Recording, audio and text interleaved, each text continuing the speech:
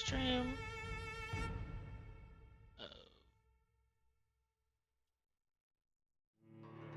Vampyr. Chapter 4 this time. No, oh crap.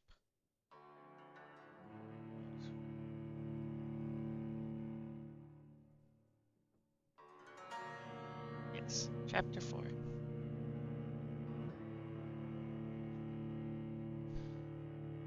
It's been so long that I forgot what chapter it was on.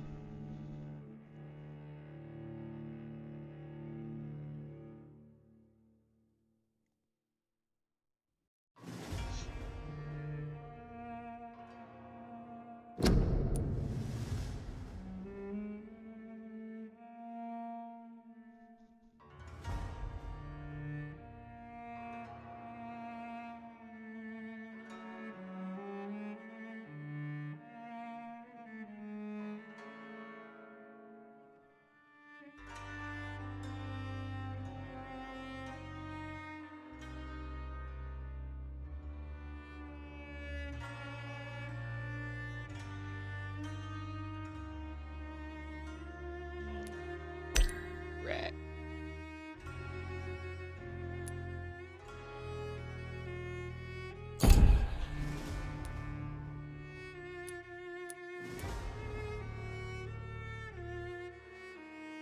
I thought I had chosen the wrong one at first. It's like, I don't think the rat one is the chapter I'm on.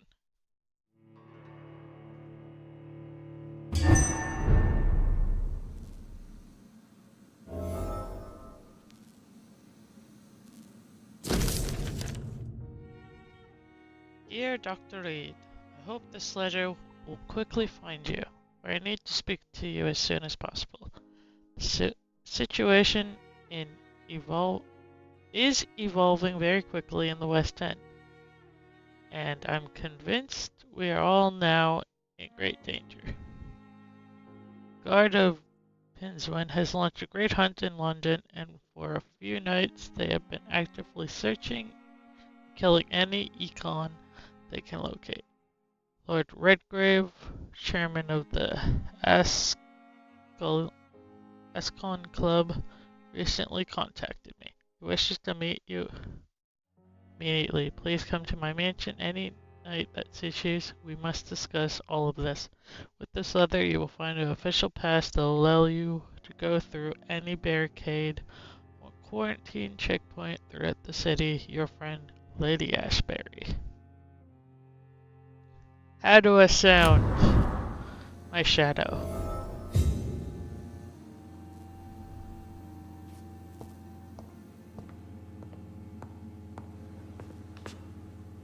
I also feel like I'm talking a lot better in all my other chapters from experience now.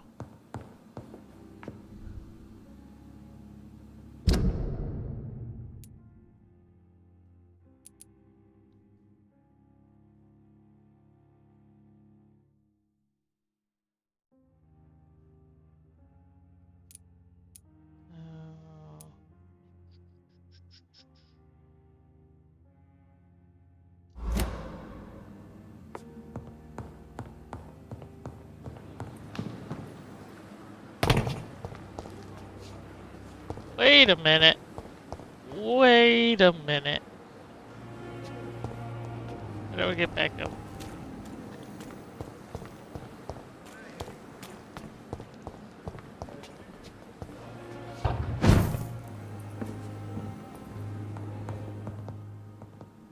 I've gotten more confident.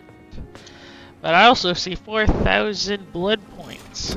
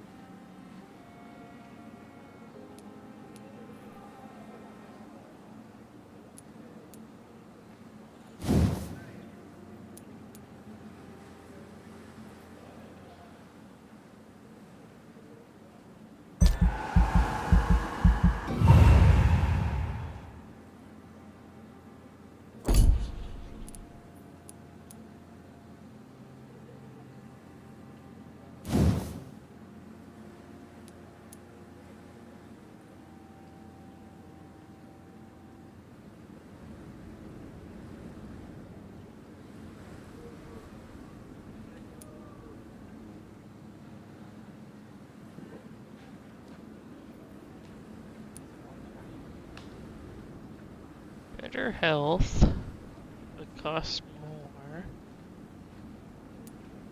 Less health, but better regeneration.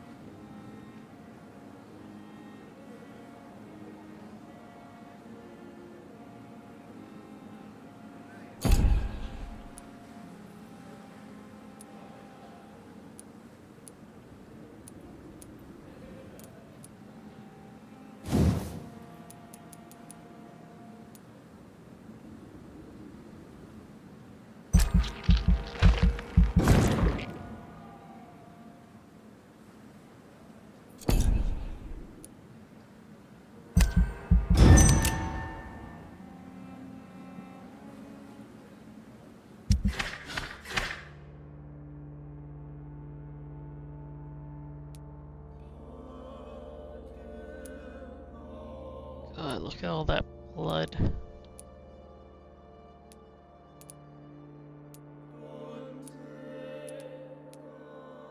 God, he's full of it.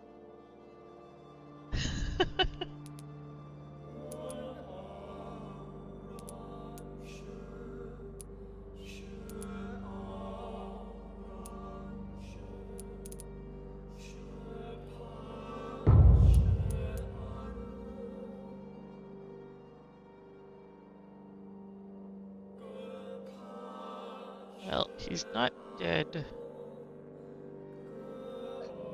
That's good.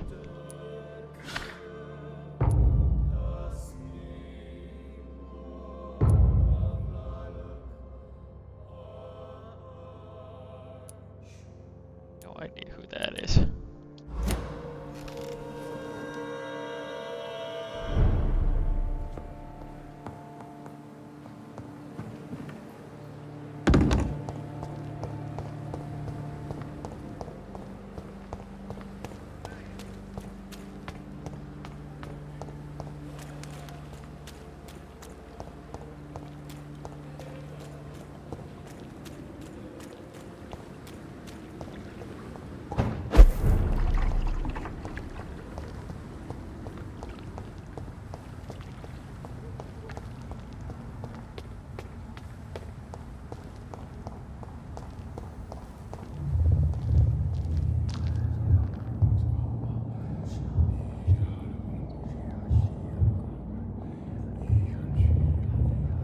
You must prepare, child, for the earth is bleeding and the harvest is upon us.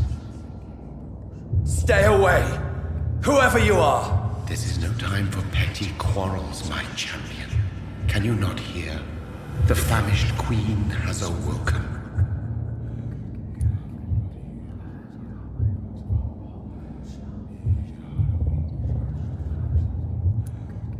I am not your champion. But of course you are, son. As surely as you are the blood of my blood. I had to kill Mary. I have known your pain, child. Do not succumb to... Silence! I dismiss you, now! The land calls for a champion. All and everyone needs you. Silence! I'm tired of all these puppet shows.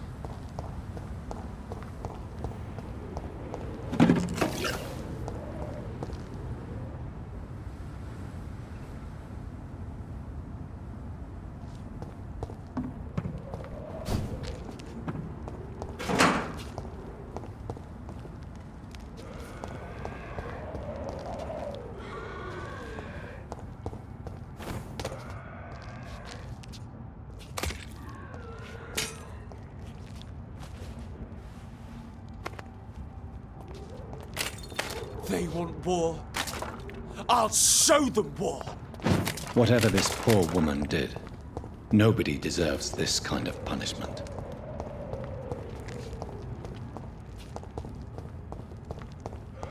Well, guess I have to go through the skull.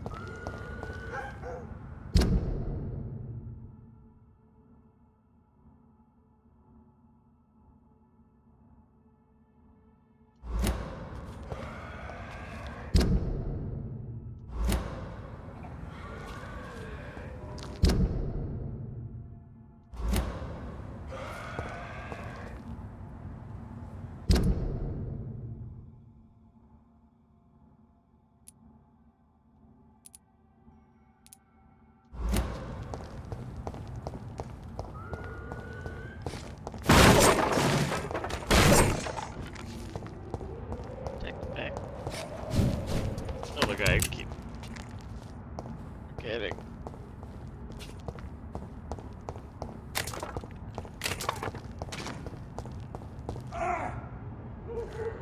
Kill is all you deserve.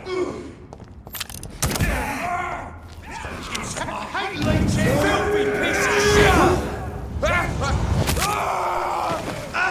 Well, that's not what I wanted. That's what you do! Time for this! Want some of this?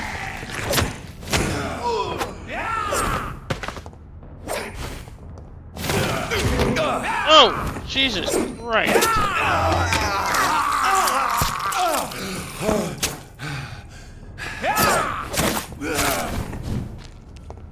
Give me your blood!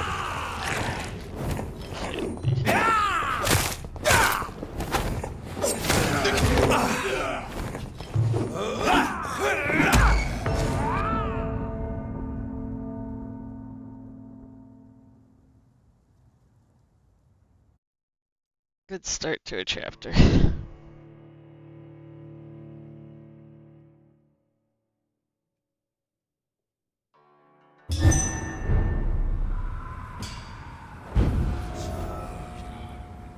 Oh, I don't want to talk to the guy again.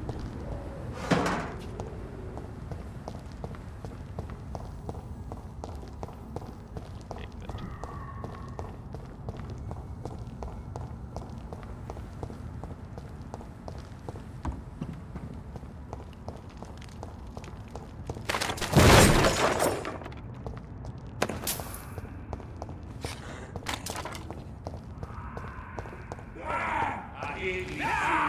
Watch it! It's a...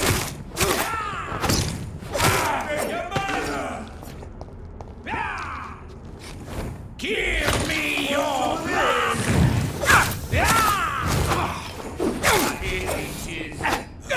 Your way!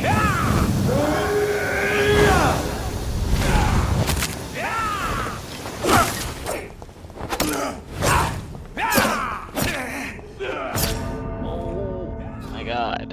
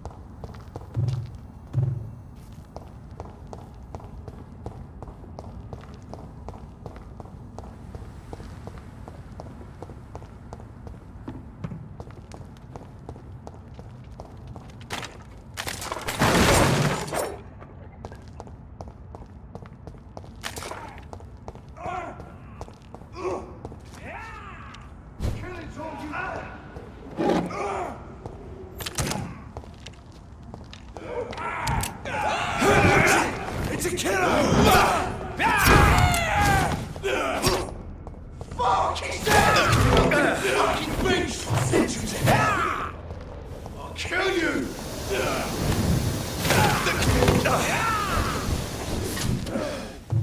Die, then! Want some of this? You know what? They can deal with each other right now.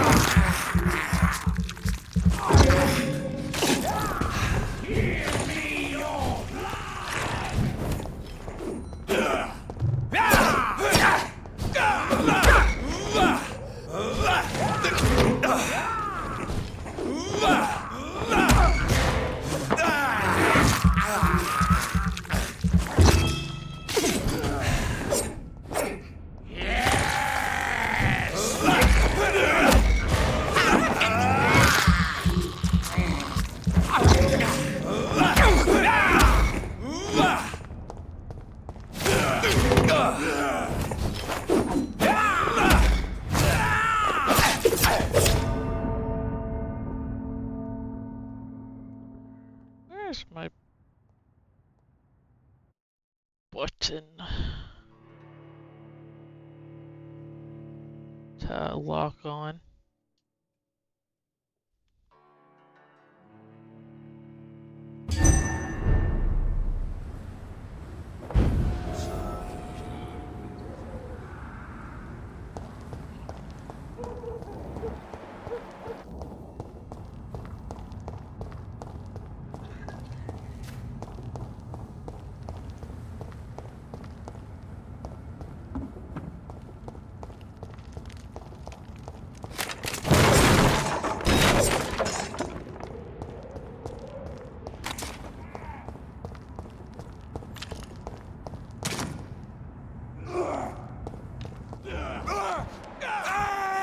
Take his head! Want some of that?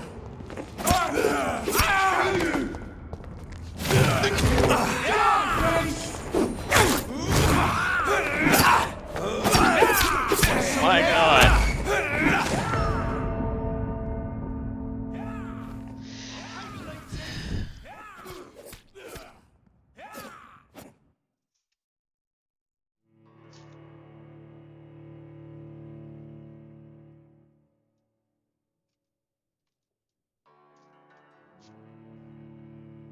This is going to be a very long stream.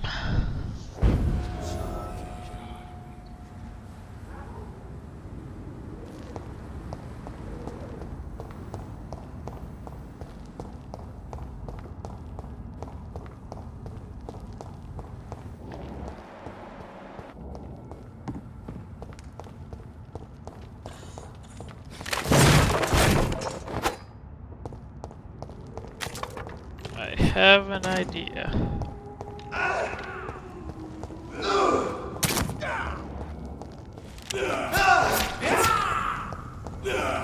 Give me that! I'll send you to hell. So this is where she lives. What a splendid house.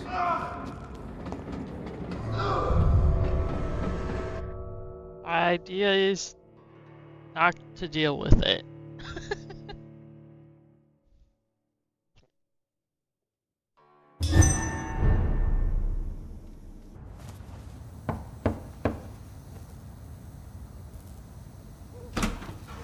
Dr. Reed, welcome. How are you? As good as one can be, considering the circumstances.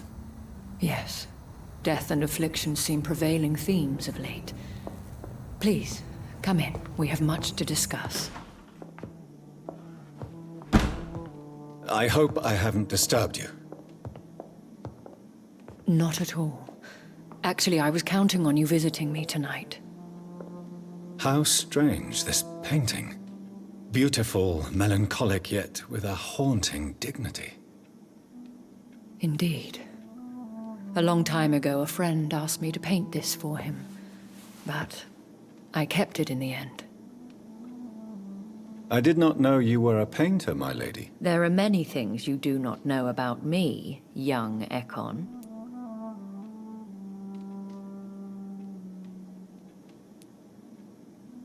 Please, Call me Jonathan. Please excuse my behavior, Jonathan.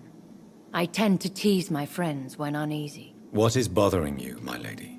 Your letter was quite alarming. We will talk about this in a few minutes. For now, I would like you to tell me about yourself. How have you been since we last met, my friend?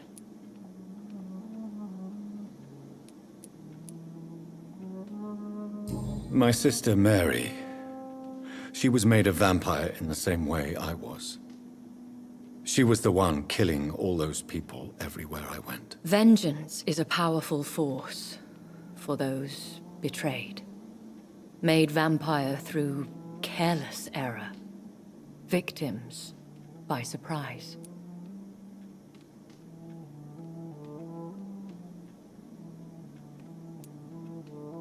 In the end, she implored me to put an end to her misery. But still, I felt I had taken her life twice. I am so sorry for my accidental cruelty. Had I known your dear Mary was still alive, I would never have sent you to pray for her soul in that church. There is no need to apologize, my lady. Your words have been most helpful in these difficult times. Thank you, my friend. If only we could have guided your poor sister through her terrible nightmare. I swear I did not intend that. If only I had known then how vampires are created. That is the scientist speaking. In truth, most of us do not know how it really works. Personally, I make sure my prey will not return to haunt me. What do you mean? I am merciless, Jonathan. I only feed on the dying, and I make sure they are dead before leaving their remains.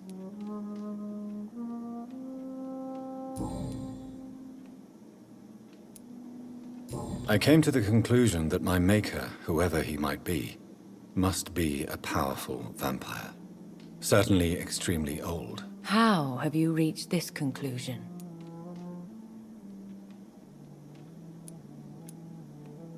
I felt this power, radiating like an aura every time he appeared. Most ancestral vampires of England were killed by the Guard of Priwen half a century ago. I wonder who your maker could be. You have no idea who he could be? Some of the ancient ones fled England.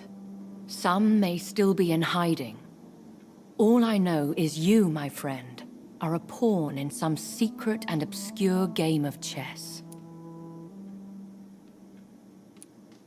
He is the only immortal I've seen appear in an ethereal form. His voice, his words seemed ancient. It was disturbing. I am afraid you are right. The simple fact that your blood made Mary such a strong Ekon proves that you must be of ancient lineage.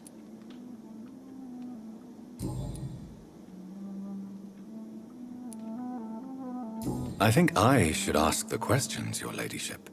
After all, it was you who invited me to settle this most urgent of matters. Fair enough, Jonathan. The situation is critical. We do not have the luxury for etiquette. Please do not misunderstand me. I would be delighted to discuss mundane matters and idle trivialities. If we survive the dark nights to come, we shall have all the time in the world to speak, you and I. For now, please follow me, Jonathan. I must say, your house is exquisite. One of the advantages of living forever is having the time to be selective with one's furnishings. I took the liberty of having tea served. You can still drink tea. Can't keep it down, but I do so enjoy the aroma. Let us toast to make-believe. And of course, to your health, Jonathan. And to yours, my lady.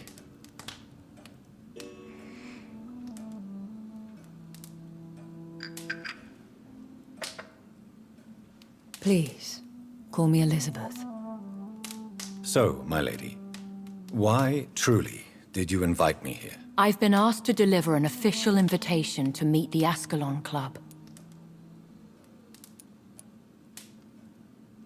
Who are they? Really? They are the embodiment of vampire law in Britain. Some say they influence the destiny of the Empire. Some believe they merely protect it. How many are they? Only a small number of powerful and deceitful immortals. All of them entangled in a sticky web of shadow cabinets, influencing trade. Will they fight the Guard of Priwen? I doubt it. Fergal was Lord Redgrave's executioner forever and a day. By defeating that beast, you deprived them of a powerful weapon.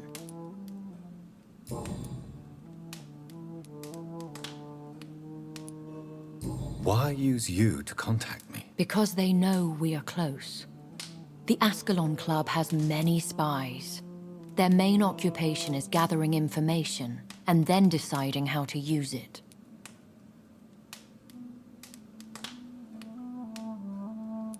Have they threatened you in any way? Not at all.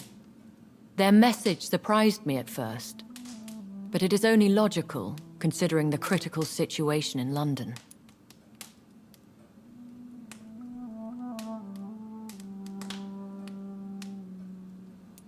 Why not ask for your help? Since you are obviously a powerful and influential immortal yourself. You have to understand that I am invisible to the eyes of Ascalon, for I am a woman. That suits me well, as long as they leave me alone.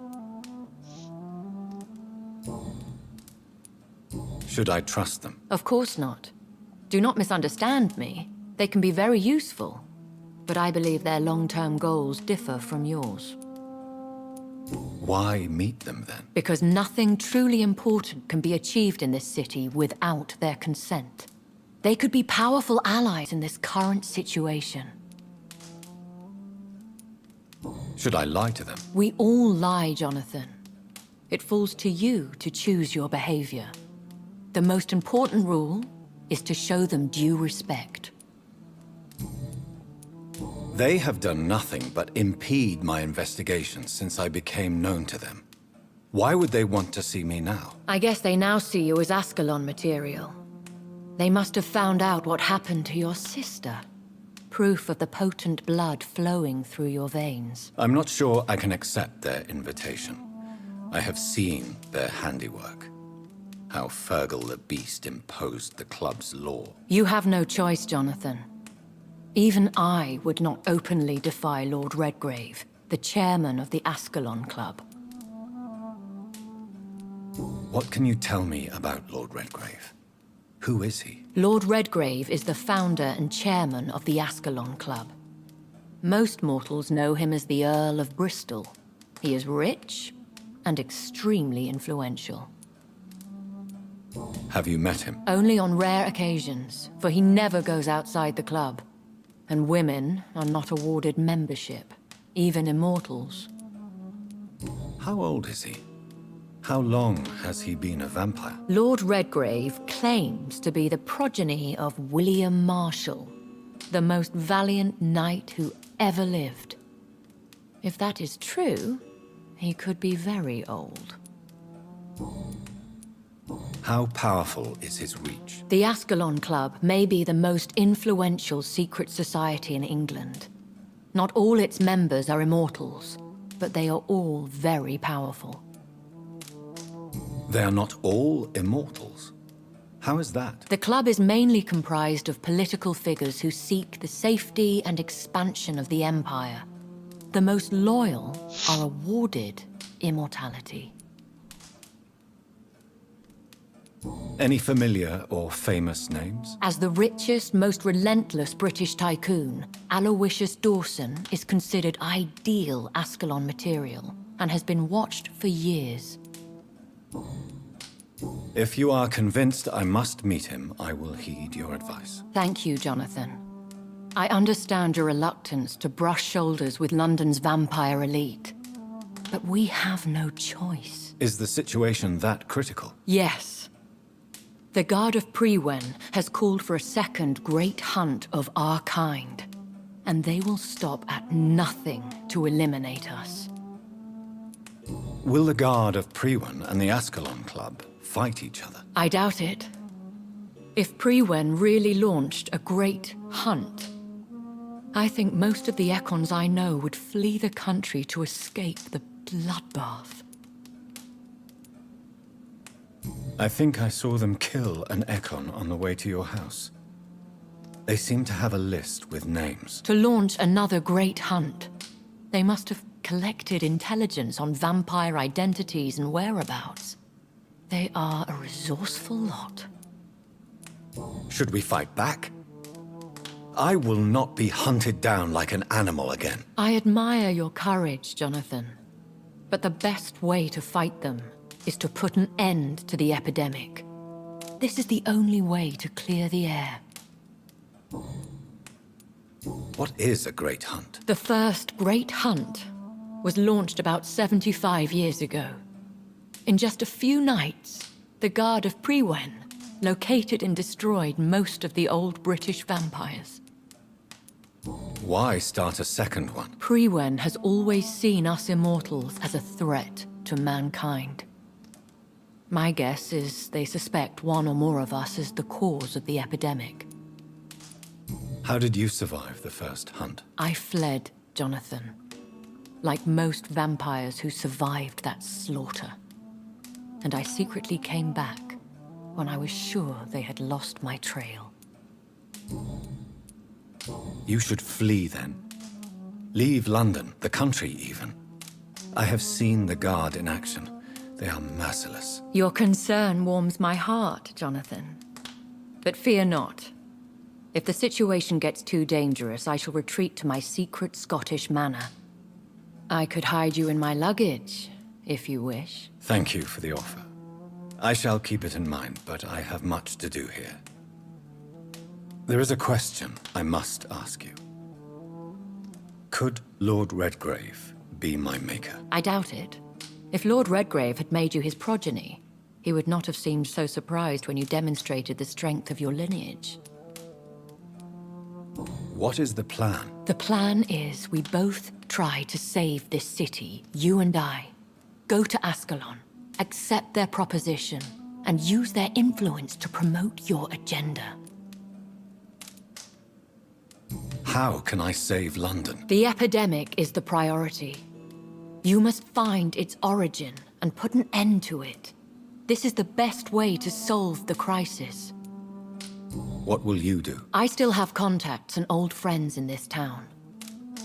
I shall make some inquiries and attempt to learn more of the situation. We need clarity. Will I ever discover the identity of my maker? Maybe not, Jonathan. We know for sure you were made by a powerful vampire, but most of those fled England long ago. Please forgive my bluntness, but I have to ask. Was it you? Did you make me? Oh, Jonathan. I know you shall always have a gnawing doubt about who made you an immortal, but I swear, I had nothing to do with it. You have no idea at all? You seem to know so many things about the secrets of the vampire underworld. Even if I had my suspicions, I would not dare give you a name so soon. All I can say is this. I will make inquiries and keep you informed. One day soon, I will have to find the answer to this mystery. And I shall help you in your research, I promise. For now, you must go to the Ascalon Club and play their game. Will I see you again at the Pembroke Hospital? No, you will find me here if you need me. I shall conduct inquiries alone, and we can then share our discoveries. Will you not visit Pembroke again? No. I must remain discreet and avoid attracting attention to Pembroke Hospital for the time being. But how will you sustain yourself? I shall not, Jonathan. Fear not. I'm used to it. When will we meet again? As soon as you meet Lord Redgrave, I suppose. Fear not, my dear.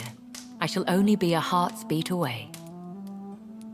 I want to thank you for all your support and your help, my lady. Could you do me a last great favor and call me Elizabeth? I should be honored, my lady. Then it is settled. Finally, some good news in these dark hours. Thank you. I appreciate the advice. I had best prepare myself to meet this Lord Redgrave now. How thrilling to meet the Earl of Bristol in the flesh, so to speak. Something tells me you're not very keen on the man. Don't get me wrong. The gentlemen of the Ascalon Club are honorable, but their attitude and opinions are somewhat antiquated. I see. As long as they deny access to female applicants, I will leave them to their antediluvian considerations as to the natural order of things. Jonathan, promise me you'll be careful. Of course. But why the fear in your voice? Look at me, Jonathan. I am. I mean, really look at me, young Ekon.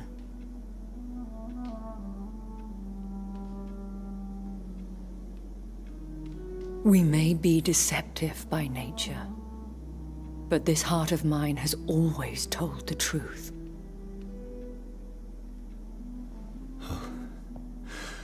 Elizabeth. Go, my friend. But come back to me soon.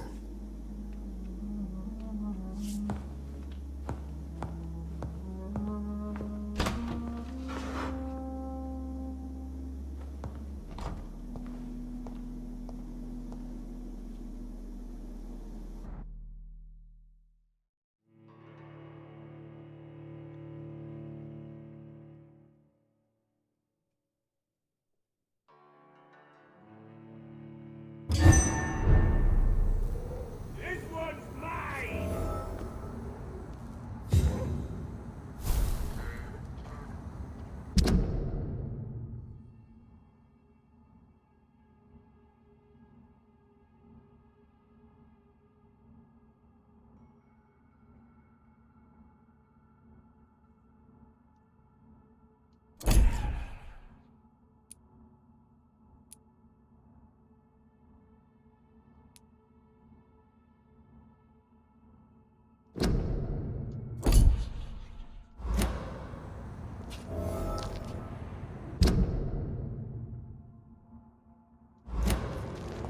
So, time to visit the Ascalon Club.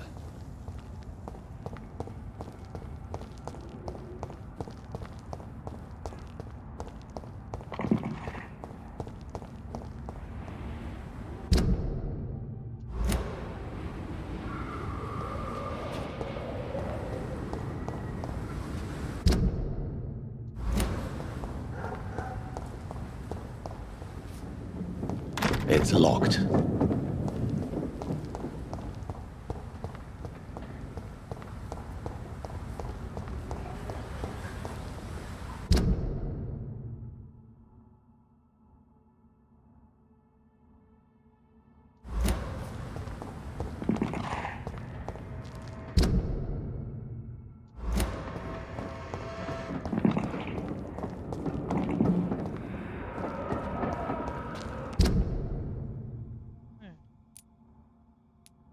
Is there exclamation mark?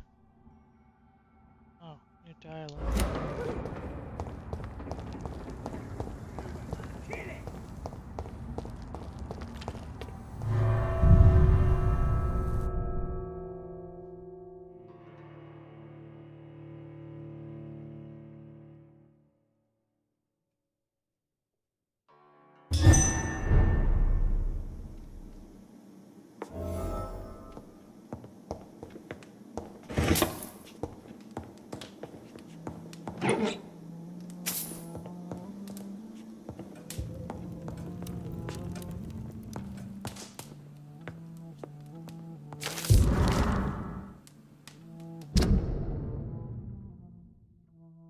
Personal diary.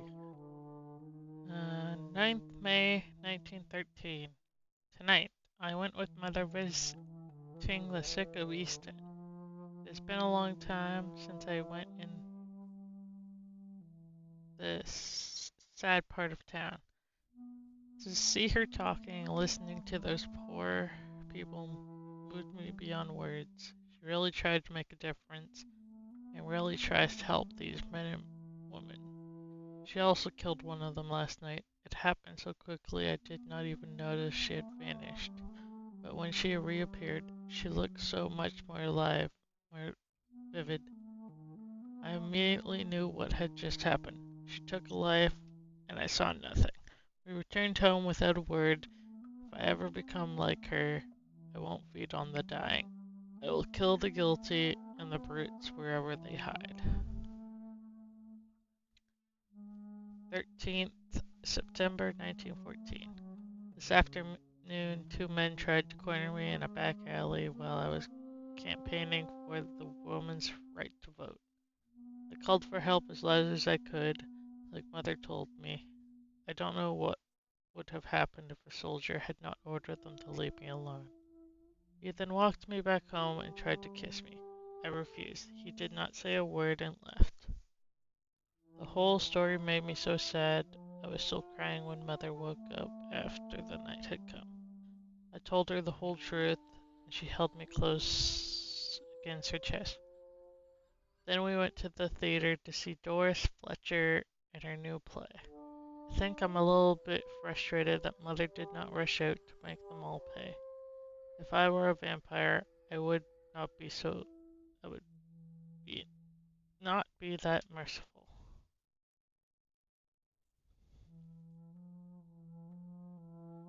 Of course, I'm quiet apparently when I read. 15th September 1914. We had a terrible argument with Mother last night as she refused once again to turn me into a mortal. When I reminded her of what had happened to me in that street with those two men, how things would have been different if I had been like her or if they had carried weapons, she simply smiled and told me that to be part of this world meant to be ready to face it. I'm not sure I understand what she means, but it drives me crazy. I left home in the middle of the night to see Emily at her house, and I spent the whole day there. Maybe it's time for me to leave Mother's house and live my life, just like Emily.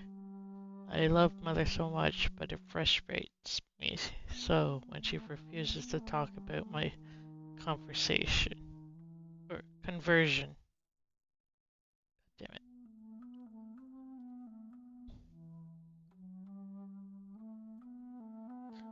17th February 1915. Tonight I am as sad as I am excited. I am about to leave this house for good. Mother has agreed to let me have my own flat in the West End, as long as it's not too far from her house. I had to promise her I would be very careful. I told her how much I love her, and she told me she was proud of me. I understand now that she only wants me to be as strong and independent as she is. I must admit, I'm very thankful for all she taught me through these years. She made the woman I am today. Now it's time for me to choose where to go from here. Whatever I'm going to do with my life, it's up to me. All I know is this. If I ever choose to become an immortal, I will not involve my mother in my choice. For this is my life, and I am responsible for my actions.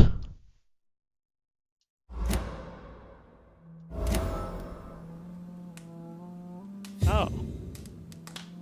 I thought it might have been. Wait. That's a person I don't know.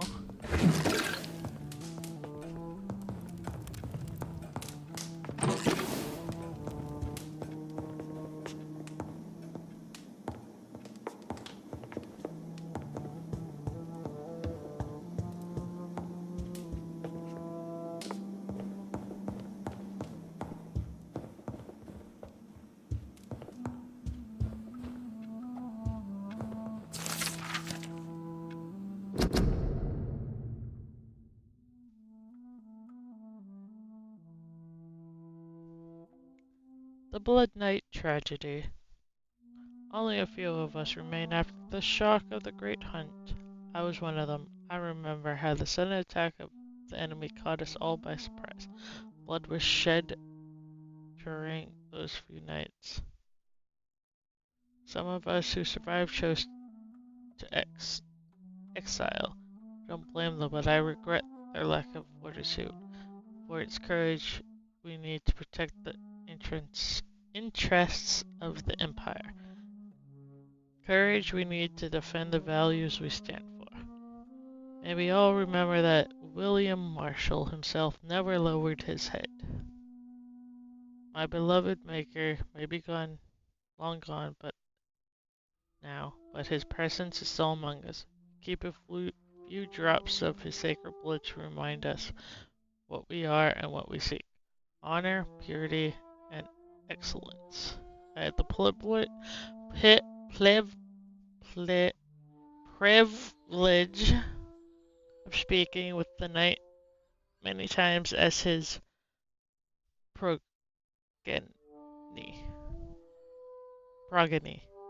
and his friend.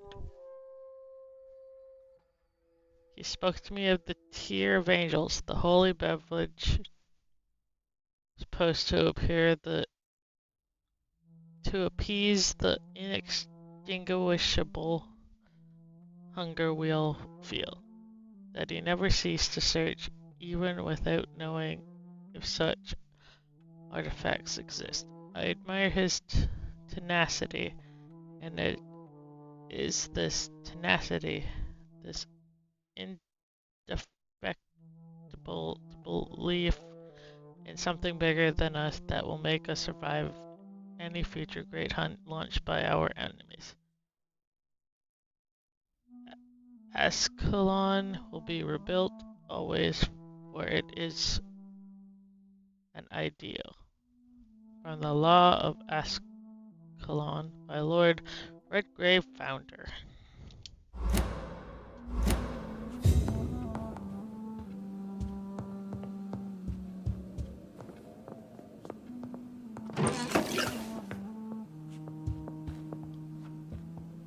Hello again, Jonathan. To what do I owe the pleasure of your visit? Sorry to disturb you again, but could you spare me a few minutes? Of course, my dear. Always a pleasure to speak with you. Do you think we shall ever see better days?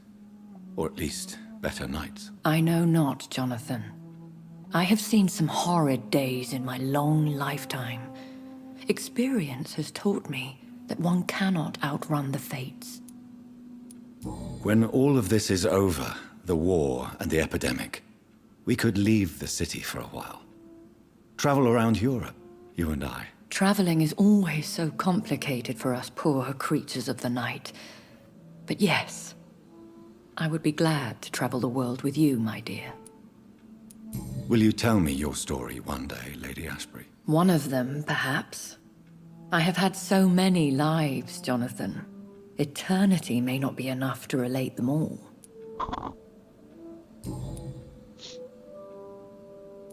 Concerning your investigation, Yes? are you truly seeking to identify my maker? I cannot promise you anything, but yes. I am conducting some research of my own. Do you know if the epidemic has affected many people in the West End? I confess I've been more concerned by events in the East End. The wealthy have more efficient ways of dealing with infection. But this is no common epidemic. That is true. I must tell my daughter to stay at home for a few days. But the girl is stubborn and fiercely independent. Much like her mother. Goodbye, Elizabeth. Interesting.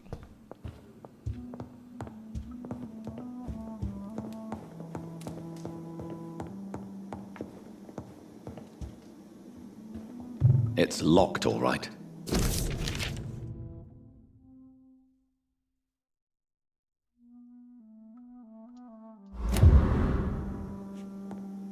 It's locked. How dare the chest be locked?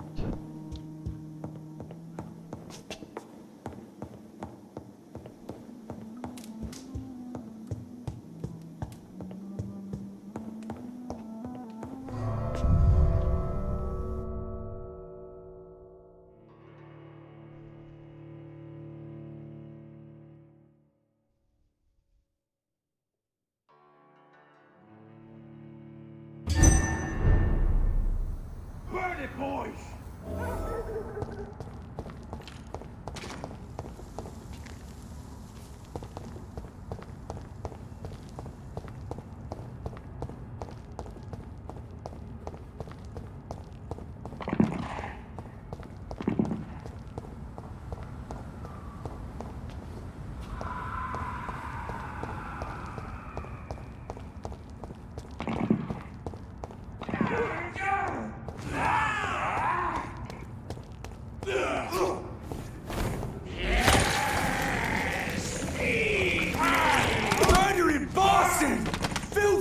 piece of shit!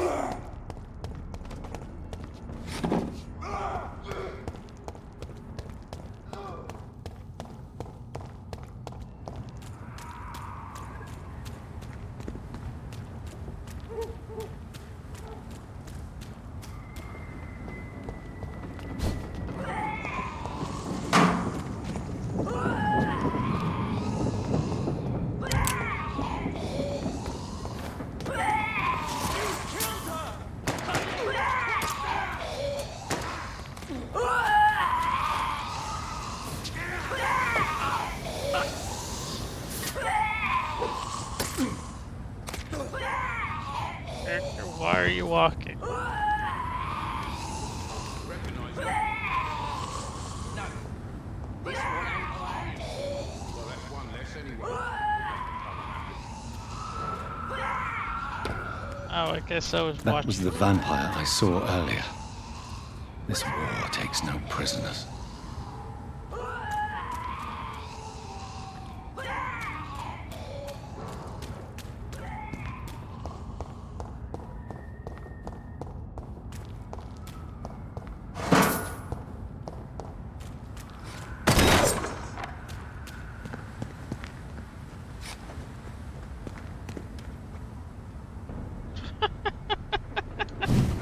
Nah, I'm good.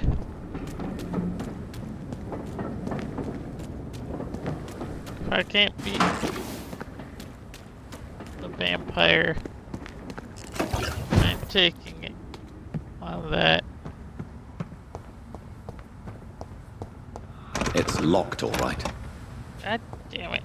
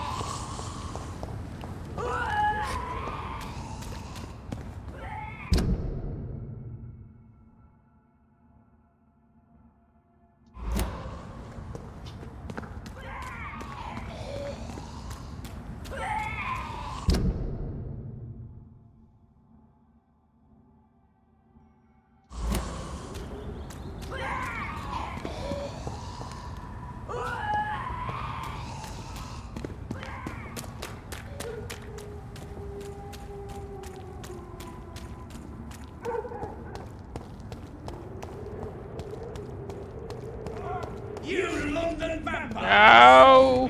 Fuck you.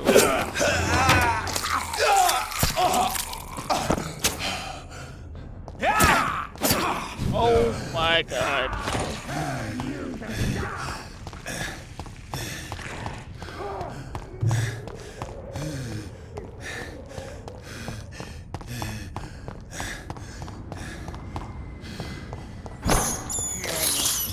I have this thirst for blood. I can't believe I'm doing this.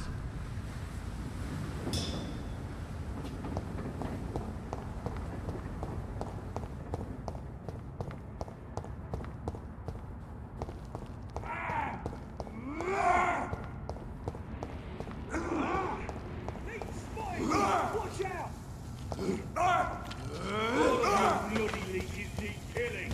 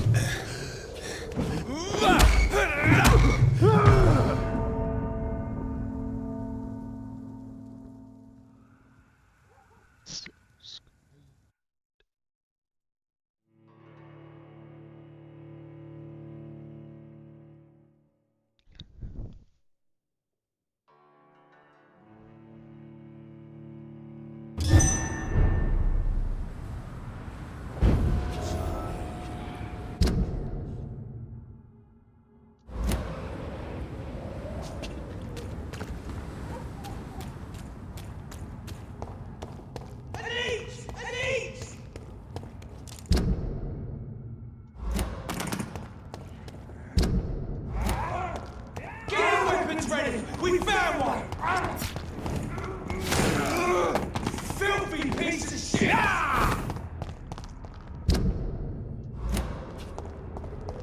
Oh god. Your prey is mine now!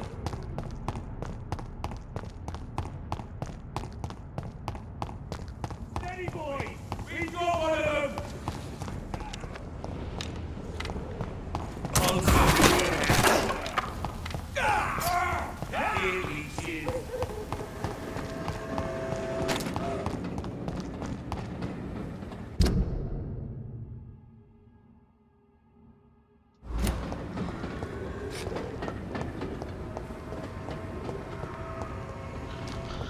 Oh my god, they're bloody everywhere.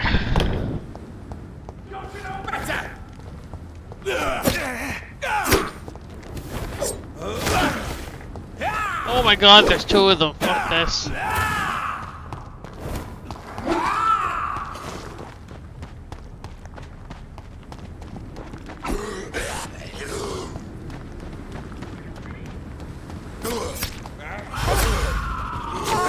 We have to stop it!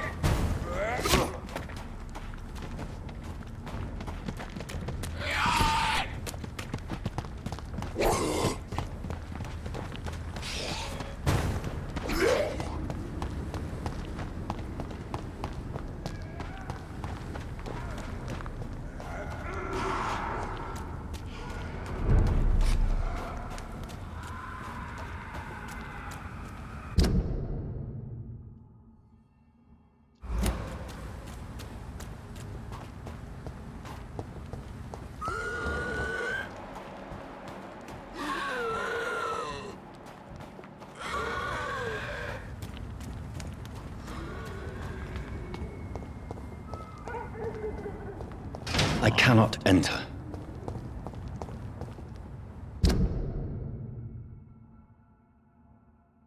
Oh my god. Why?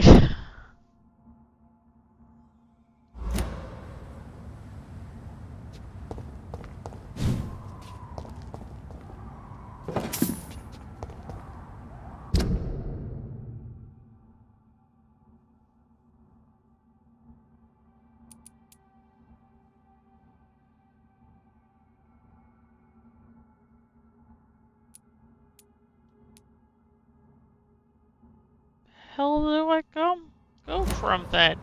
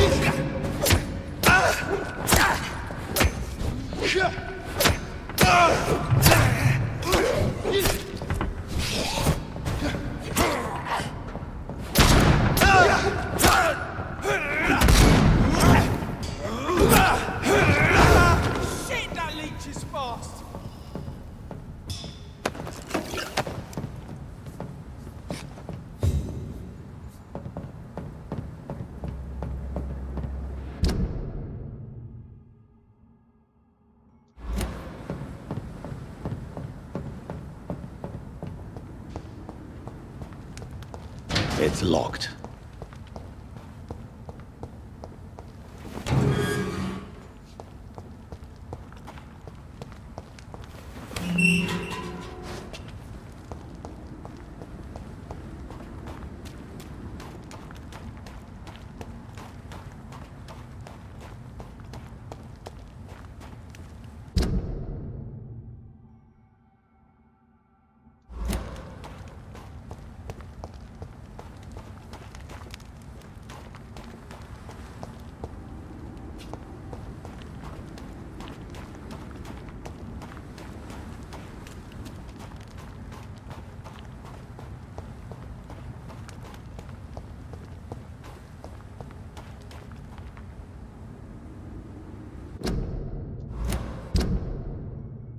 What?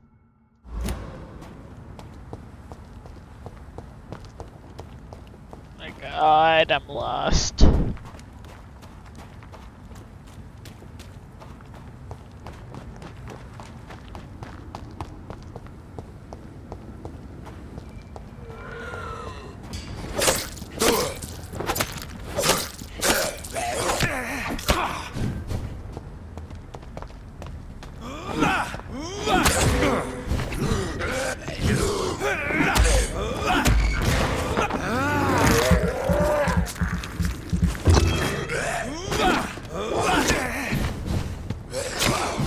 Oh my god.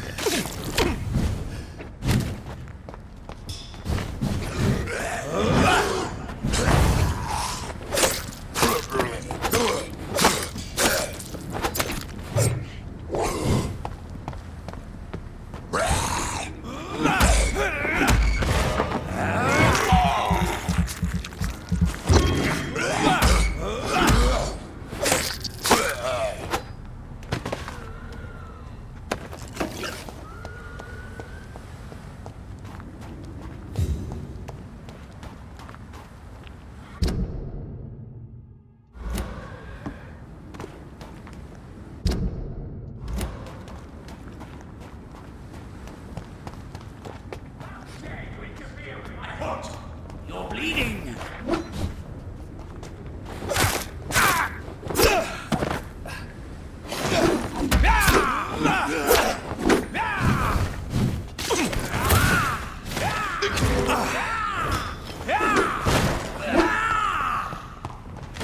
Your prey is mine now!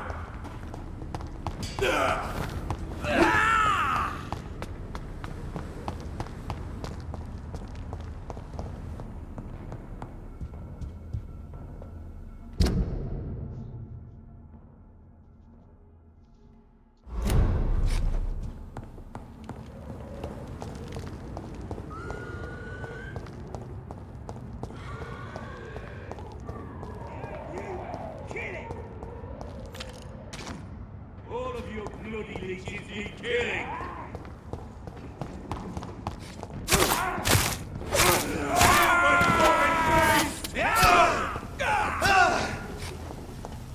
This is my day!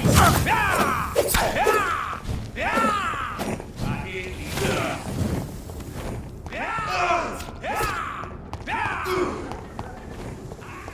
I'll send you there.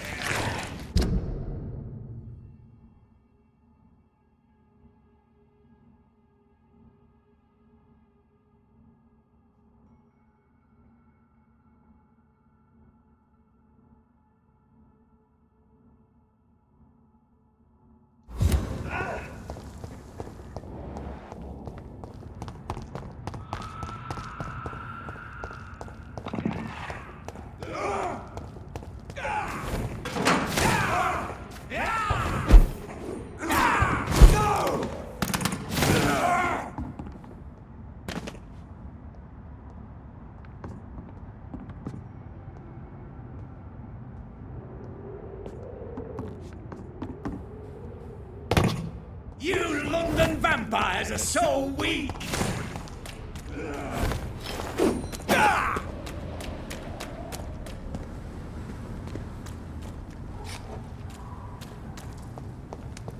It's locked, all right.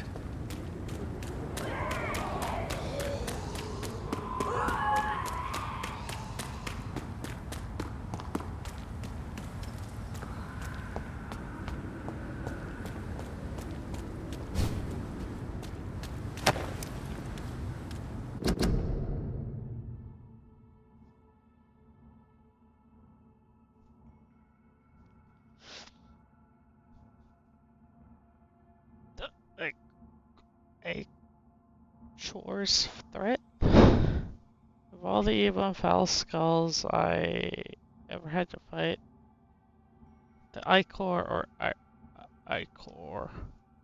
may be the worst, not because of its fighting prowess, even if it remains a powerful and dangerous opponent, not because of its superior wit or cunning plans. Nightcore is quite blunt and straightforward in his actions and objectives. Spread diseases, contagions, epidemics, whenever and wherever it can. And Ichor is the incarnation of viruses and infections. Wherever it goes, sicknesses appear and quickly spread. It is like it only walks this earth to generate plagues and epidemics, as if its skin itself diffuses sickness. Ichors are clever, sneaky, malevolent, and ferocious. The kind of things that capable of enduring many wounds. To spoil a water tank, a granary, or a banquet, this is the kind of thing Anchor would enjoy to do in order to please its putrid and preserved nature. They are so rare that we do not know anything about them. The Lazy Brotherhood believes that they should not be considered vampires or skulls, but as something else. All I know is this: an Ichor must be destroyed by all means necessary as soon as it is spotted. From Know Your Enemies by Kyle Eldrick, Penguin Leader.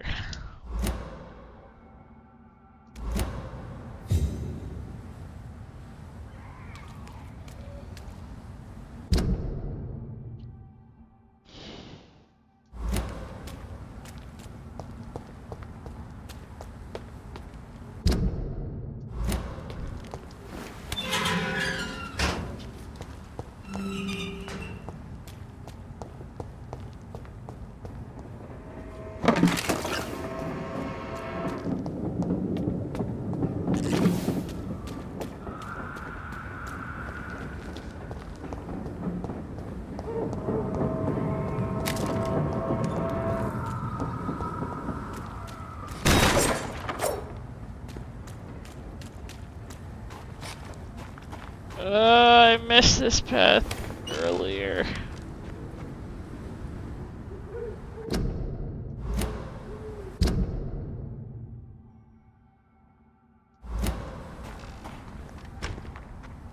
God. Okay.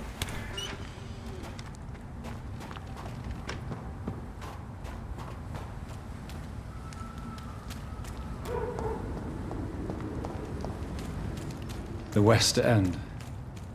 Never have I felt so sad to be back home.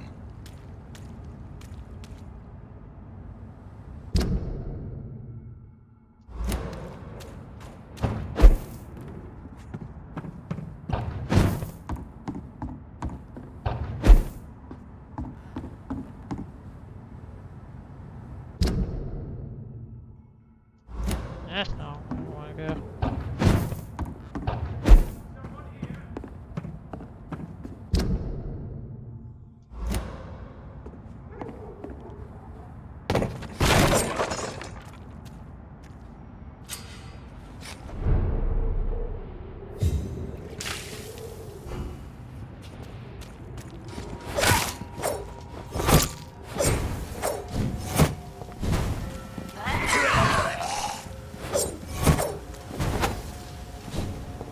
Oh my god.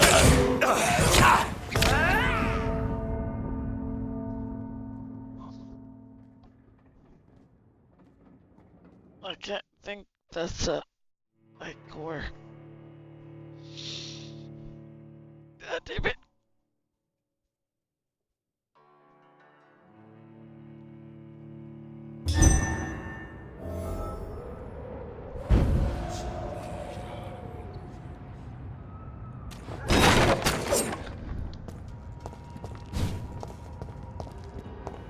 up.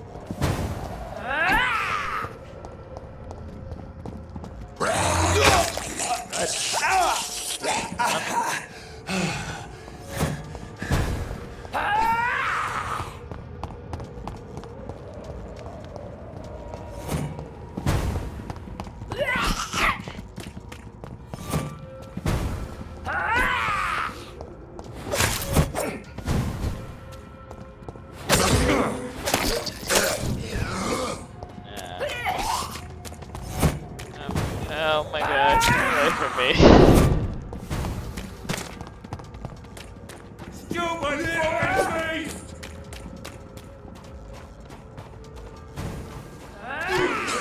Fight among yourselves.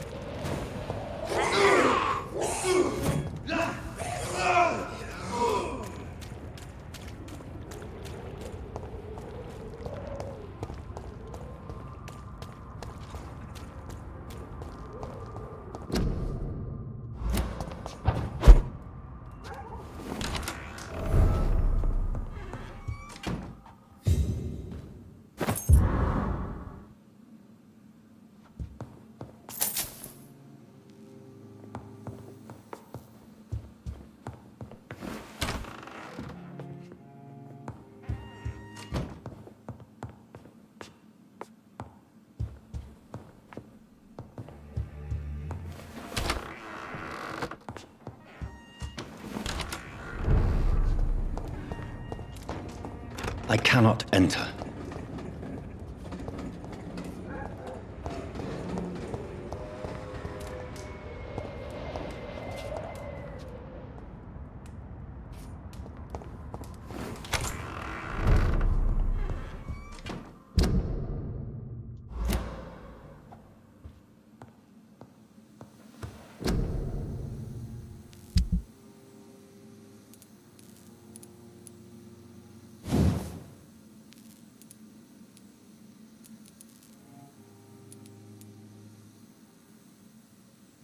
Good hand part.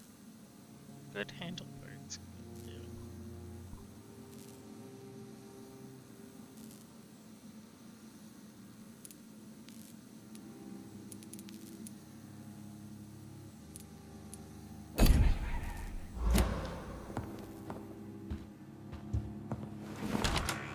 Mary? Oh, my dear daughter.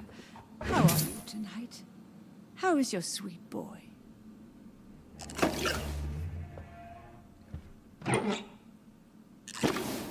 Wait. Mother, good evening. Jonathan! Is it you? Where have you been, my prodigal son? I'm right here, Mother. I'm finally home. Yes, for this son of mine was dead and is alive again. He was lost and now found. But where is your sister? Where is Mary? Mary? She is gone, Mother. I know she's gone. The question is, when will she return as you have? I miss my grandson so much. It's been days since their last visit.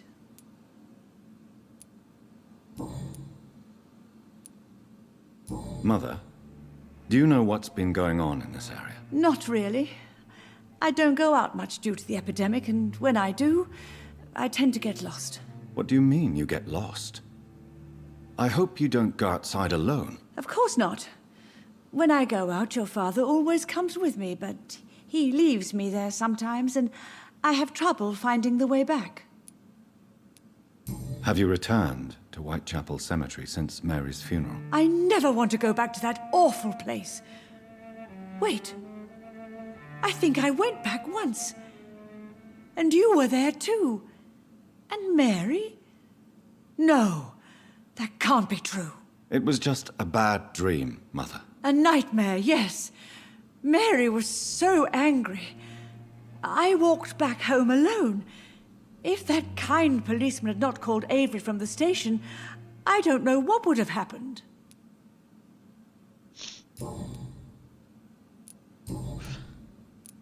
Do you need anything, Mother?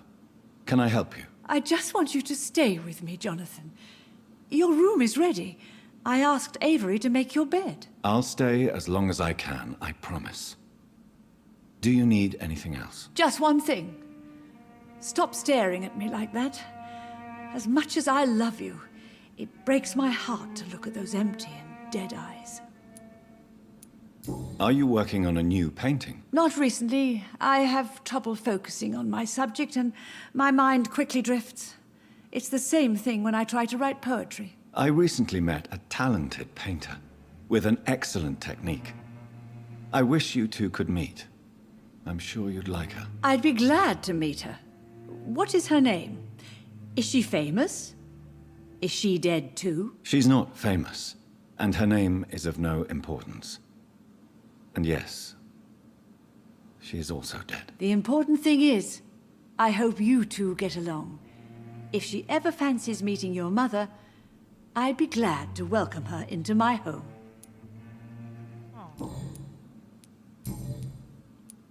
Why do you say Mary is visiting you, Mother? You know that's impossible. Why should it be? Are you not standing in front of me right now? Why should it be any different with your sister? But Mary really is dead, Mother. Yes. And are you not dead too? Isn't your father dead? And my grandson? And my son-in-law? You're all gone. But you all still visit me from time to time. But I'm not dead, Mother. I'm really here, talking to you, trying not to cry. Oh, it breaks my heart to have to tell you this. But of course you're dead, my darling boy. Just look at you, as pale as my Mary. Goodbye, Mother. Try to rest now. Goodbye, son. Please come back soon.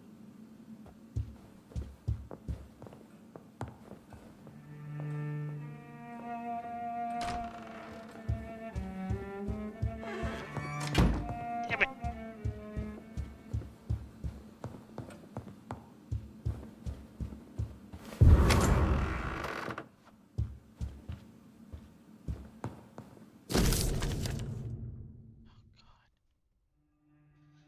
So much reading. Reed Mansion, 4th April 1908.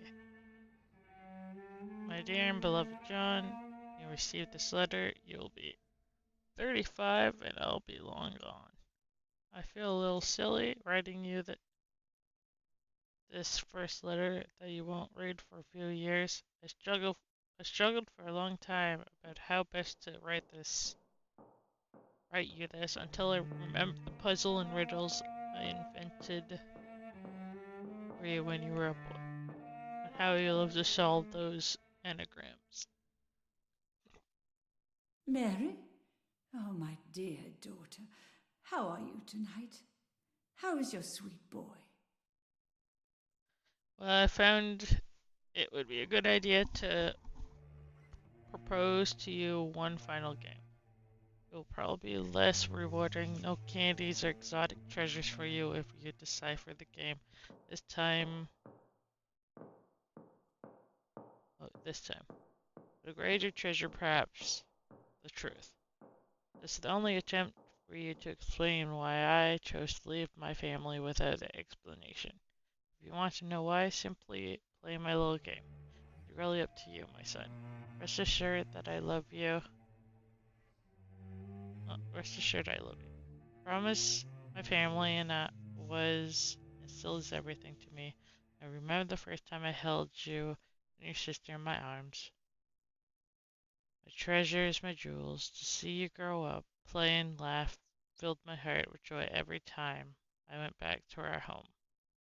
I could have killed to protect you, my son, my daughter, my wife, but fate found me in the end, and I had to make a tough decision. The worst way to disappear without a word. I decided to do it anyway, and soon I'll be gone for good. I don't ask for forgiveness, but for understanding. If you want to know more, all you have to do is remember how happy we were back in those days. If you want to find the next message, think green grass and tall trees on sunny Sundays. From your affectionate father, Aubrey Reed. I remember Sunday walks in the park. God.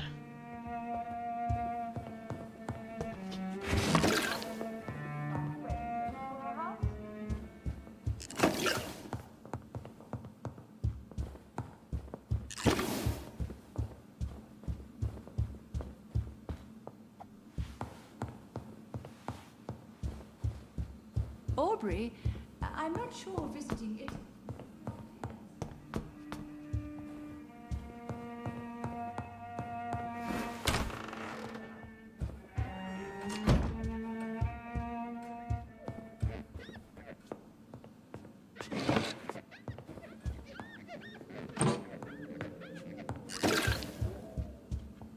Oh my god, I was like, what the hell is that sound?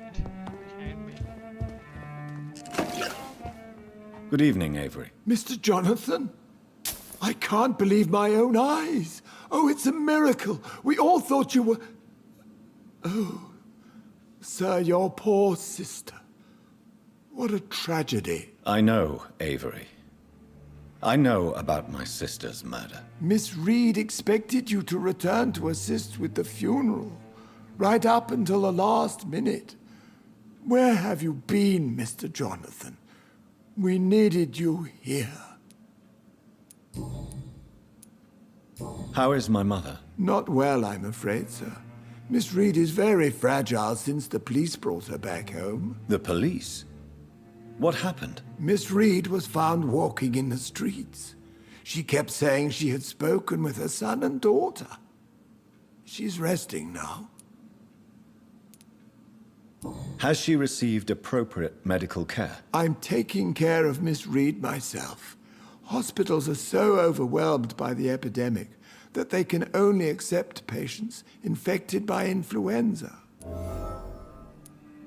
Perhaps we could arrange a short trip. Somewhere sunny, like France. She has always been very fond of France. I think leaving London could do her good. I'm afraid Miss Reed is too frail for the moment. Recently, she started going out at night without remembering it. I have to watch her carefully. What is the situation in this part of town? For a time, the West End seemed spared by the epidemic. But the situation is getting much worse. Have you no relatives anywhere? I'll understand if you want to take a few days to see family. Your father managed to guarantee my earnings as long as I take care of this house, sir. My sisters are dead, and I've never met my nephews. I'll stay, sir. I'm sorry I could not be here for Mary's funeral. Your mother was strong, sir, but your support would have been appreciated. Apart from the priest and I, no one else attended your sister's funeral. To be present at the funeral with you both was my dearest wish, Avery. But I'm sorry, I simply could not attend. I would not dare to question your absence, Mr. Jonathan. All I can say is that we missed you a great deal during these difficult days.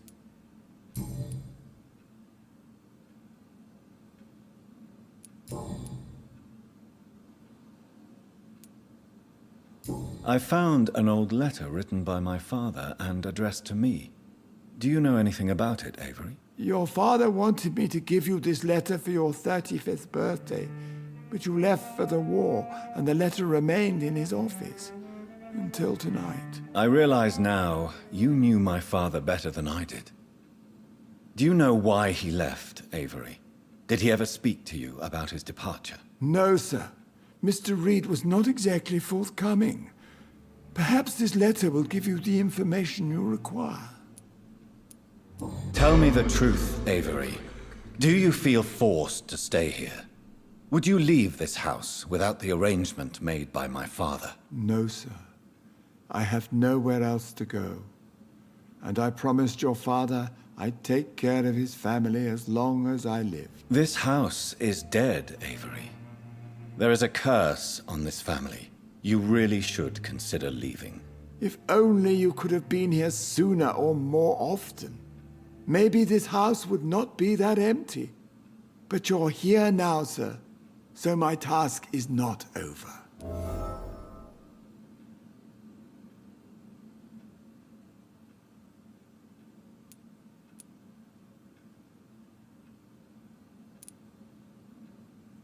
You have served this family extremely well, Avery. Your support during these terrible times is much appreciated. Then I will stay. All I ask is that you take care of my own funeral if I die before the end of the epidemic. No mass grave, please, sir. Do you really think I don't take enough care of my mother, Avery? Yes, I do, Mr. Jonathan. You clearly have something more to say. Speak your mind, Avery. I know you work hard to help the sick, but what will you do once the epidemic is over?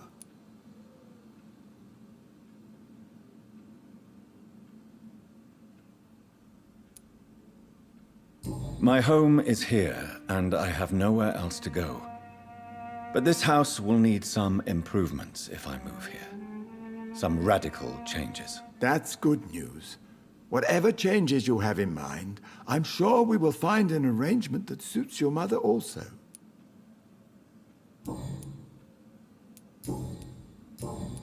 Goodbye, Avery.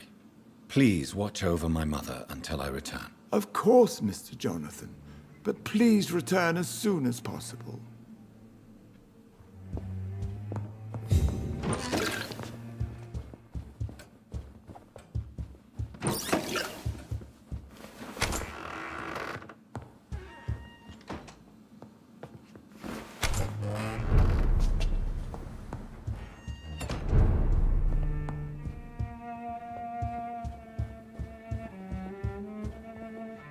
Never mind. Oh no.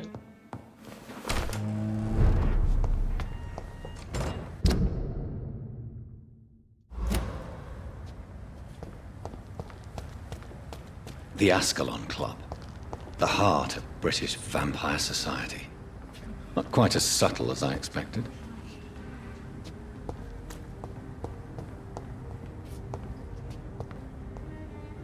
Good evening, miss. Oh my god, no. Please, Mr. Vampire, don't kill me. Please, no. I'm too young to die. I still have so much to offer this world. Wait, no. Why do you think I would... What? Don't worry, Dr. Reed. I know you wouldn't harm me. Mother told me you were in this part of town and might drop by. Your mother? My name is Charlotte, sir. Charlotte Ashbury. My mother taught me long ago how to recognize the signs that betray a vampire. I understand she also taught you how to tease and gently mock innocent young Ekons. It's a pleasure to meet you, Miss Charlotte. What do you think about this part of town? I was raised here, and I suppose it feels like home. You grew up in this part of town too, did you not?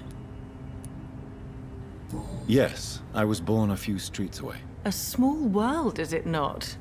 Did you ever imagine that my mother was your neighbor all that time? That you could have met her in a dark alley at night? You won't trick me twice, young lady. We both know Lady Ashbury never hunts or attacks prey at random. Come on, Doctor. Don't tell me you never thought about that possibility. Her fangs on your neck. Oh, are you blushing, Dr. Reed? Is there something that's bothering you? Too much selfishness and individualism for my taste.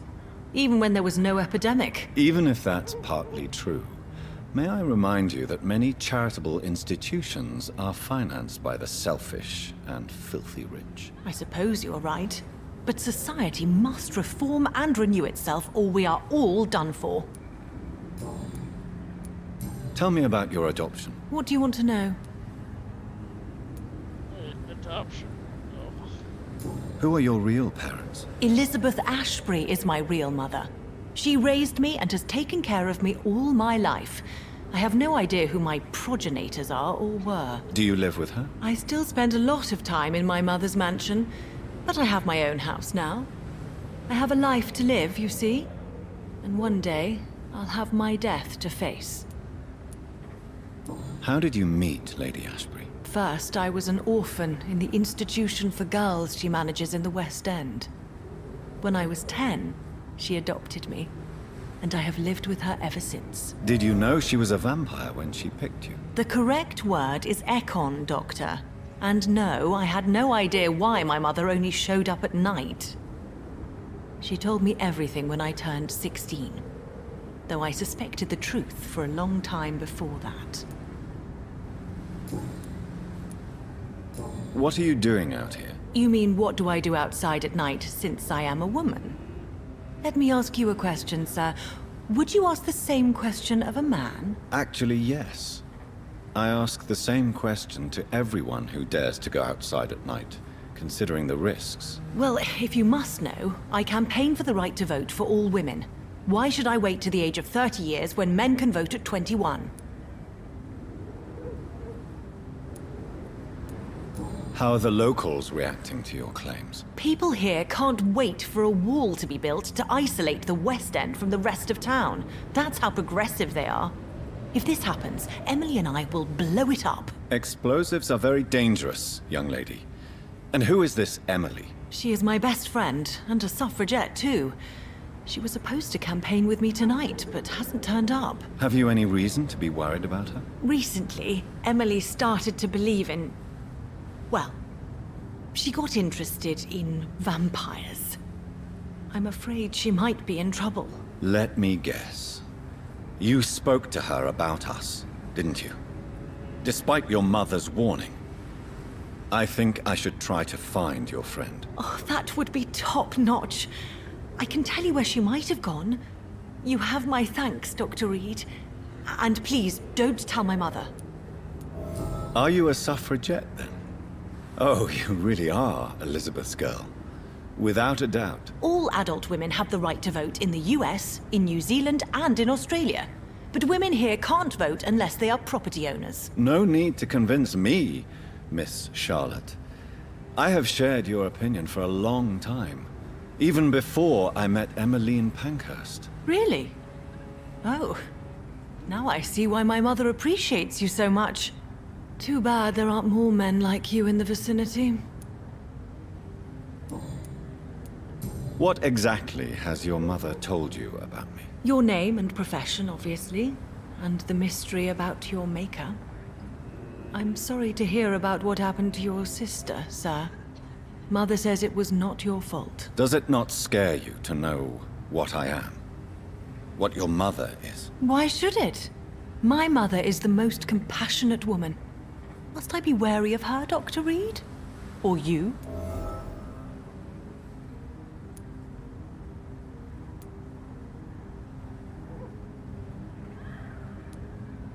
Of course not. You have nothing to fear from me, or your mother. Good to know.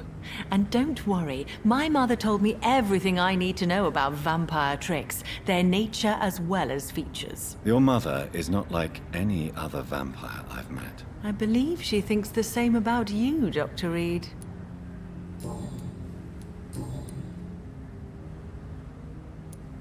Your mother has refused to turn you into a vampire. Tell me more about it. Each time we argue, Mother expresses the same fear. She wants me to remain alive and full of joy, rather than become melancholy and immortal. She claims you can't have one without the other. It's pure selfishness.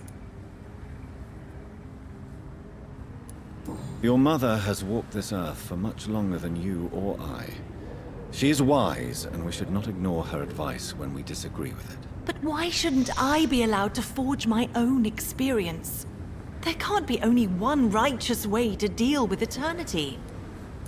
It's your mother's choice. As daughters and sons, we have to accept the decisions our parents make for us despite our own wishes. I love my mother, and have accepted everything from her. Even that she named me Charlotte when it was not my original name. Does it bother you? No. Whoever I was when I was born, I am now Charlotte Ashbury. It hurts as much as it makes me proud to know that's the name my mother will read on my tombstone. Do you know why Lady Ashbury chose you to become her daughter? No, I don't. Each time I ask her that question, she smiles and says it's precisely because I dare to ask such questions. Do you ever regret that she chose you? Of course not. Though I often wonder if she adopted others before me. If so, where are they buried? How was it for them to pass through life with a never-aging mother? Why do you still hope to become a vampire in spite of your mother's refusal? It's the immortal aspect of vampires that interests me. The world won't improve unless women take charge. I'm convinced of that. You're obviously a clever woman with a good education and a brilliant future. But have you thought about the price you'd have to pay? The loneliness, the necessary masquerade. Is it not true of every high position? To change this world and make it a better place, one needs time on one's side. Tell me, Charlotte, how do you plan to achieve eternal life, since you've obviously given it a lot of thought? I won't give up. You have no idea how determined I am, sir. I may contract a deadly disease. I may throw myself under a carriage, just to be saved by her sweet kiss. That's a disturbing answer, young lady. And the worst part of it is, I know you speak the truth. There are less dangerous ways, Doctor. Instead of throwing myself under a horse like Emily Davison, I could just throw myself into your arms.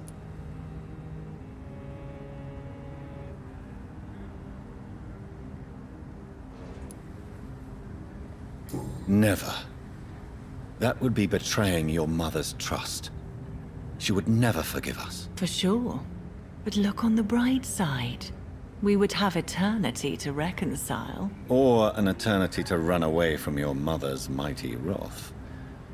Quite a terrifying idea, don't you think? Yes. I think it's wiser to let go of that part of the plan. Goodbye, Charlotte. Give my best regards to your mother when you see her. She's been quite busy these last few nights. I suspect you may see her before me.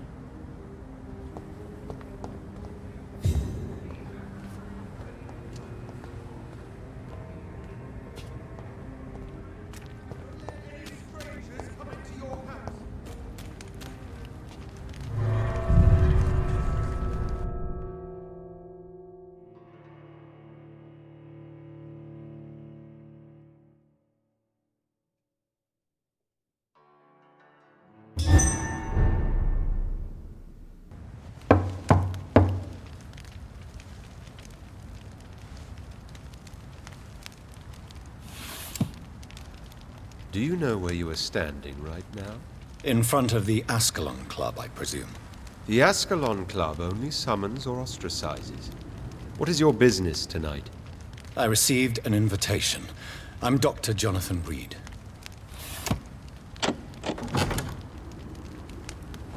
Welcome to the Ascalon Club, then, Dr. Reed. Please proceed. Lord Redgrave is waiting on you upstairs. Oh god, there's a good couple bodies in here.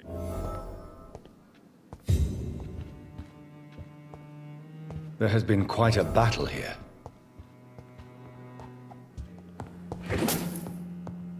I'm sure the Ascalon Club has the money to replace the furniture.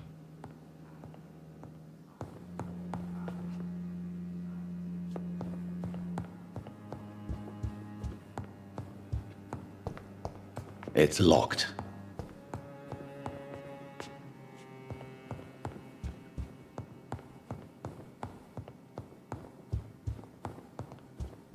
Welcome to the Ascalon Club, then, Dr. Reed.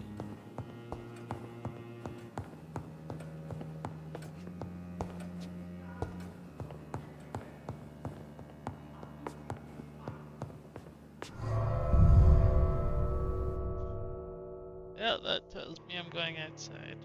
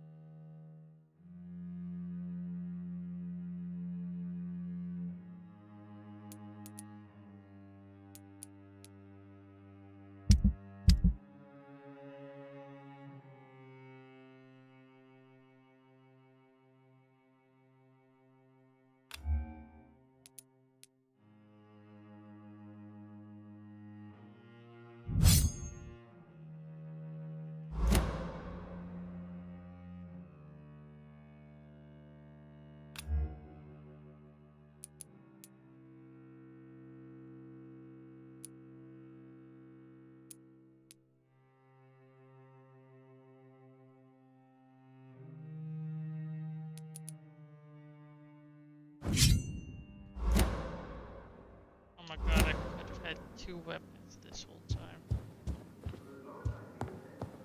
It's locked, all right.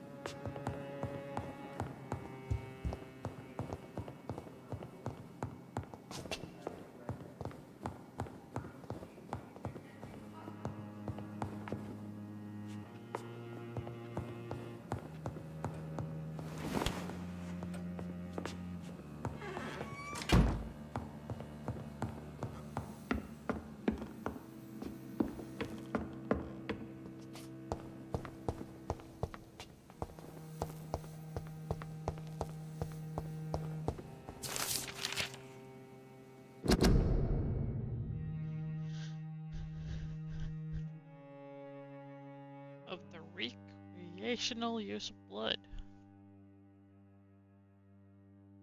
As Ascalon members, we always tend to respect etiquette. We are, in all ways, members of a good society, sometimes recognized as public figures. We do not find our delight in orgies and bloodbath, like our adversaries assert we do.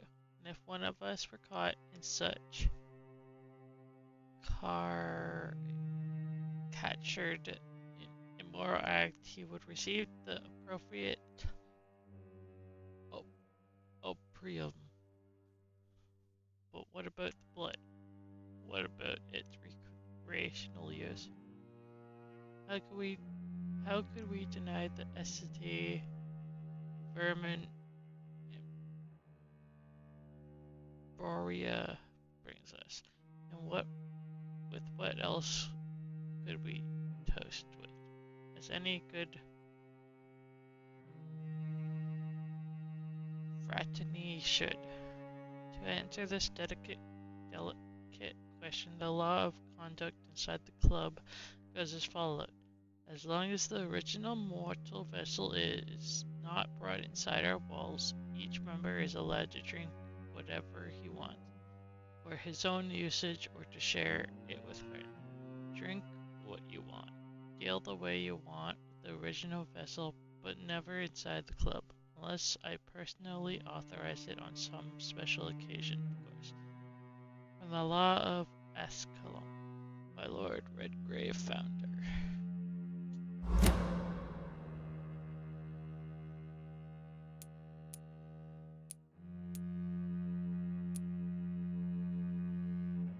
I'm missing things.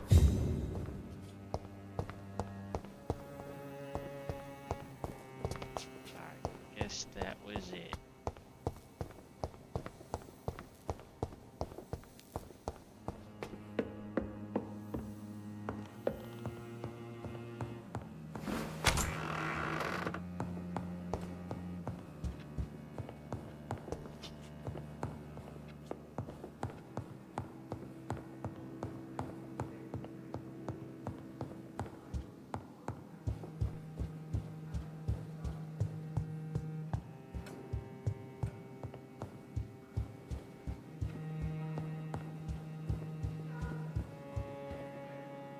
I shall be right back.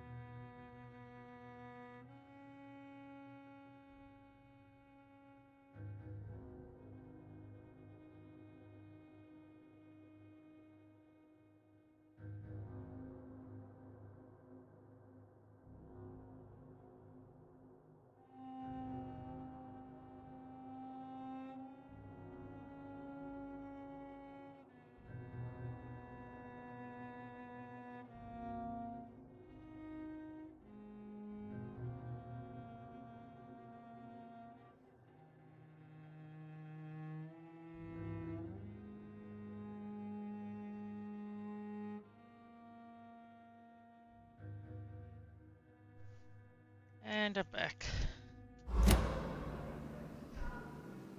Am I quiet right now?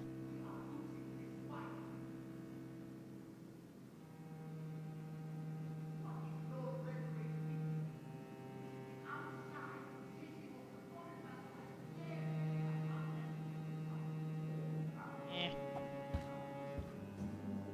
The story's more important. Good evening.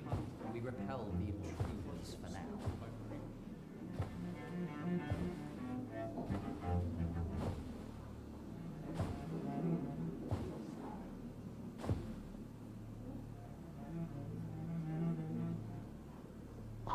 My good friends, if I may have your attention. Behold our visitor, the good Dr. Reed.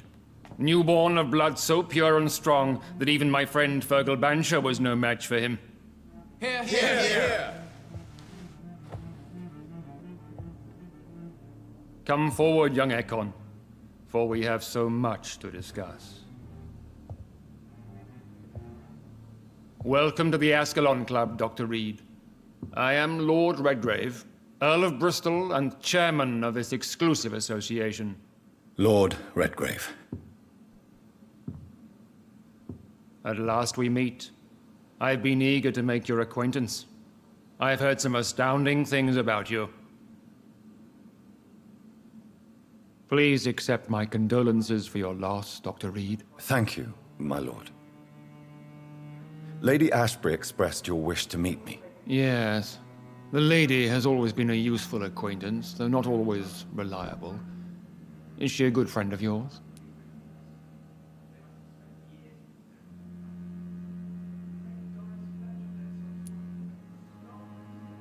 She's a close friend, and I'm honored that she feels the same about me. The centuries have taught me never to trust a woman completely, especially if she is immortal. Too prone to emotions, if you ask me.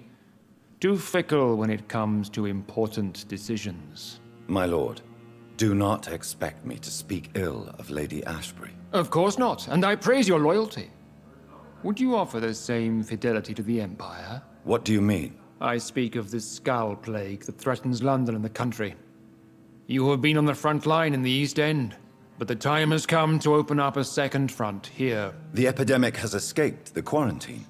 You have new cases of the outbreak. We don't know for certain, but we cannot allow the disease to threaten the prominent heads of Great Britain.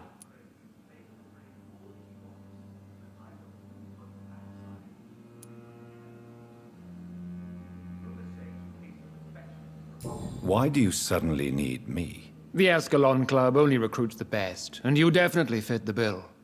Your scientific and medical reputation alone would qualify you as a candidate. You want me to find possible sources of the outbreak in the West End. Is that it? Ah, straight to the point, like all eager newborns. We shall have time to talk about all this, Dr. Reed, but first, I should like to get to know you better. Talk? Is that the only reason you asked me here?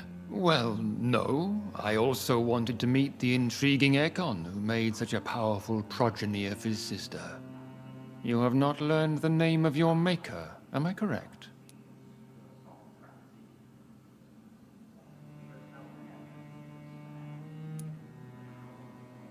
It's of no concern of yours. Have no embarrassment, Dr. Reed. We all make mistakes. But whatever your lineage, you are definitely Ascalon material. What do you mean? I would like you to become a member of the Ascalon Club, and to serve me as such.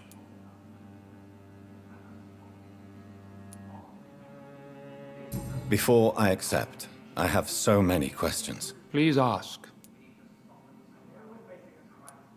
What is the Ascalon Club's express purpose? We follow the credo of William Marshall, the greatest knight who ever lived. As was he, we are sworn to protect the British Empire. William Marshall founded the Ascalon Club. Not exactly. William Marshall granted me immortality, and I founded the club a few years later. The good knight has been gone for so long. What does Ascalon mean? Ascalon was the lance wielded by St. George, glorious patron saint of England when he slew the dragon. And like that lance, we pierce the hearts of all our nation's enemies.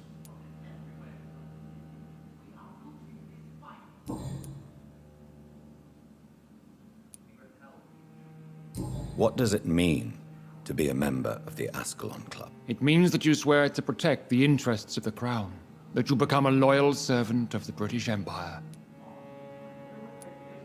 Do you have any official recognition from the government? A charter from His Majesty the King? No. Of course, the Ascalon Club publicly supports the Empire, but the true nature of its members remains a secret. Am I supposed to follow orders? As founder and chairman of the club, I alone am entitled to make demands of our members, and I do appreciate obedience. I killed Fergal, who claimed to be one of yours, sent to cleanse the East End of all Skulls. Will his death be an issue? Do not worry. My priorities have changed.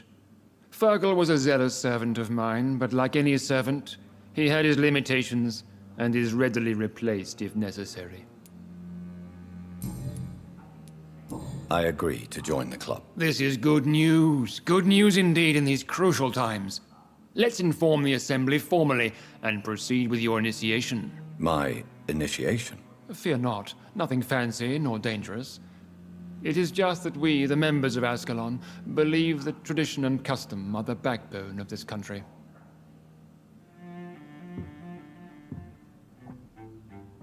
My fellow members, dear friends, please gather and welcome this Ekon as one of our own. Is he worthy? Is his blood pure? Well, speak, Dr. Reed, in front of the most sacred blood. The blood of our beloved William Marshall, speak now. Will you serve and protect the crown as he did? Yes, I will. Then, young Ekon, it is time to testify with your blood. It is time to sign the Book of Allegiance. I know it's awfully gothic and a tad pedantic, but England's traditions are the backbone of our nation.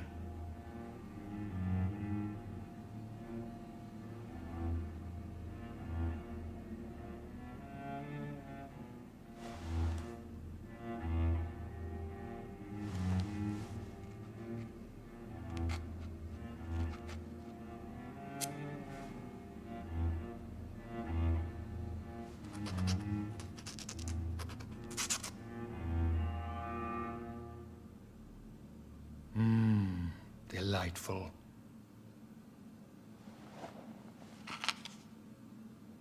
Welcome to the Ascalon Club, Dr. Reed. Take your place among the bearers of the lance. One of us! One of us!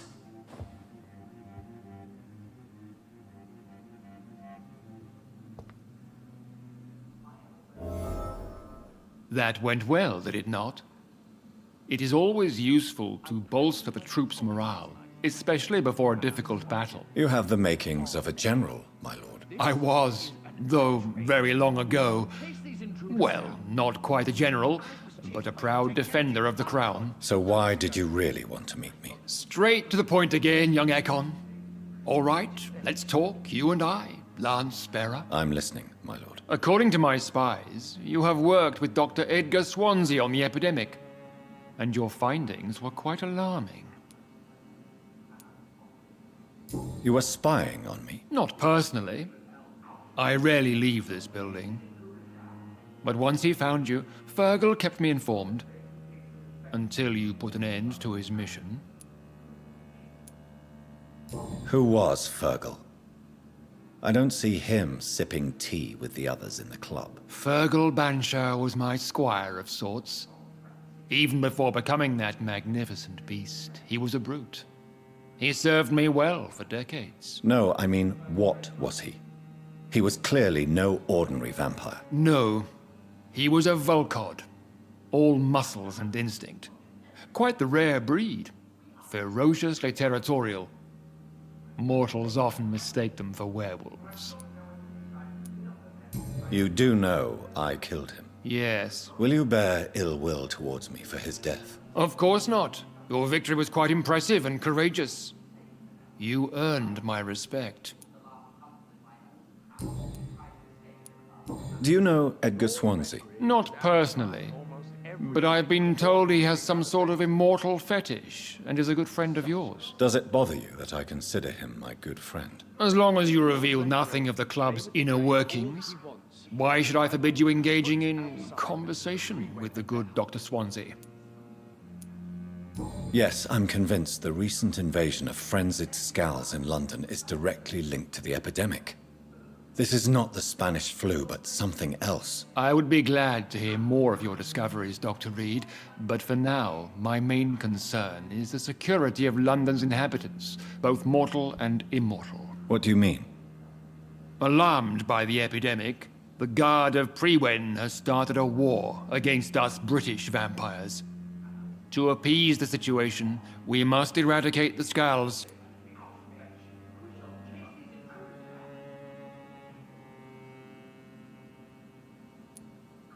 I have met peaceful and wise Skulls. To exterminate them means we are no better than vampire hunters. Skulls are hideous, shameful creatures that give all Ekon a bad name. So, what do you want me to do? I want you to investigate the city thoroughly. I have reason to fear there are cases of contagion in this part of town. Our absolute priority is to find and cleanse them. And how would you like me to proceed? By all means necessary, Dr. Reed. You are now a member of the Ascalon Club, and you have carte blanche. Interrogate the locals, follow all the leads you find, and get results.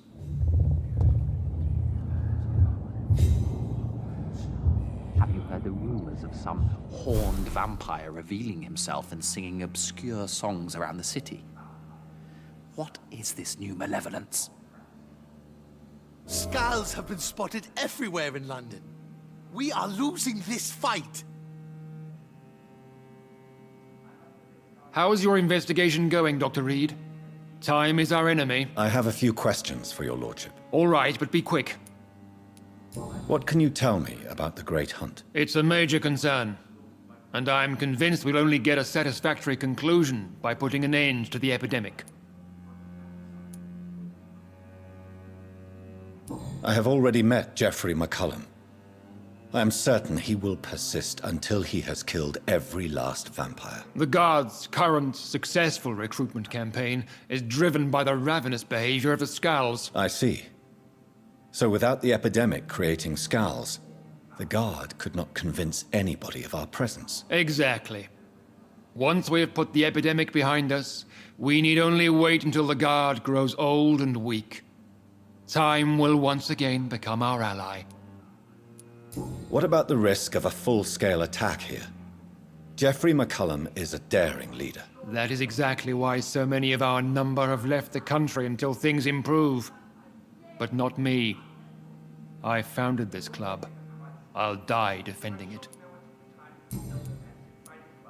You made me swear on the blood of William Marshall during my initiation ceremony.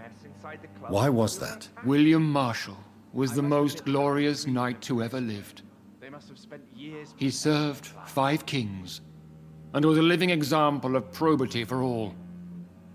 And he was my maker.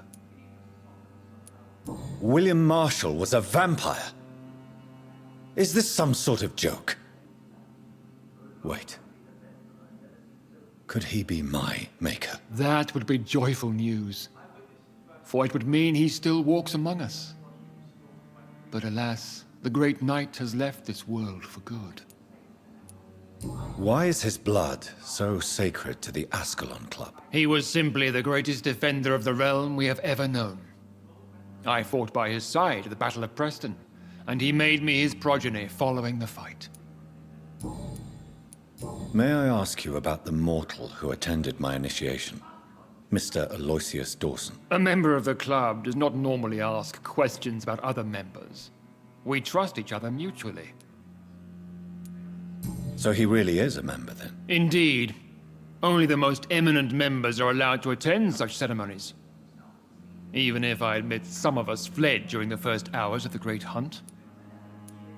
But Mr. Dawson is mortal. Are you not afraid he might reveal who you are? Especially to your enemies. Aloysius Dawson is a man of his word, as are all of us. This is the Ascalon Club, Dr. Reed. We do not grant access to the unworthy. Goodbye, Lord Redgrave. Godspeed, Dr. Reed. We are counting on you. The creature barely spoke English.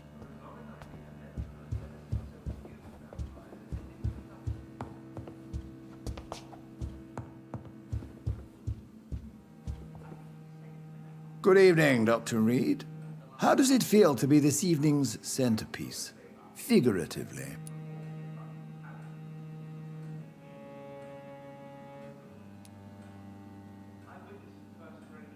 It's quite unsettling. As a doctor, I am more used to being the observer than the subject observed. Do not be alarmed. The Ascalon Club has a tried and tested policy for choosing its initiates. May I ask who you are, sir? Why would you be interested? Well, as you seem to be the only man in the room with a beating heart, you draw quite a bit of attention yourself. Ah, vampire senses never cease to fascinate me. They dwarf those of mere mortals. I am Aloysius Dawson, by the way. Are you a member of the club? Yes, I am. And I have been for many years. And will be until the day I die. What can you tell me about it? It's not really my place to give you such information. I am merely a mortal member, and a dying one at that. Are you sick? Personally, I consider my advancing years are a sickness in itself. My body is slowly abandoning me, Dr. Reed. Are you not afraid? You are surrounded by vampires. Sir, it's for that very reason that I joined the club in the first place. Is not the nature of this club a secret shared by only a privileged few? My dear Dr. Reed, I have spent years and a fortune precisely to gather that kind of information. So you asked for membership? I have been a member of many clubs in many countries. But I must admit, this one is my favorite. What can you tell me about Lord Redgrave? I would not dare speak of our chairman without his consent. Mr. Dawson, of Dawson and Dawson, the wealthiest man in England. It is a pleasure to meet such a prominent figure of London. A withering London figurehead, to be precise. Are you sick, Mr. Dawson? I am a doctor, you know. My case is beyond the scope of traditional medicine. I have spent fortunes on the world's most competent doctors to arrive at that diagnostic conclusion. I'm sorry to hear that, sir. Should I suppose that you're here in search of some form of immortality? Absolutely not.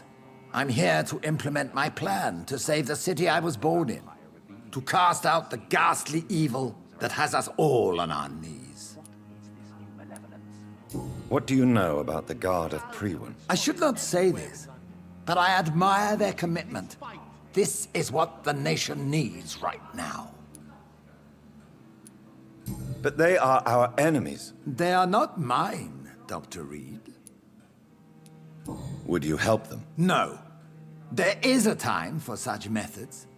But brute force will not be enough to fight this plague. We have to think differently. What is the situation like in this part of town? I am sure Lord Redgrave will enlighten you more effectively than I. Money cannot solve every problem. This mysterious epidemic is going to require more than money can buy. You're right. Money is nothing unless one has the will to wield it. I have a plan, sir. A radical one that will save all that is essential in London. What is your plan, then? Quarantine and barricades are futile. What we need is a wall. A formidable, unscalable wall to isolate the deserving from the infected masses.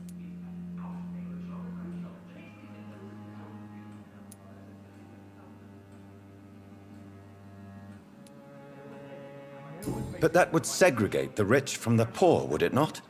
It would be unjust. Our only course of action must be to save England.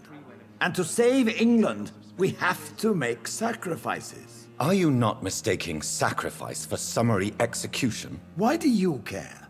Are you not a vampire? Removed from all mortal concerns? Decisiveness is what the city needs, and it needs it now.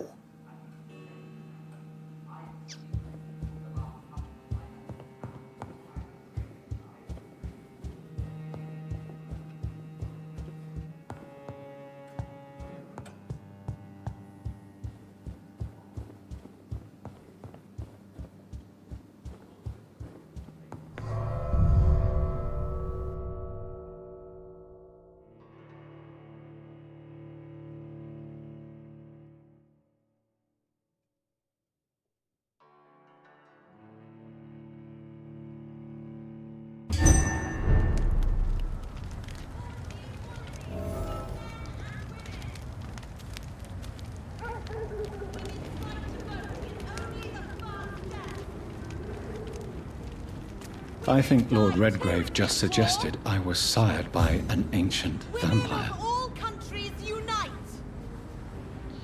Yeah, my battery's dead.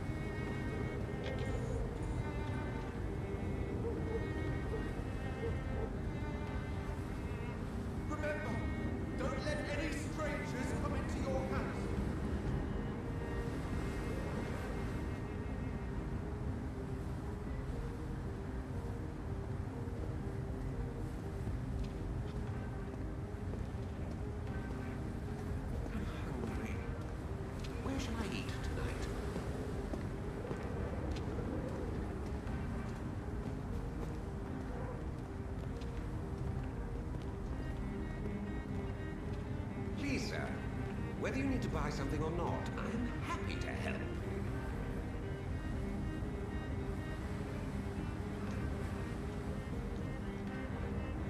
Women's right to vote is only the first step.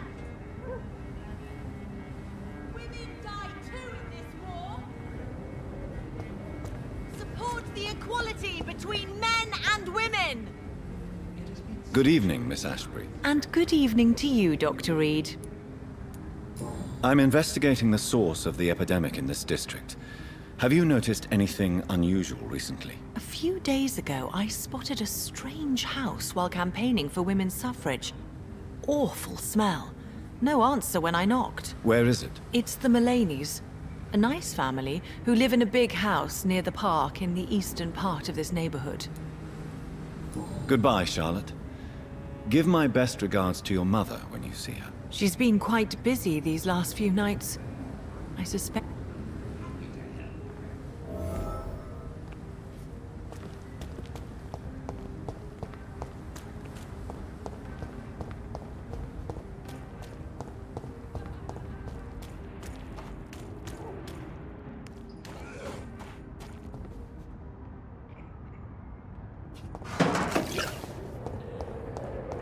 That building is under quarantine.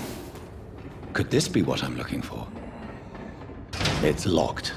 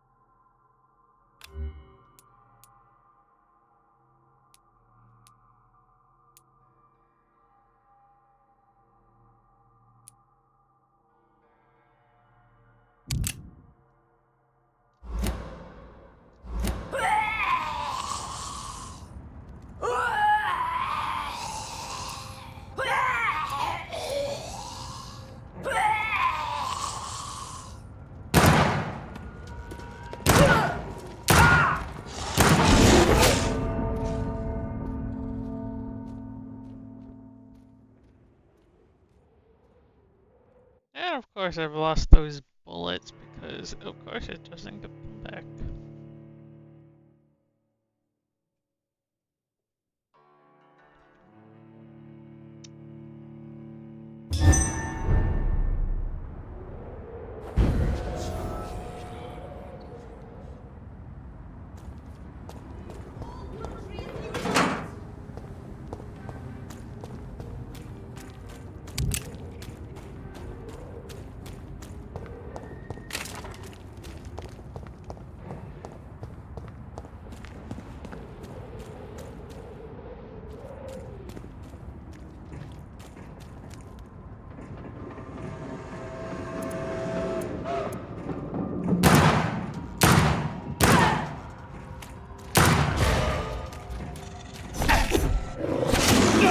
God.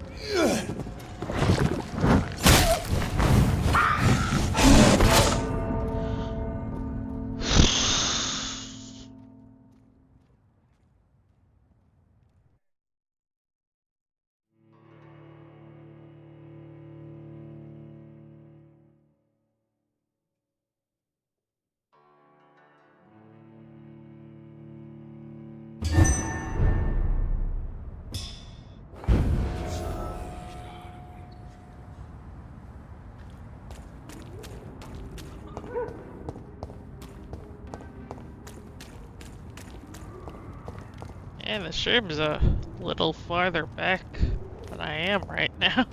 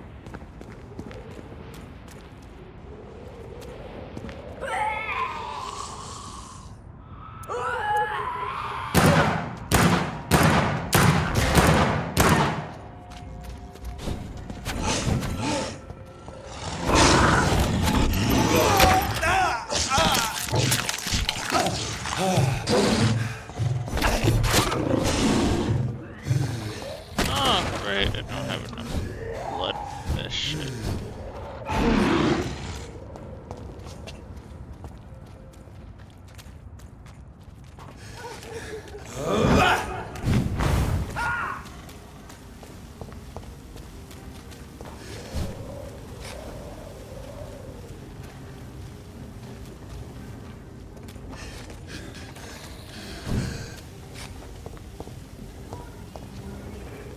My God.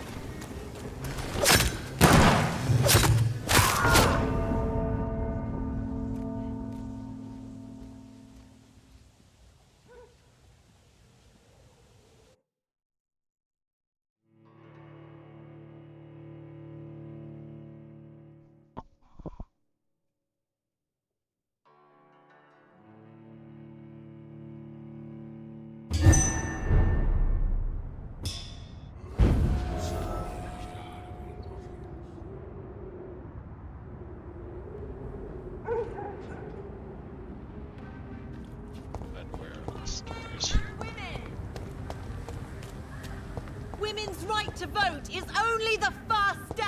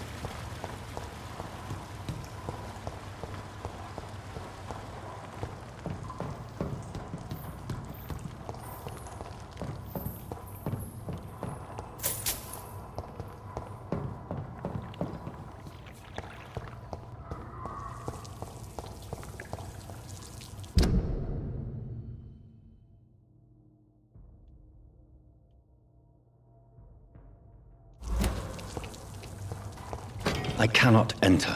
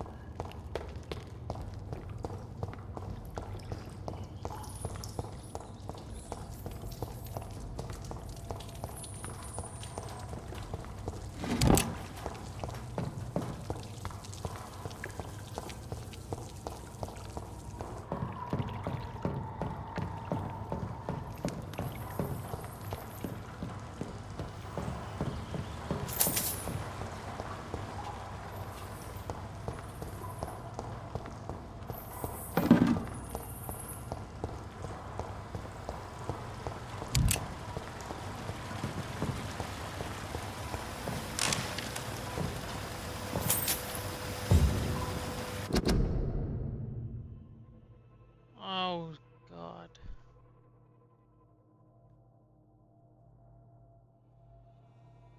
The myth of the horned vampire.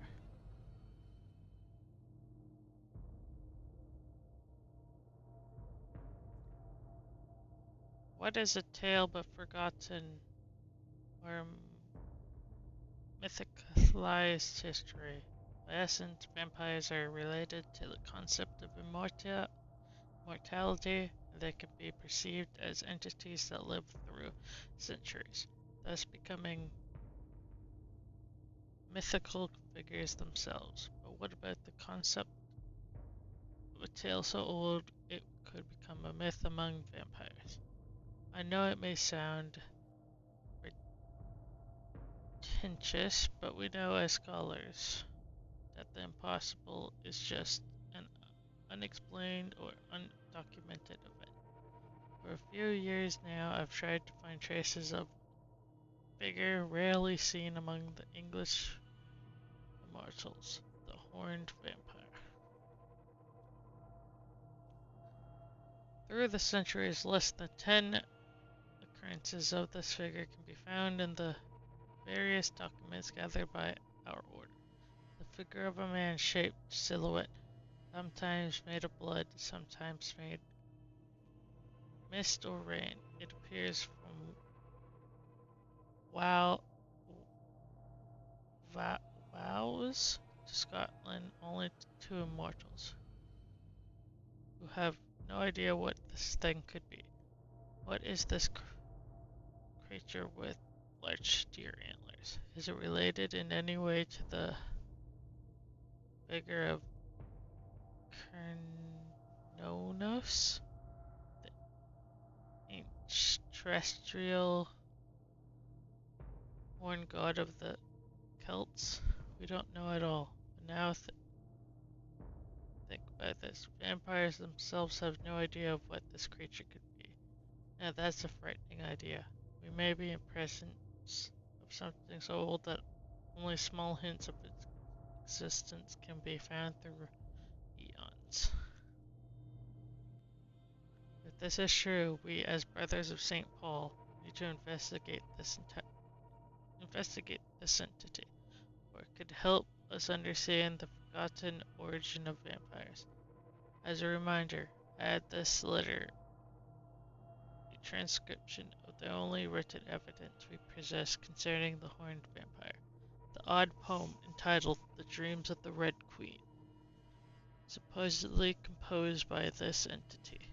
But according to some vampire testimonies, this creature has sometimes been heard singing it while briefly appearing somewhere in Great Britain. I invite all our brothers to study this text and consider it a testament of forgotten history. 12 dreams for the Red Queen under crown of stone, that she may linger longer with eyes kept closed. 11 thorns blooming from her troubled brow, awaiting the next harvest to be gleaned at brisk springs. 10 copper veins ripped from the belly of the earth, melted into tears flowing towards banished brothers. 9 glorious pyres on the scorched plain punished those whose hands were slow to obey. 8 voracious beasts born from 8 restless nights, their backs hardened by the race of the sun. 7 notes of warning in the summer sky, compelling child to shielded sheets of sleep. 6 watchers bent on hunting trails, shadows of their spears trace tired burrows. 5 houses to fall before song's end, then 5 more reborn from their blackened ashes. 4 nails piercing the flesh of the sinner, restless hung to the dark wood of his crimes. 3 books scribbled by pen of the dancer, who refuses to answer the call of the abyss. 2 giant rival snakes slither in ageless forest, coiled to the bones of mortals destined for the grave. 1 prayer for the summoned, told by this song, child born from darkness whose path he must find. From drinking at the fountain of knowledge by Escher Teltree, primate of St. Paul.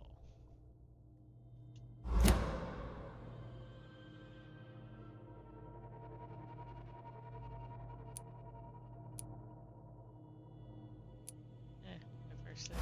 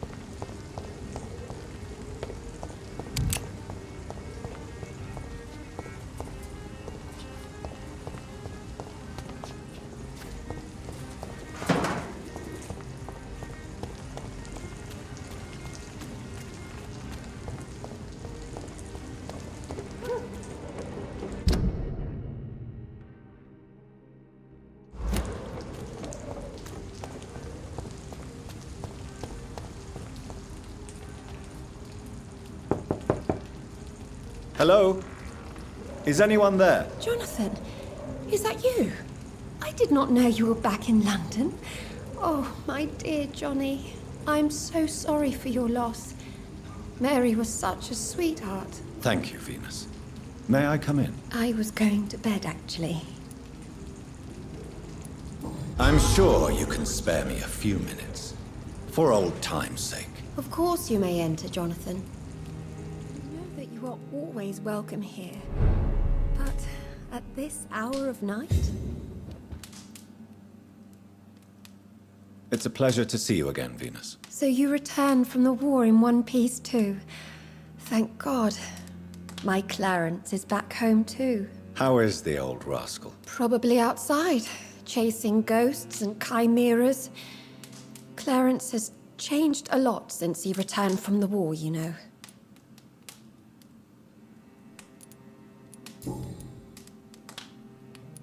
How have you been since the last time we met? How long has it been?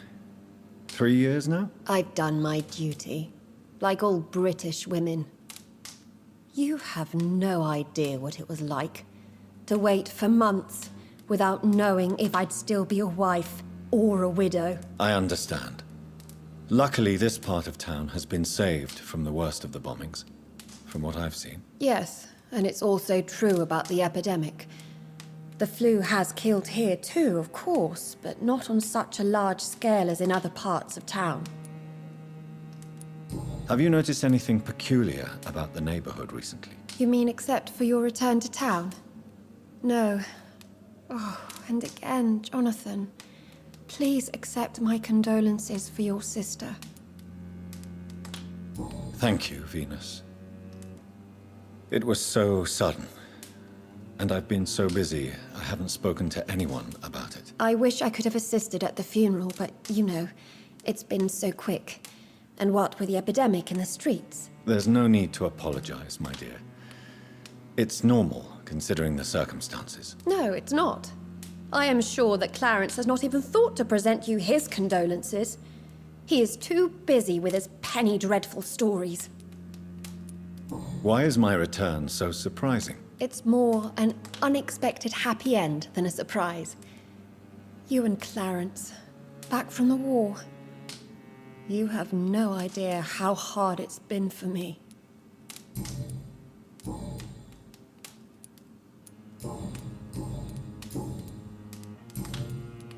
I'm investigating the source of the epidemic in this district. Have you noticed anything unusual? The McPhersons.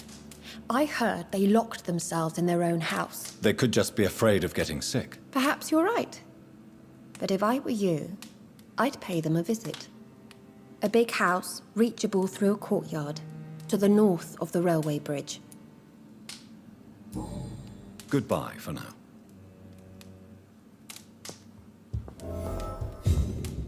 I remember when Mary came here with her husband and her son. It was such a beautiful family.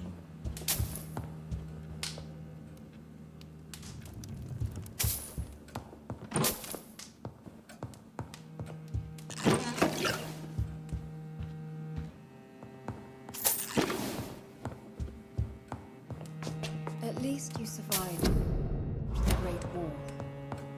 I feared the worst.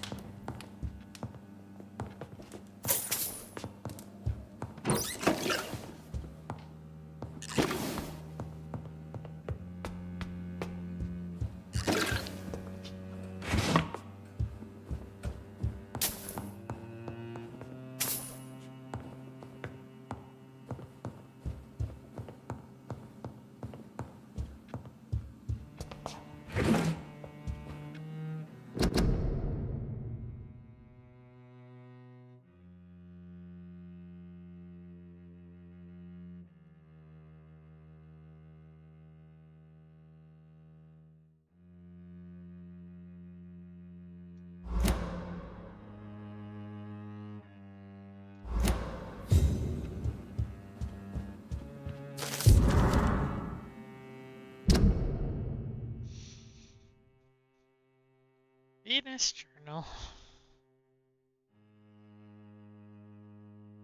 9th July 1918. I spent the first day and night crying tears of joy. I did not know this place could be so painful.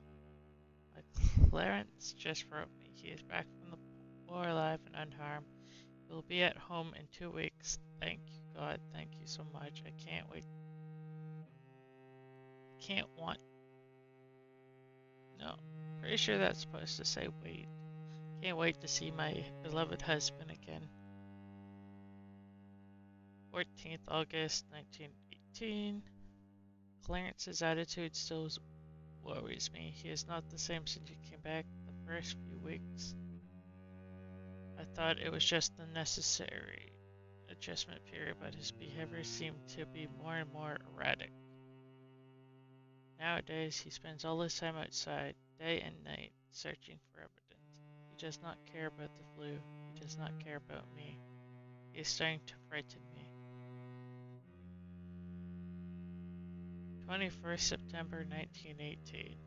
I can't believe this. Clarence has spent half of his pension to print some stupid leaflets. He now wants to freely give away the neighborhood. People are starting to laugh at me. Now he wants to organize some public lecture in a recently closed leader to warn people about the presence of creatures in London. Re-entry, of course. My husband may have come back unharmed from the war, but I'm afraid he lost his mind over there. 24th September 1918. Clarence just confessed he has not spent half of it pension, but all of it, plus some of our savings. Paper and ink cost so much because of the war, he said, but it is a cost we must pay. People openly mock us now. I don't know what to do. 5th October 1918. Today, the butcher, Mr. Greyway, sent me the monthly fee and requested payment in full. He also told me he now demands to be paid each time we buy some meat from his shop. No more credit. The baker asked the same thing 2 days ago. First I thought it was a new policy because of the restrictions and epidemic, but it seems my friends still have financial arrangements from the same shop. I was so ashamed I could not speak.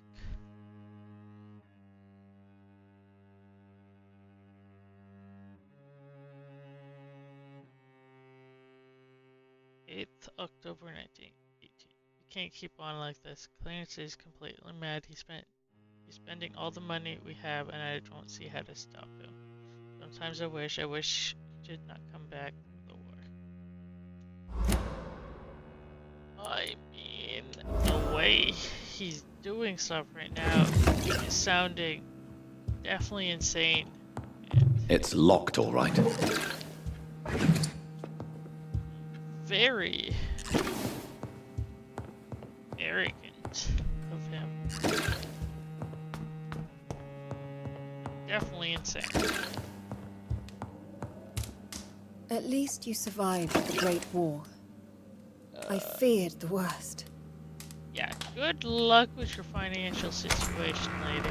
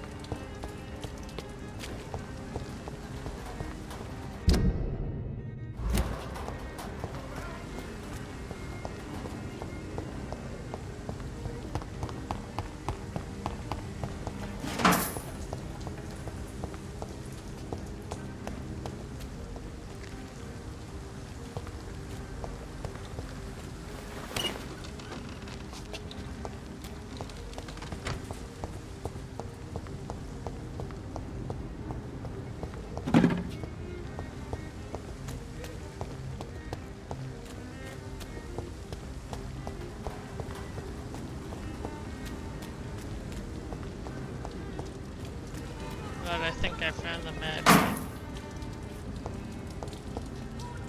Good evening, sir. May I have your attention, please? Come on, Johnny. Don't you recognize your oldest friend? Clarence. Clarence Crossley. How are you? My God. So you survived the war too. So sorry I didn't recognize you at first. I almost didn't recognize you either. War does that to men, I heard. In my case, it was true, for I witnessed the horror that lies underneath. When did you escape the war and return to London? You know what's funny? I almost never think about the war. Not anymore. I'm involved in another kind of battle now.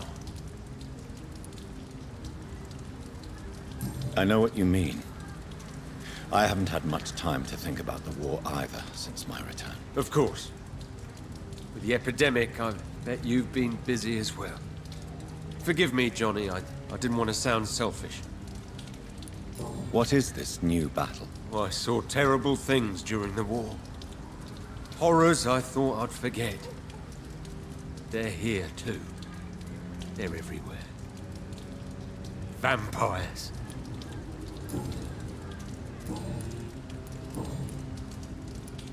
How is your wife, Venus? We've spent so much time away from each other. And so many things have happened. Is everything all right at home? Surely Venus was relieved to see you return from France in one piece. Have you forgot what people are like in this part of town, Johnny? Venus fears for our family reputation. Now her husband has become the village idiot. But you're alive. You returned in one piece and you have a family. How many soldiers can say the same? Believe me, it's not quite that simple. Unlike you, I'm not the man I used to be. I'm investigating the source of the epidemic in this district. Can you help me? Infection is everywhere these days. But if you ever go to the park near that swanky house belonging to the Mullaneys... Yes? What about the Mullaneys? What about their house? Not enough noise for a big family with children. Not enough movement. Closed doors. What is going on in there? I wonder. You need some rest, Clarence. You should try to sleep.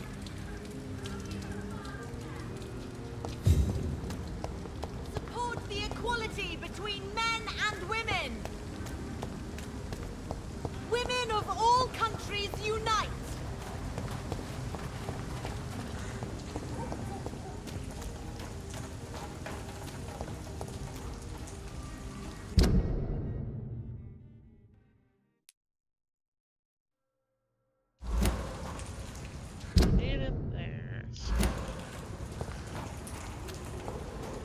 Which...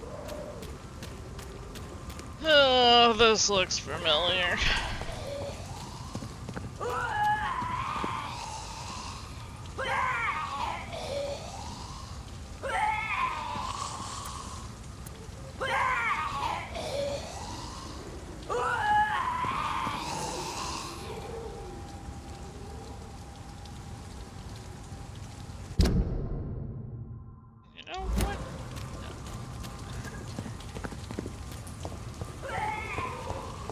Sidetrack. Step away, sir.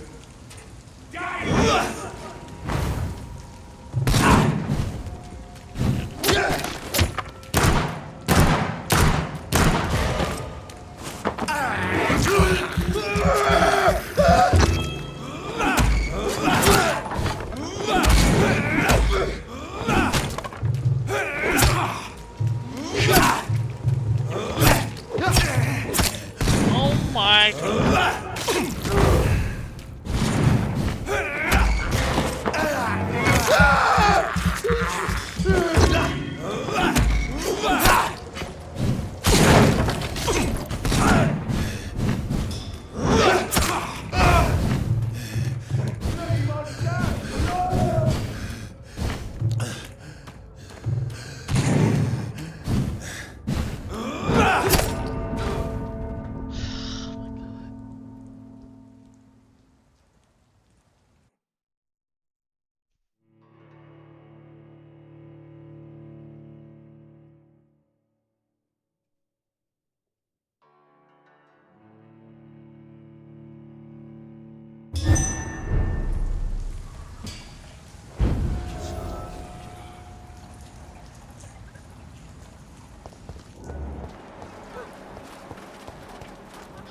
Holy shit. Support the equality between men. Where shall I eat tonight? Good evening, sir. Please forgive me for disturbing you. I'm a doctor. I never judge a man by his title, but by his attitude. And you are not disturbing me at all. I am Calhoun Russell, and I welcome you. Well, I must admit it's good to receive a warm welcome for once. I'm Jonathan Reed. Welcome, Dr. Reed. Welcome to my humble shop. I'm investigating the source of the epidemic in this district. Have you noticed anything unusual? Not really.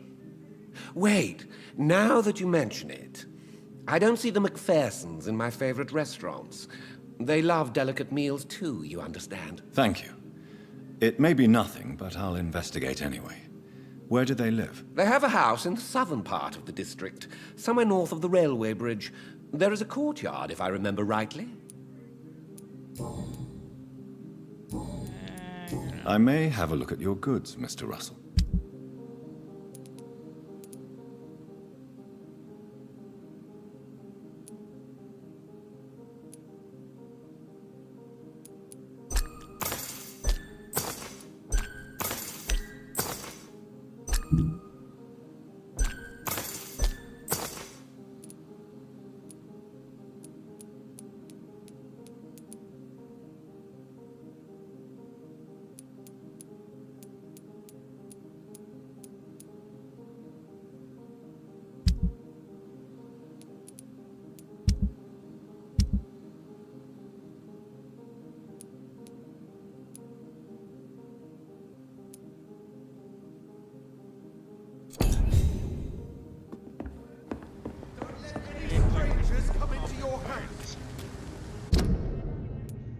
Why is there not fast travel unless there is, and I've been dumb this whole time?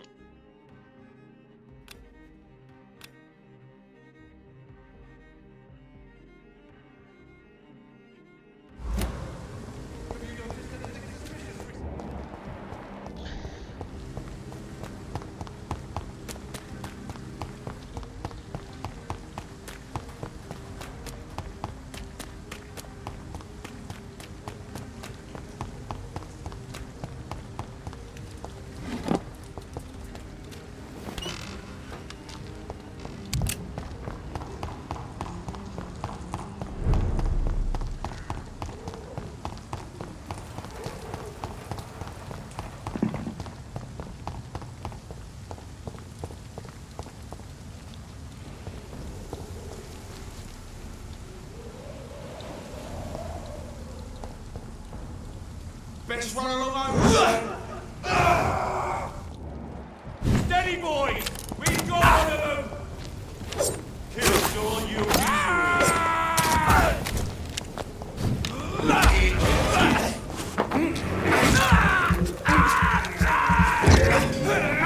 Want some of this?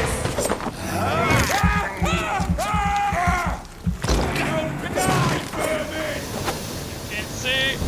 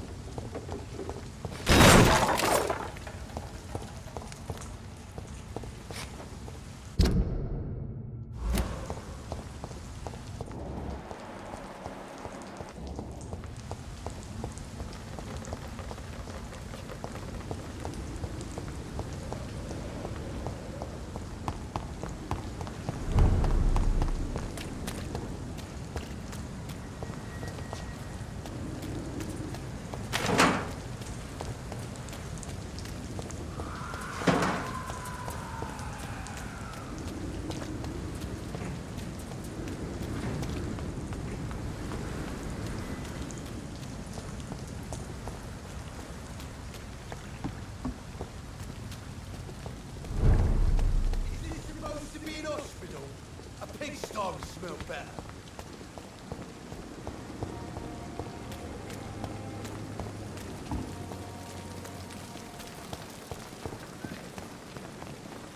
Good evening, Milton. Good evening, Doctor. Still trying to save lives? I'd like to see your goods. Wise choice, Doctor.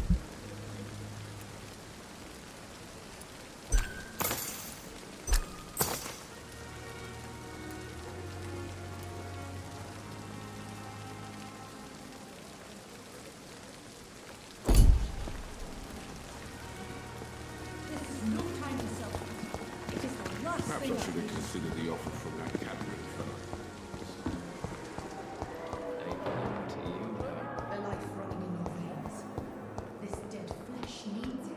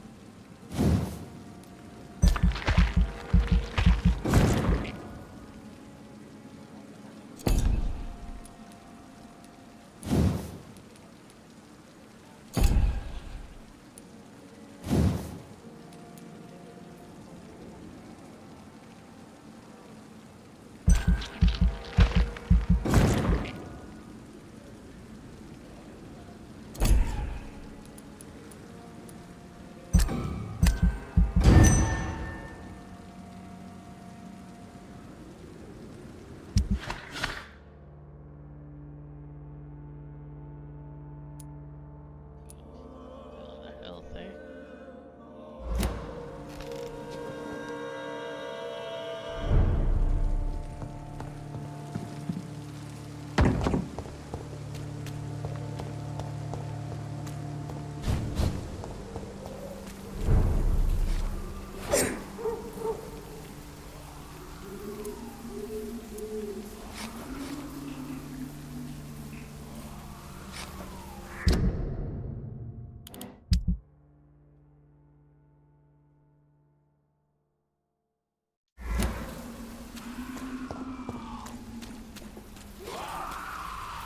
This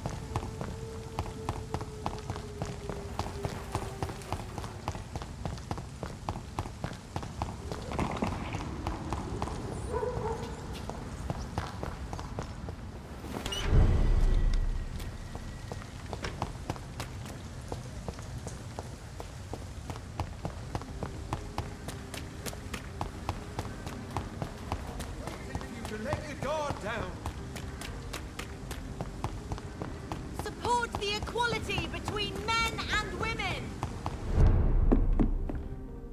Good evening, Dr. Reed.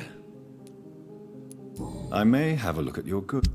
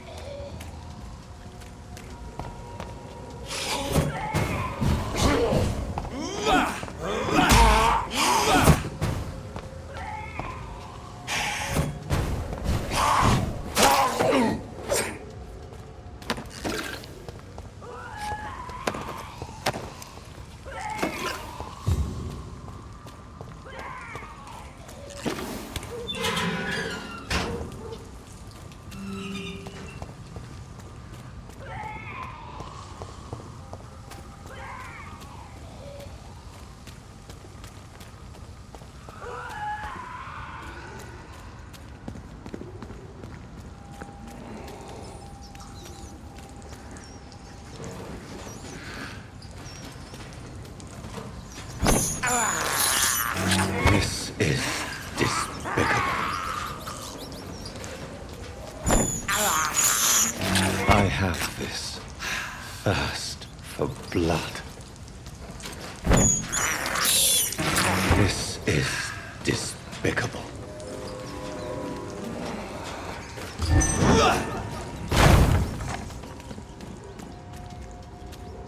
I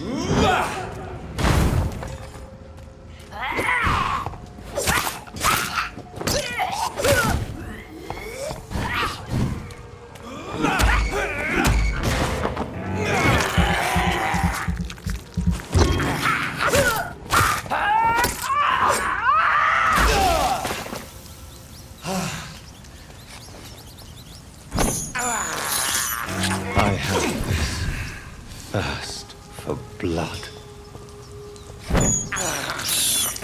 This is despicable.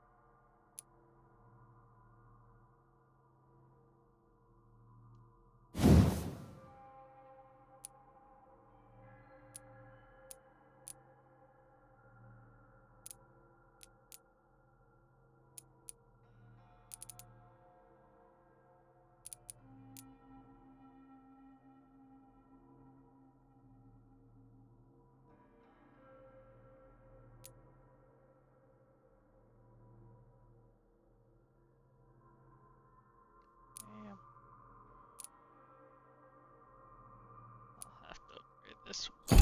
This is done. Admit it, you cheating bastard! Still your tongue, wife! Liar, coward, you brought this on us! You infected the whole family! I said I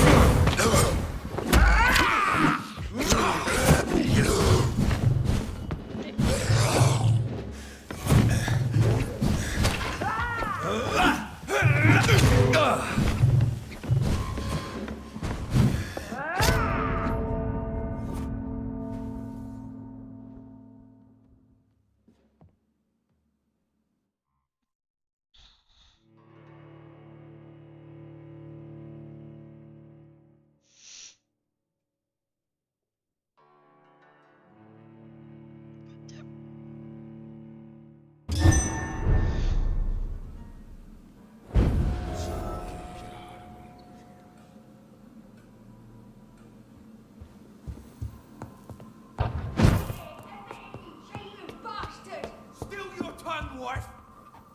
Liar!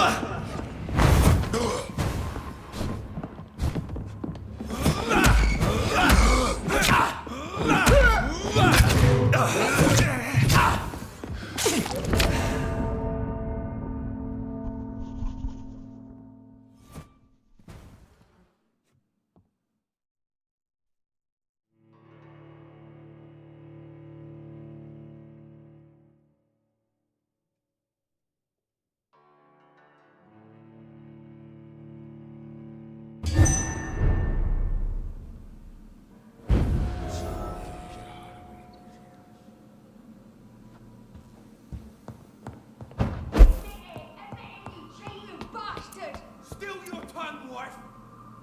Yeah, coward! You brought this on us! You infected the whole family! I said I wanted to leave!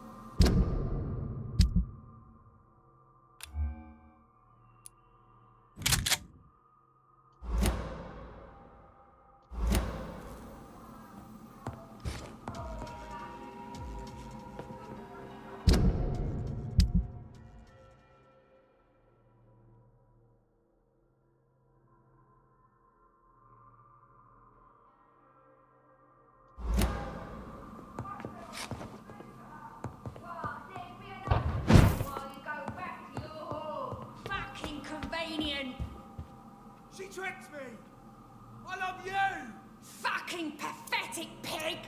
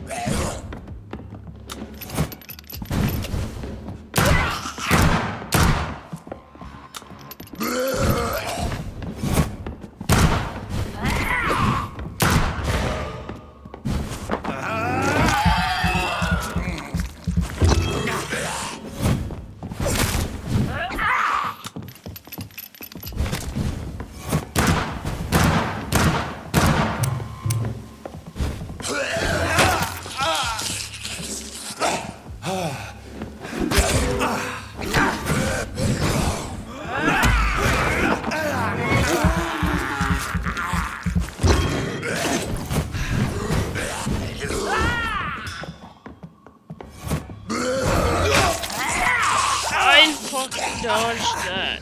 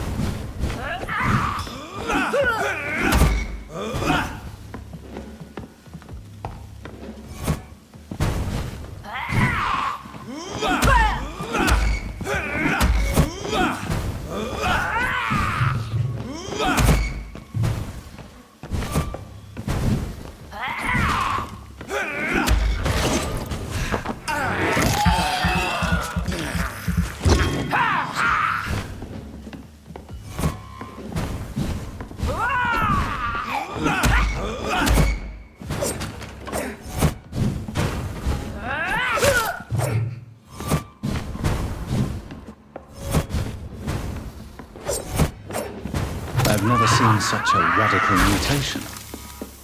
Could it be a new stage in the disease's evolution?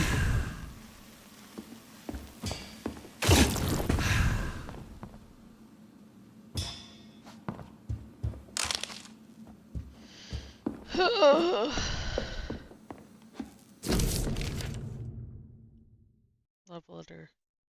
Darling, thank you for the precious perfume and fur coat. I can't wait to feel your hands on my shivering skin. For only you, my hero, can make me feel that desire. Please come back to me soon, for I'm dying to press my timid bosom to your chest again. Yes, my beloved, my precious, come back to me. I promise you a night of eternal and unbridled passion. Right now, I'm wearing nothing but your last gifts. Oh yes, I'm burning for you, and I can't wait for you to share my untamable lust. Your devoted Doris Fletcher. Okay. So the husband had an affair with Doris Fletcher.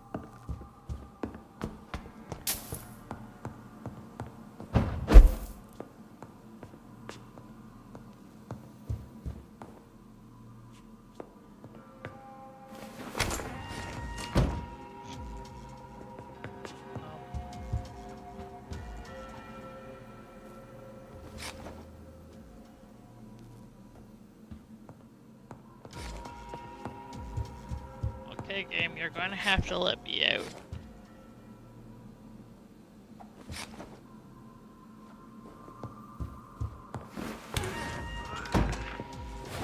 Are you kidding me right now, game?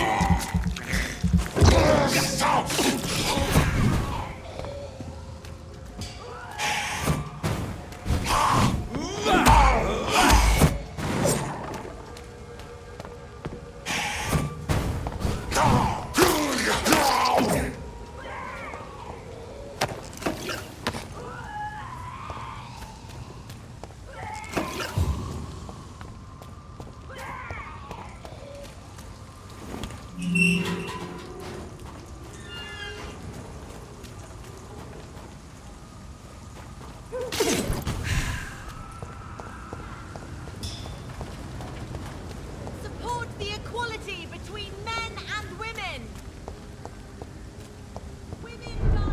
night is so peaceful. Good. I may have a look at your goods.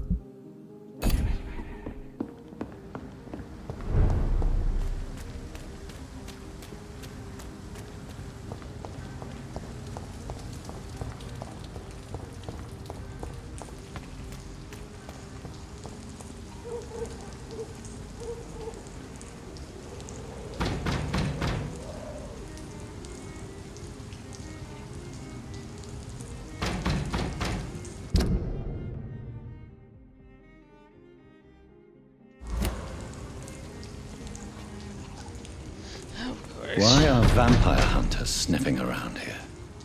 I need to find out what they're after.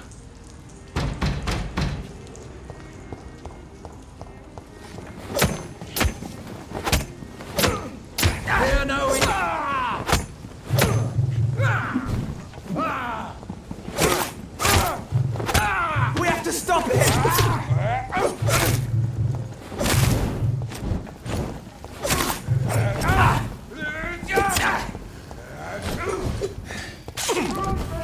Boys!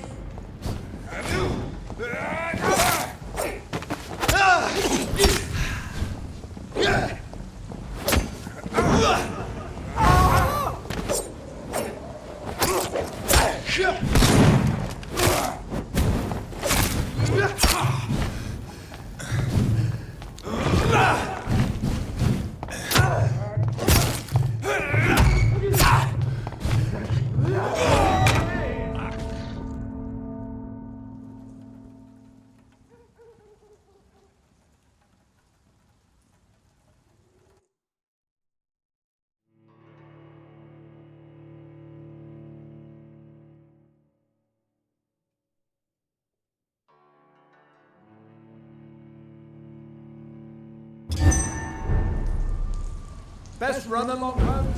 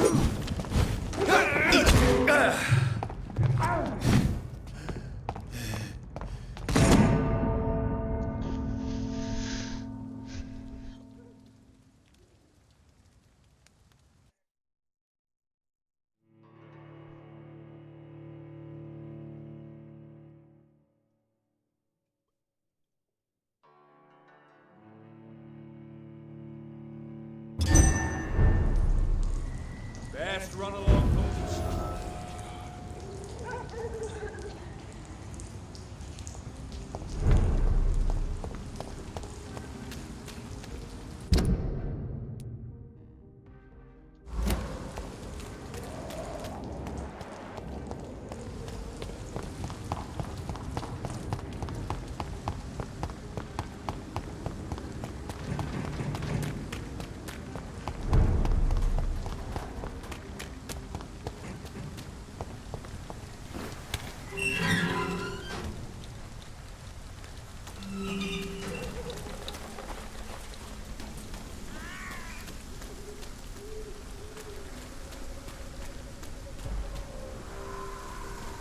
This is no place for a gentleman!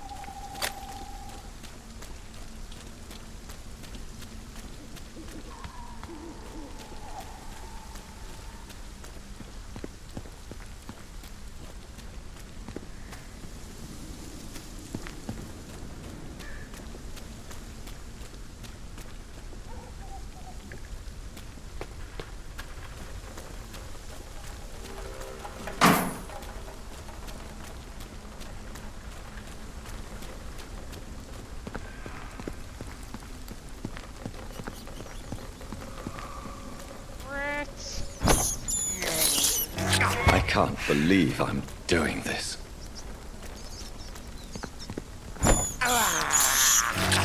have this thirst for blood.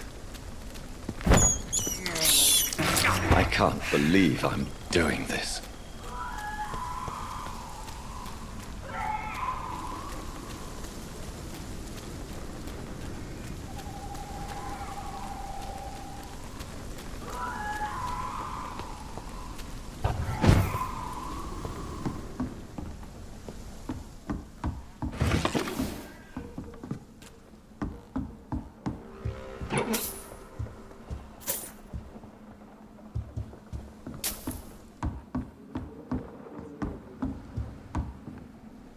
There has been a fight here. I can see a blood trail. Left by one of the antagonists, perhaps?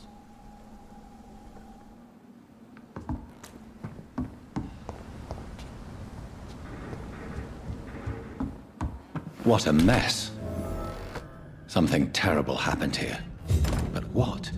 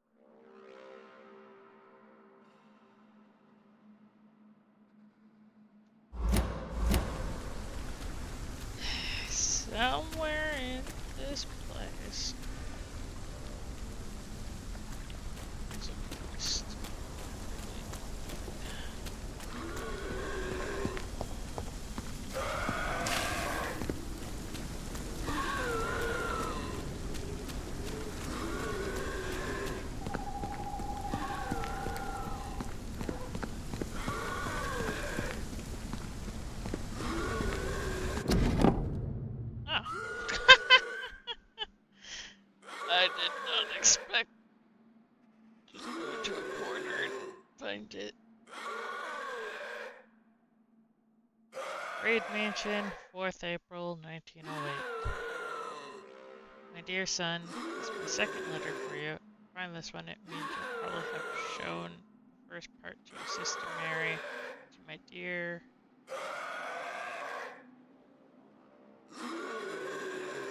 Emilian. I think it's a good thing you don't keep to yourself what you discover by leave that for you to decide.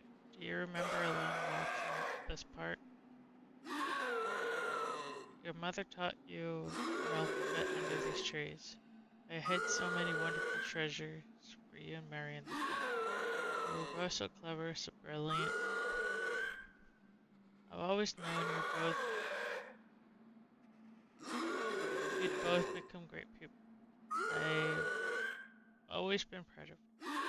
I was never able to conceal my pride when I was asked what you wanted to be. You'll be whatever you want. Your mother was convinced you would be a great an artist like her. You always liked to read and write. I still keep your very first poem, like I keep Mary's first chapter. When you chose to follow medical studies, your mother was sad.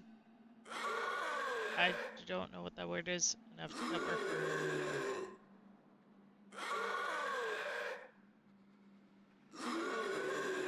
tipulations in her words. Me, I was happy you did not become a dull banker like me. You told us you wanted to pursue career in medicine, your life well, without consideration of wealth. I knew we, as your parents, had taught you the most important lesson of all, to respect each and every soul for what they are, not what they have. If you want to know more, all you have to do is to remember which hospital you chose to apply for your internship.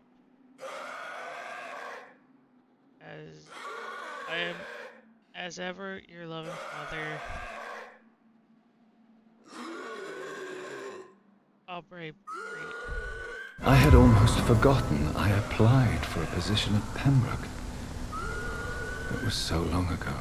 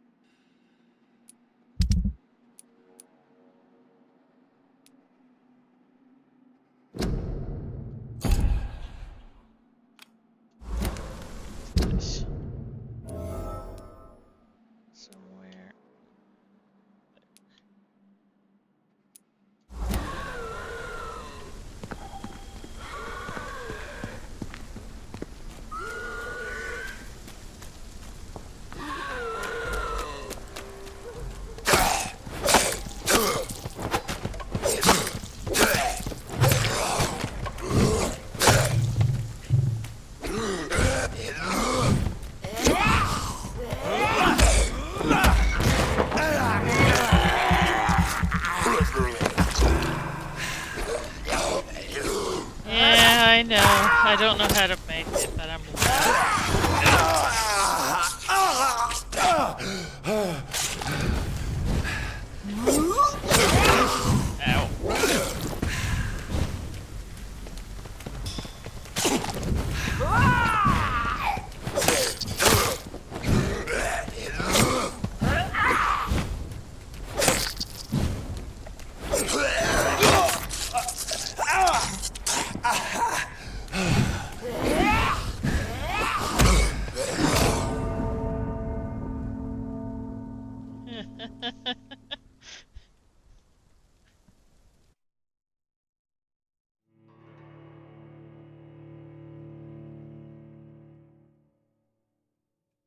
I've yet to figure out how to make myself sound louder when it comes to this game.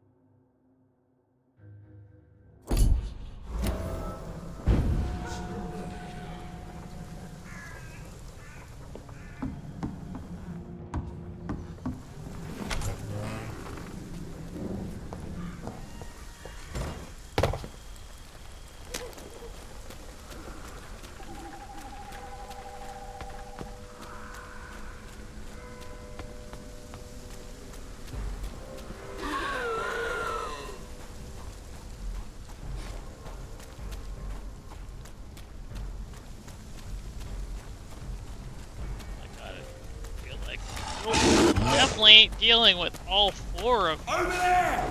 There's one of them birds!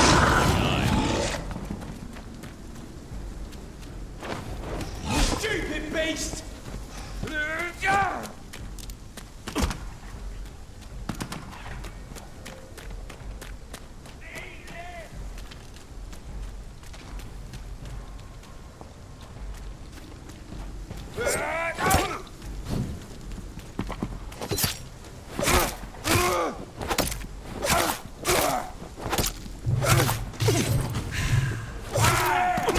There's one of them vermin!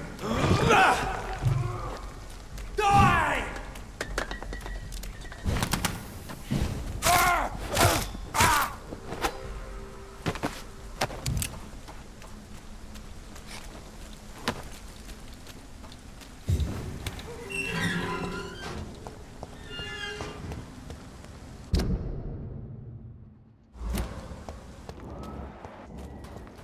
Back to the shop. That he knows.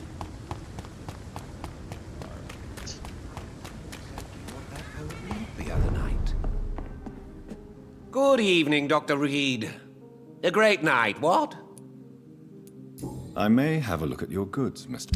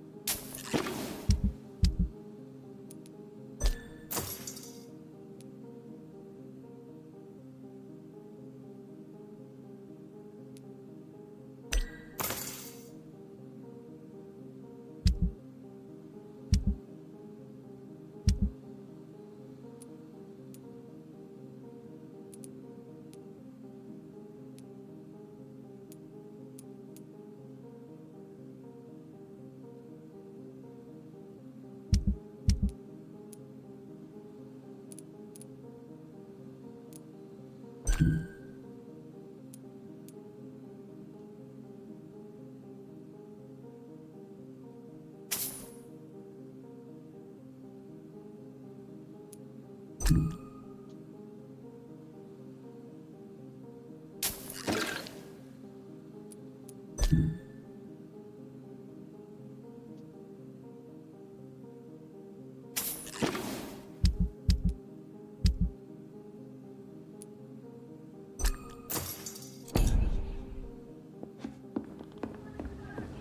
the first step.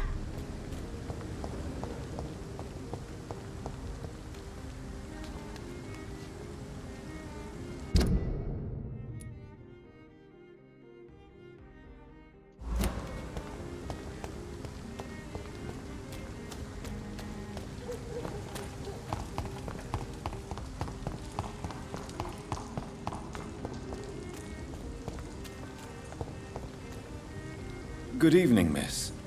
Can I help you? I'm a doctor. Dr. Jonathan Reed. I am Karina Billow. I don't need any doctor. The rats. Where are the rats? Miss, you don't seem well at all. Are you afraid of rats? Has one bitten you? No, it's me who bites them. Tasty, juicy, disgusting rats. I can't stop eating them. Help me, please. Help me to disobey the voice. I'm investigating the source of the epidemic in this district. Have you noticed anything unusual recently? Infection. Infection. The rats carry it, I heard. Rats. Rats, rats. Many rats around that big house. Funny smell, too. Dead flesh. And where is this house? West of the park. Not very far. A big house with no sound, no light, no life left. I must go now. Goodbye, Miss Billow.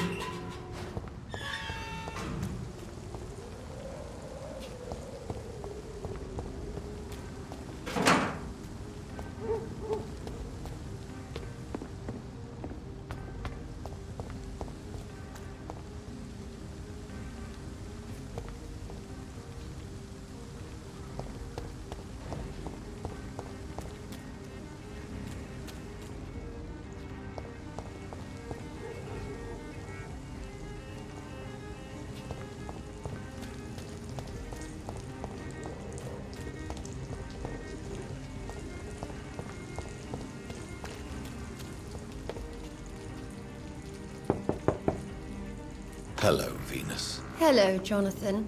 Please, come in. You know that you are always welcome here. But at this hour of night?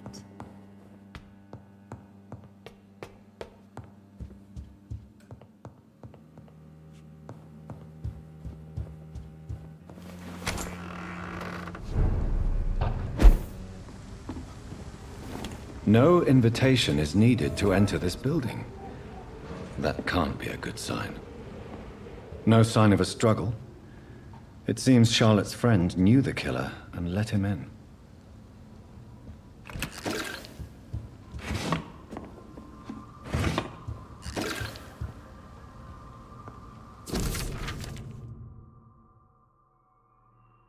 Emily's love letter. 5th November, 1918. My dear, Jacques, I can't wait to see you again. Tonight, tomorrow, I can hardly wait. Since we kissed on that bridge while the moon was so bright in the night sky. I want to feel your teeth again on my lips. Oh, the excruciating pain of your sweet bite on my neck, you devil. For the longest second ever, I feared you were going to kill me right there, on the bridge, in the middle of the night.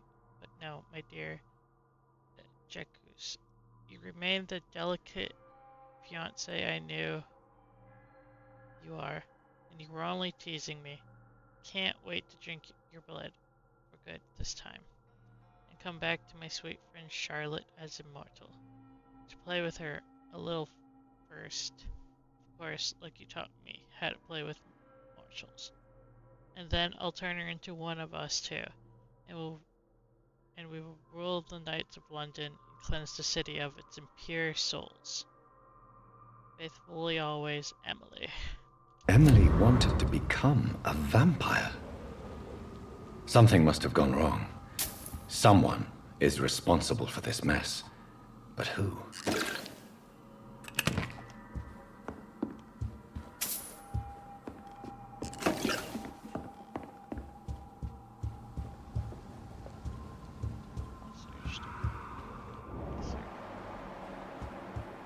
Blood.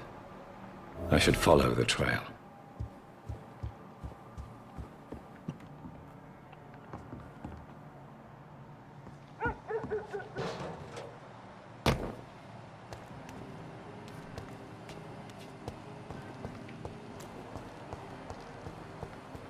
So how's the stream going?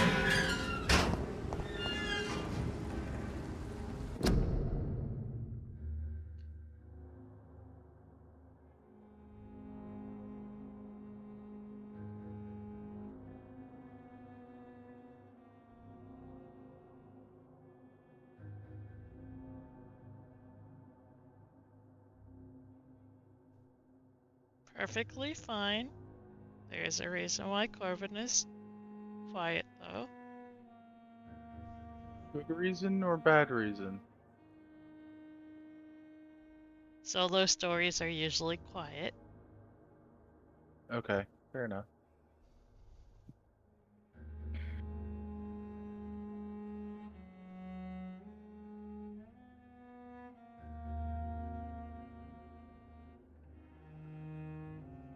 Figured I'd see what y'all were up to and potentially bug you about what kind of characters you were making for that one D&D event.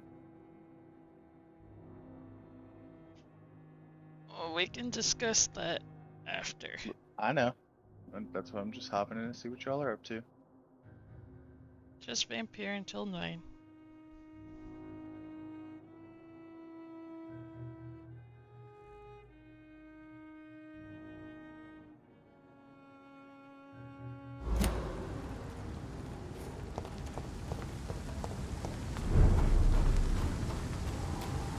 Hope you have fun, and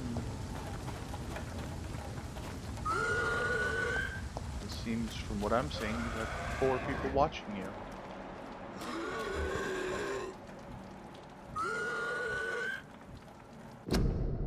Yep.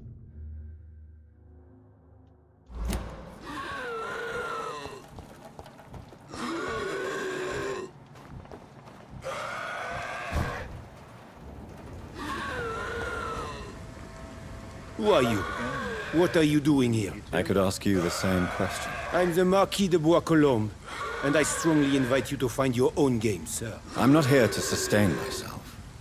I'm currently investigating the death of a young woman killed by a vampire. A young woman killed by a vampire? Oh, you're joking, right? Oh, I do love the British sense of humor. And who exactly are you? I am Jacques-Michel Guillaume Florimond de Marquis de Bois-Colombes, at your service, my dear cousin.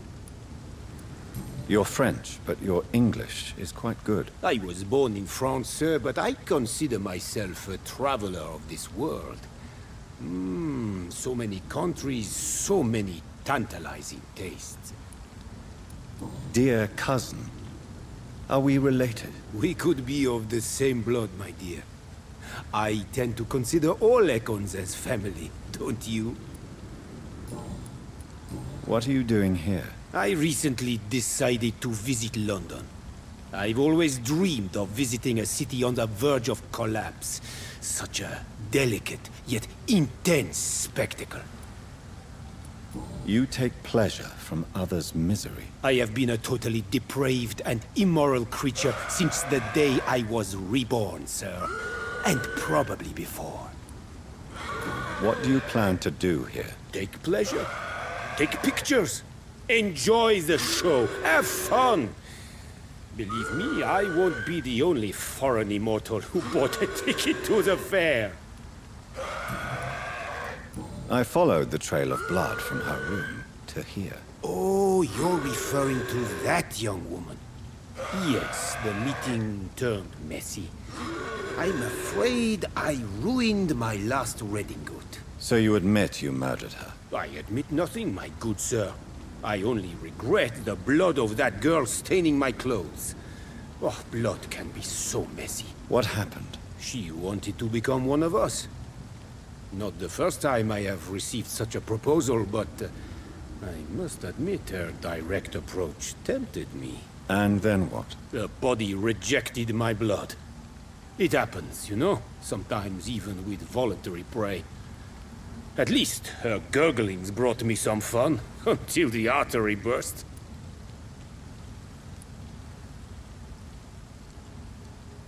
Your cruelty deserves punishment, sir. And what else is new?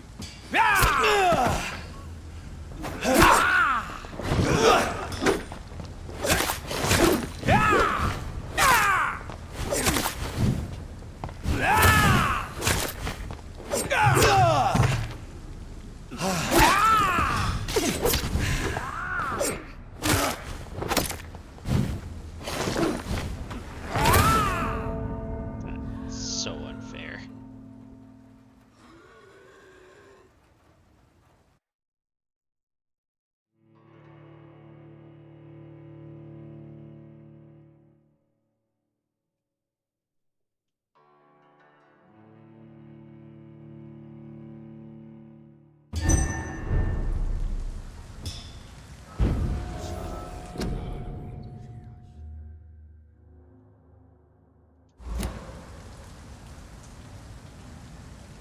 Yeah, I don't think I'm killing that Ekman anytime soon.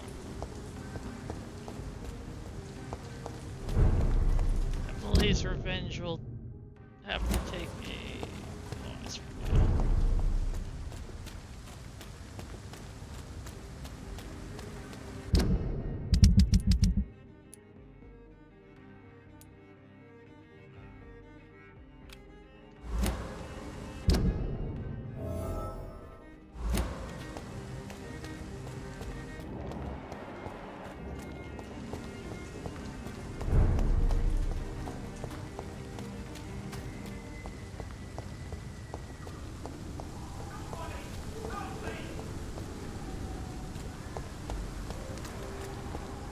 Sir, step away! This one of them burning! Shit! You paid for that!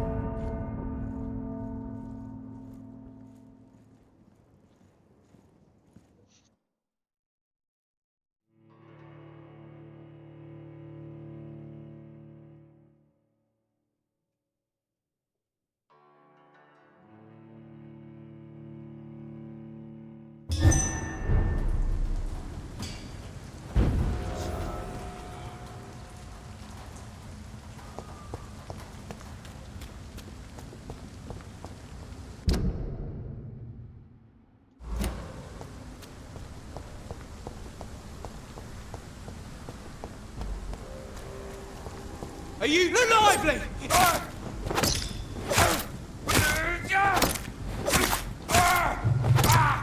Filthy piece of shit!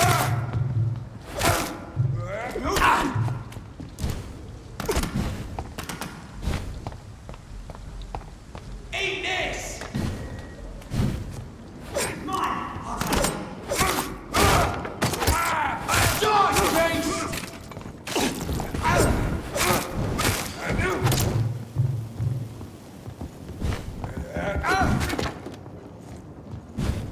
Steady, boys, we've got one of them! Die, leech! I'll kill it! I'll send you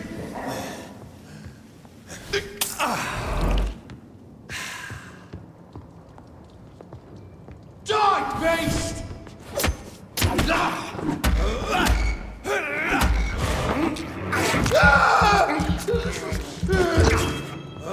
Bloody monster!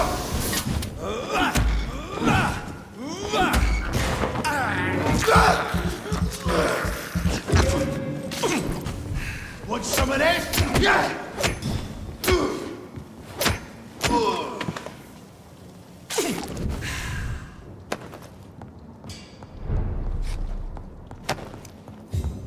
It's locked, all right.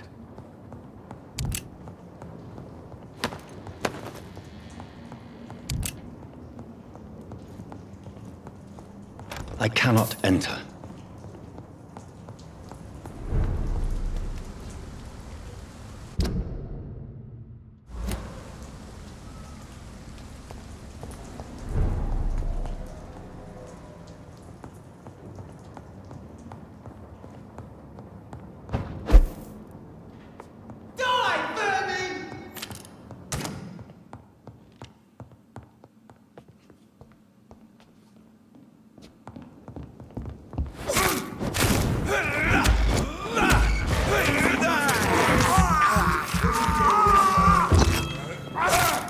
Fuck his past!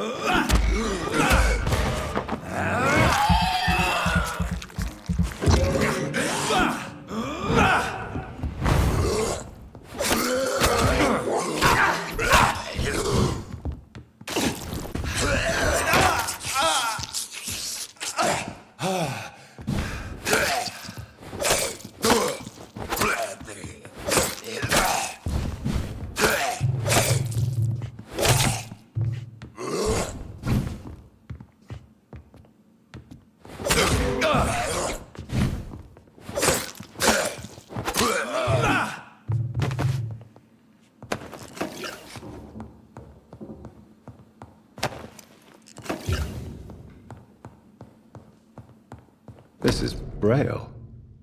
I need someone who can read this.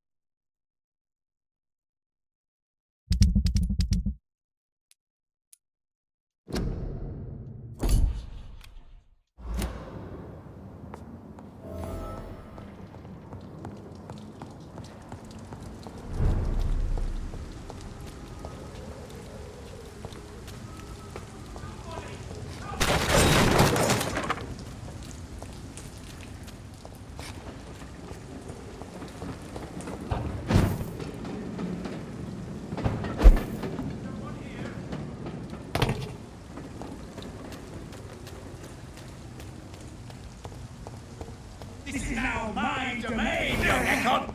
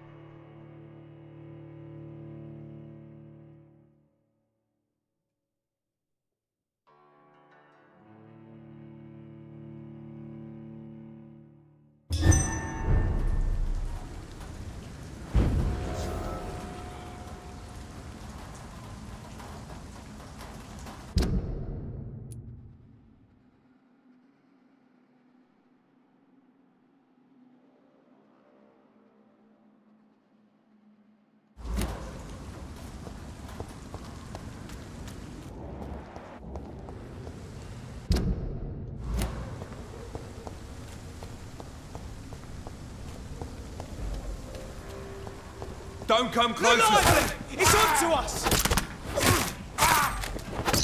Over there!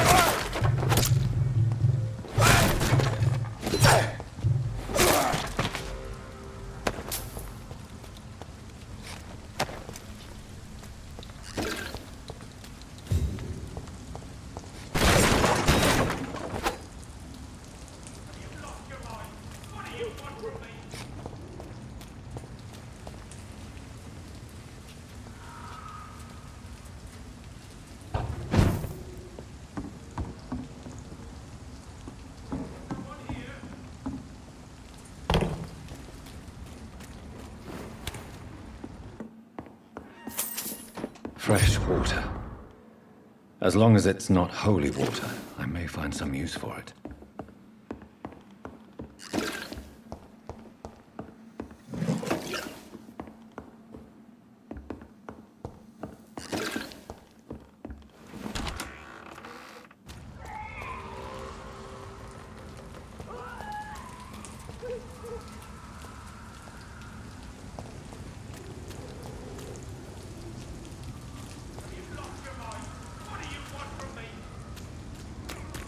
You Londoners are no match for me!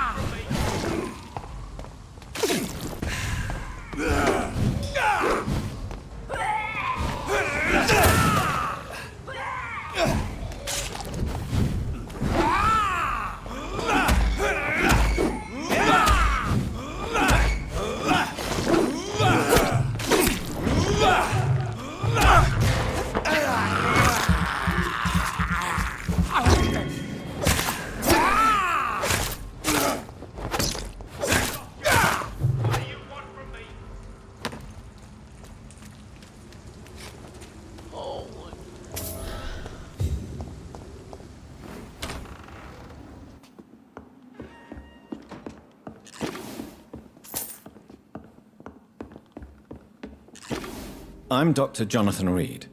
Do you need help, sir? I think I'm fine. But what happened to my jailer? Be careful. He's as vicious as he is strong. You don't have to worry about him anymore. What happened here? I am Tadao Kimura. I was imprisoned by this lunatic for several days. I thought I was going to die here. You're not going to die now, Mr. Kimura. If you hurry, you should be able to get home safely. It seems that I owe you my life. You have all my gratitude, Dr. Reed, since it is the most precious thing I possess.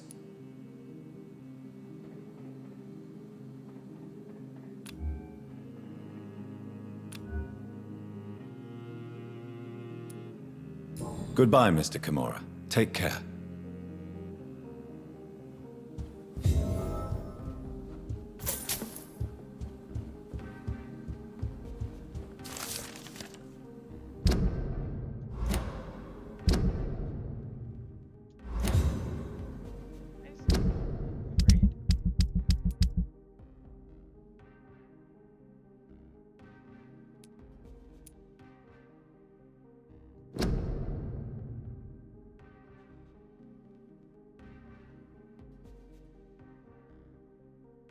Heresy of the pureblood. Pureblood. We know the expression. We heard it in the foul mouth of the heretics and the foreign barbarians. We used it sometimes ourselves. But do we really know what it means? A vampire born from an immortal body. What a disgusting idea. How would such a creature find its place among the livings? What would be its purpose? Ours is clear, gentlemen. Ascon is here to protect the Empire and all its citizens. We are protectors and shepherds, even when sometimes sacrifice a sheep for some sustenance. Whoever will be found guilty of succumbing to the desire of breeding immortal children shall be eradicated from the law of Ascalon by Lord Redgrave Founder.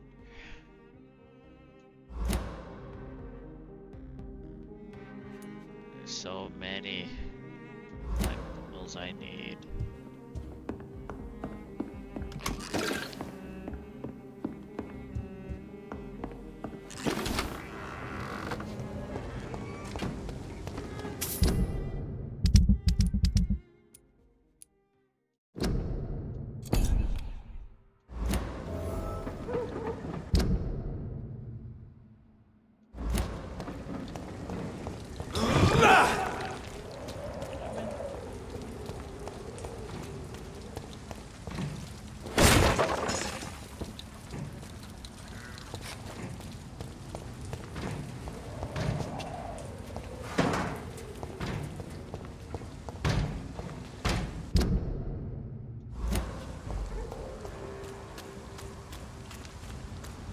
Turn around, sir.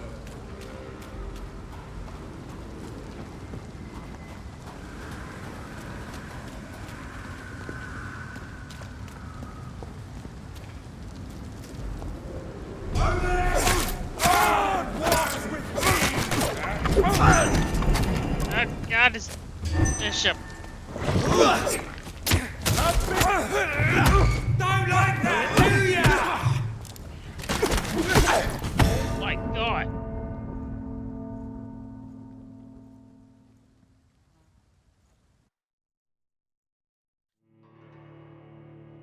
There's so much death this chapter.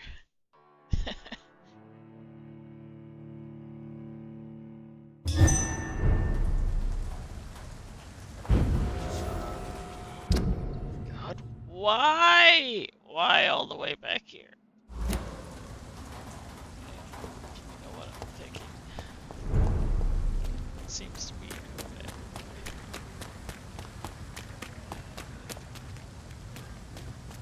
Where's this green? Oh. It's perhaps.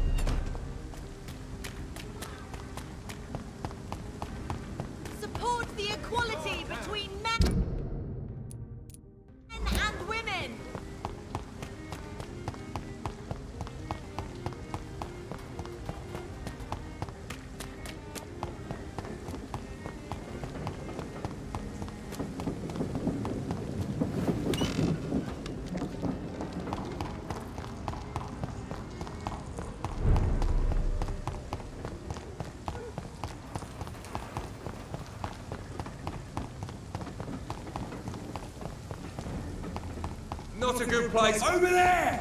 There's one of them vermin!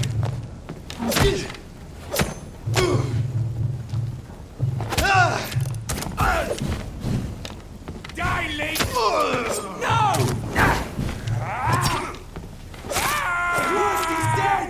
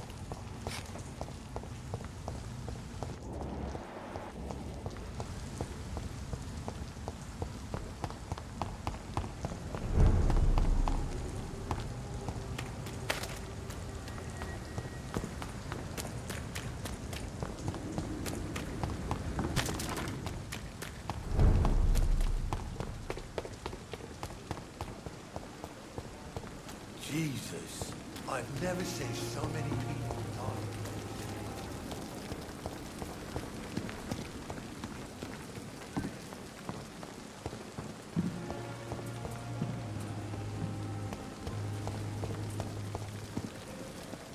Good evening, Milton. Good evening.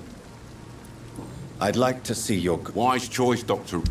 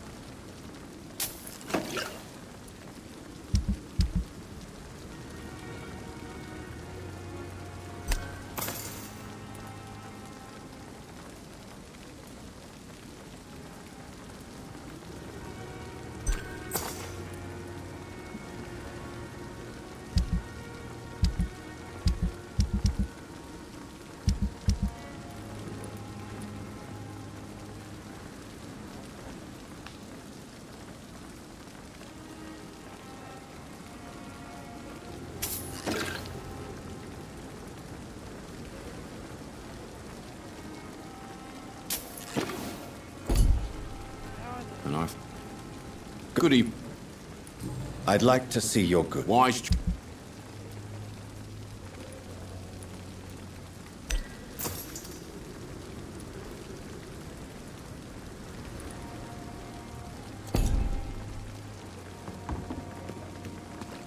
And I thought last summer's epidemic was...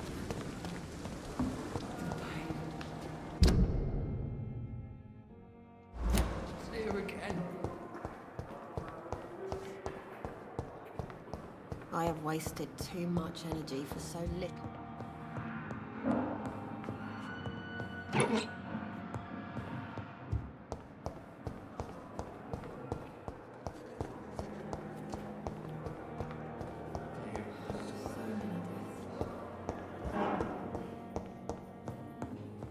sweet girl. Reads me like a book. It's locked. Never could keep anything from her.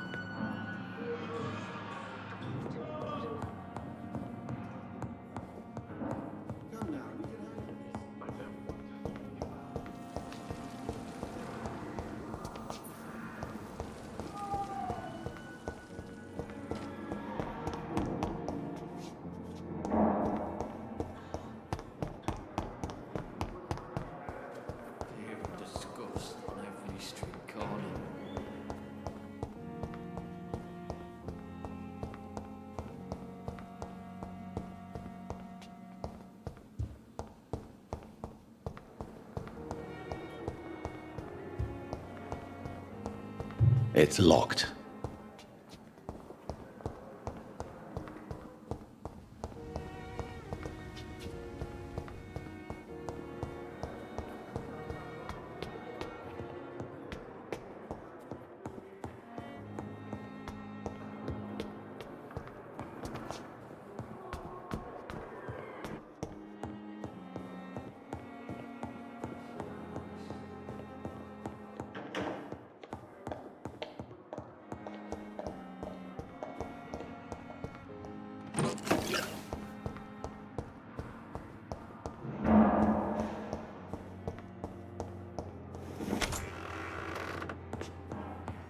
It's locked, all right.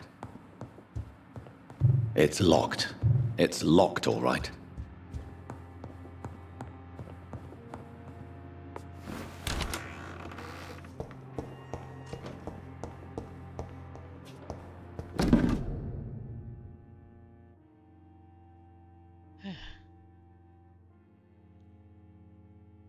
February reads third letter.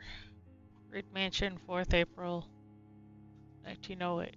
My dearest child, this is my last letter to you. I chose to hide it in the Pembroke Hospital. Do you remember how disappointed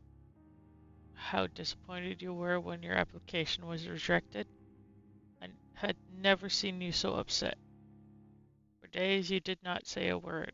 This is the first time I realized the darkness you had in you, my son. A black stone embedded in your heart, hidden to all, which I sometimes saw in your sister too. I feared for you both, for I perfectly knew what it meant to feel this gloomy mood. The dark side of the Reeds, the reason why I must go, now that I know I am condemned. I am sick, my son. The diagnosis is irrevocable, and the death will soon come. I refuse to be seen like this by those I love. This is my fault and my decision. You're so far away now, learning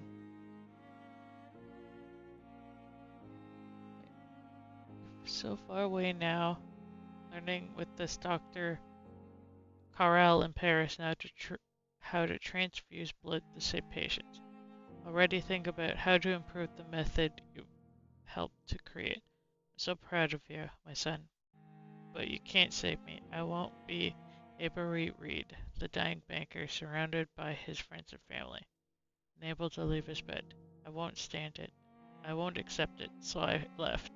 Just like you left us to become the great surgeon you were destined to be. The great surgeon I never want to see next to me, looking at me knowing I will die soon.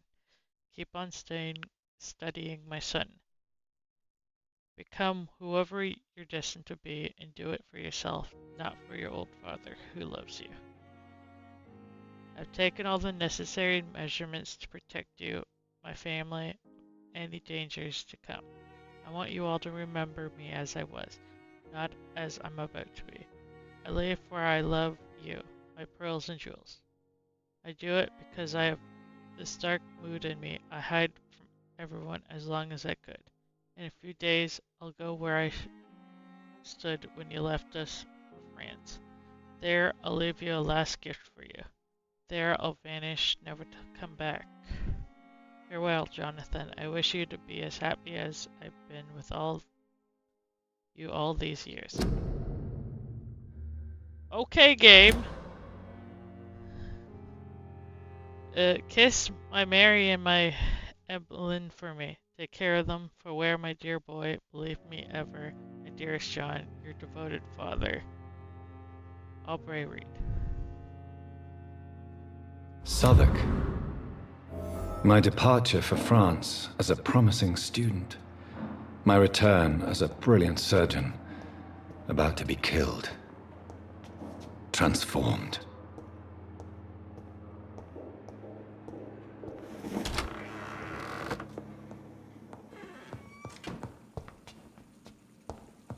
Done. Wait, what?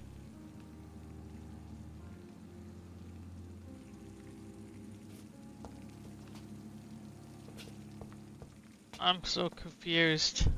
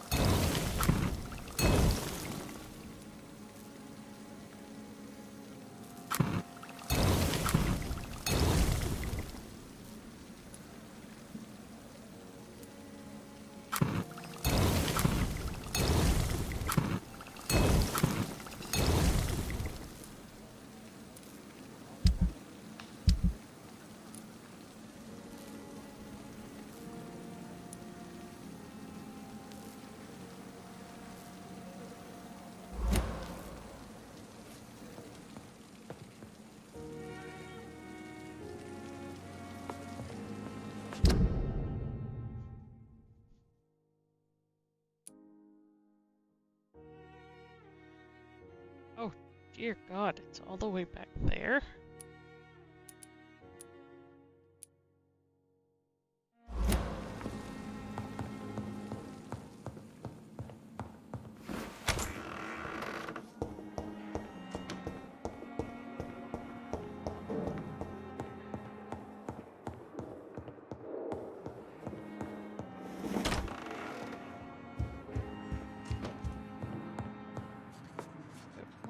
Hello, Jonathan. How are things on the West End front? Complicated, my friend. The rich and powerful feel threatened by the disease, and have asked me to put an end to it. Yes. It is odd how resolving a crisis suddenly increases in urgency when it affects those who matter. Do you know Aloysius Dawson, the famous tycoon, is well versed in vampire and occult knowledge? No, I did not. But that is no surprise. For half a century, it has been quite the trend for English nobility to join secret societies and occult circles. But Aloysius Dawson is only a rich merchant. Yes, richer than Croesus. Wealth is more respected than title these days, even in England. Did he contact the Brotherhood of St. Paul? Try to join your group? It would not surprise me, but I am certain he's never been a member. It looks like the epidemic is spreading to the western districts of London. I am trying to locate the source of the infection. It won't be an easy task, my friend. This disease is highly contagious. Do you not think epidemiology could be helpful in this matter? To retrace the origin of infection through time and topology? If anyone can perform such a miracle, it will be you, Dr. Reed. Since this epidemic is evidently linked to the vampire curse, we must find the original carrier to understand where it comes from. I admire your logic, Jonathan, but be careful. Rationality, when it comes to your kind, is not always a reliable lens. Does the Brotherhood of St. Paul know anything about the Ascalon Club? Well, I'm afraid that's unlikely. Ascalon is a sensitive topic, and whatever material the Brotherhood has, I may not have access to. Who could answer me then? Usher Talltree, our current primate, may be the only one able to answer you. He's a discreet man who lives in the West End. Thank you for your time, Edgar.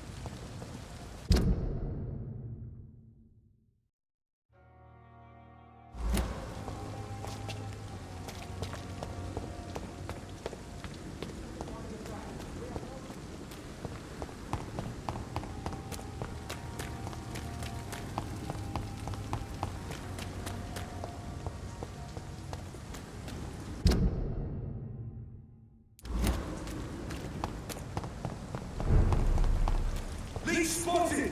Watch out, boys!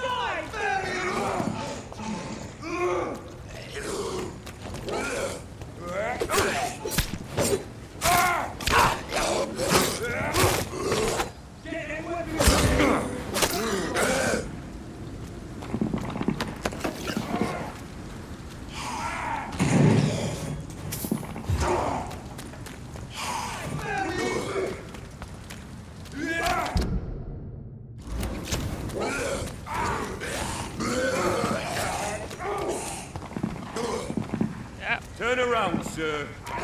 Stupid! Die, vermin! Die, vermin!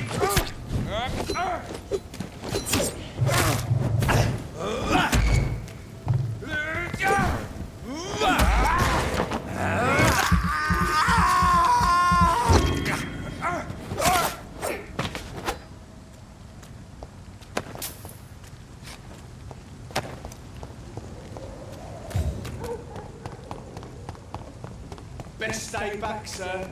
Over there! Oh, this way, vermin!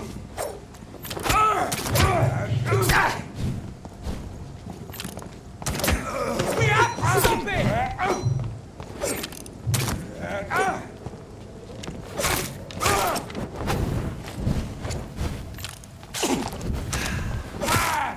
Shit! You'll pay for that!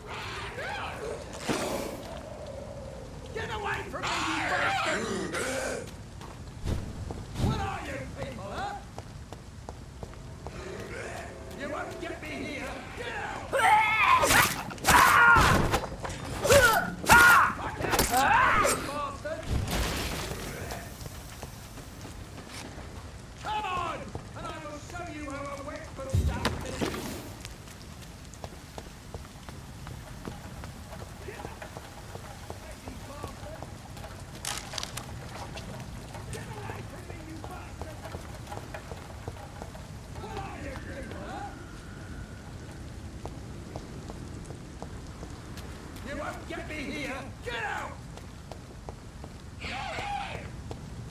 What are you, huh? I'll show you how a wet boot does business.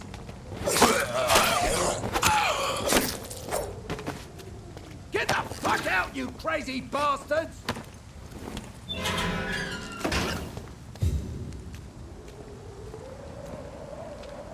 Are you all right, sir? What are you doing in a place like this? I'm not sure that's any of your business. I hope you realize that staying here will put your life at great risk. Pah! I'm not afraid of these guards of Priwen, or whatever these thugs call themselves. I can still kick some respect into those youngsters. I wasn't specifically referring to them, but are you really after these men? Why? They took my boy! I've had no news since he joined that crazy gang. So I decided to come and find him myself, to get some answers. I see. But as I said, your life is at risk if you stay here. And I'm not referring to the gangs either. You should leave, sir. Well, this part of town used to be nicer, let's say. Perhaps you're right. This isn't the best way to save Andrew.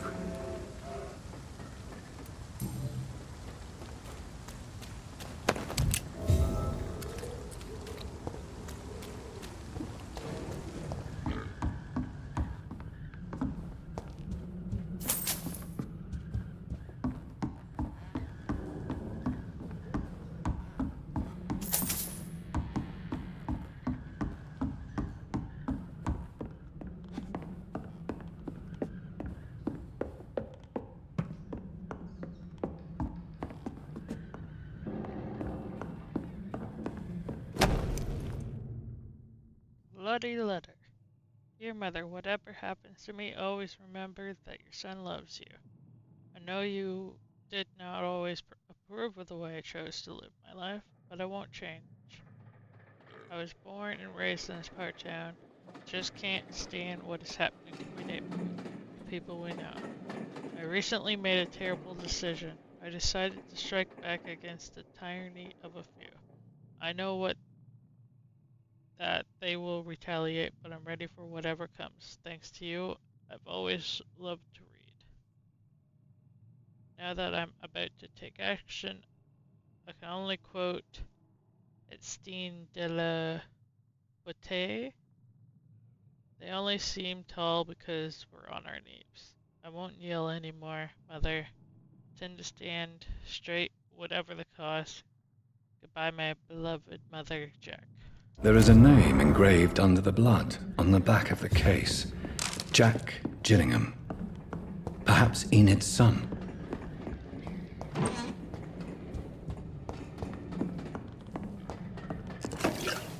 This is going to take me anywhere.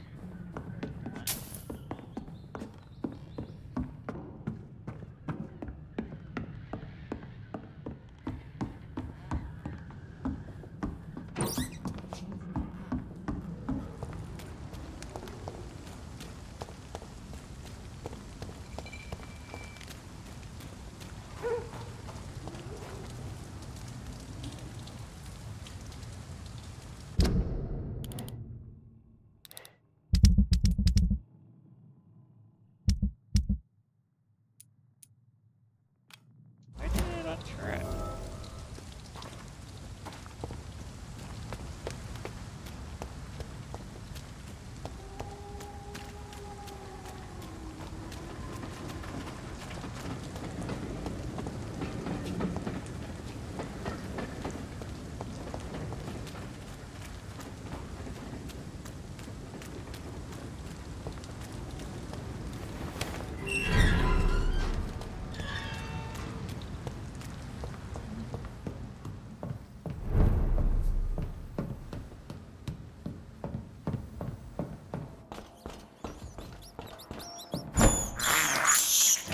This is despicable.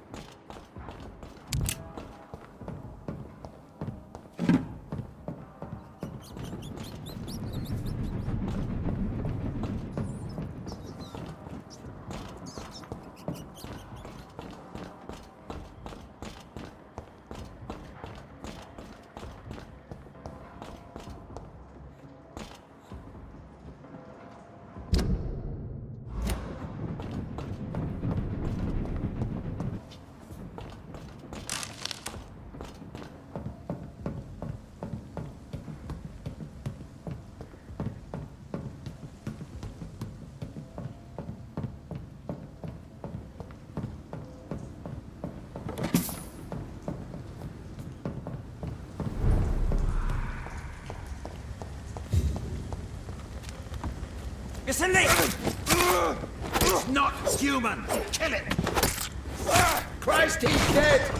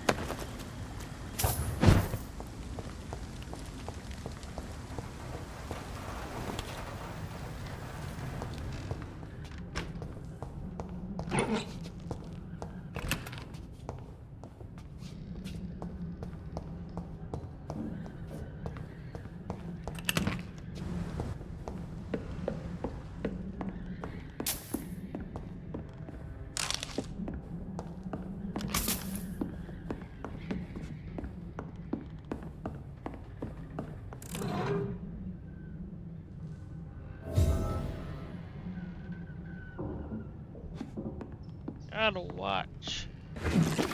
All that for a watch.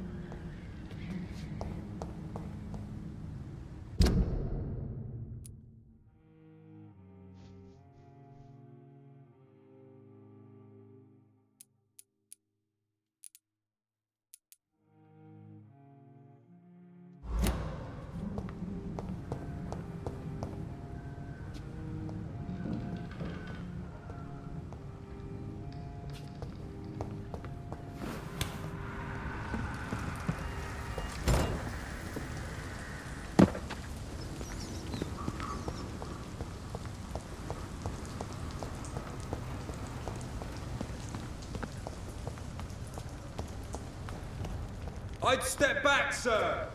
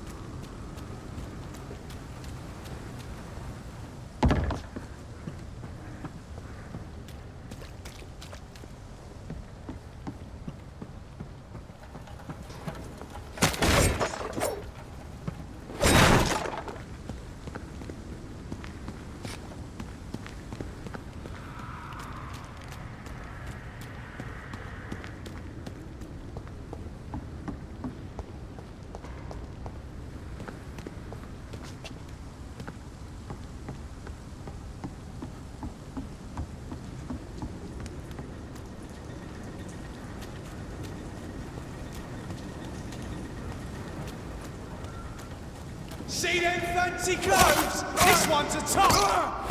No! Get a taste of this!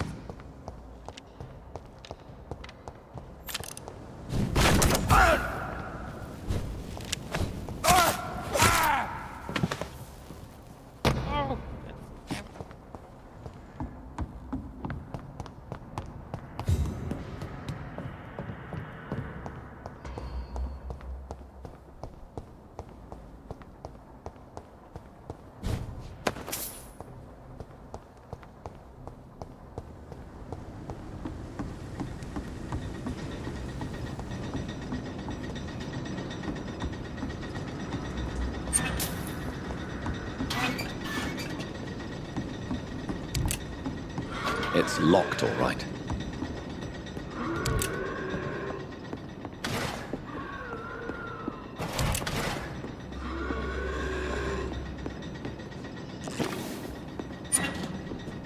It's locked.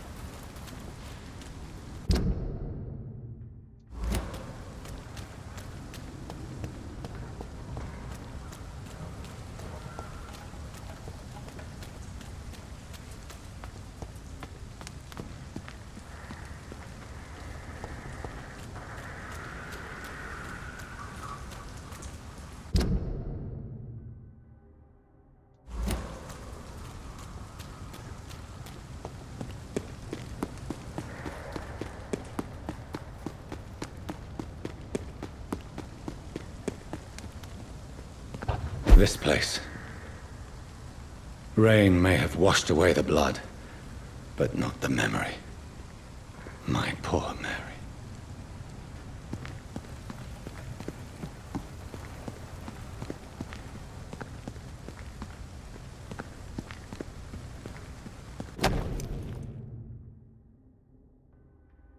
Warning note.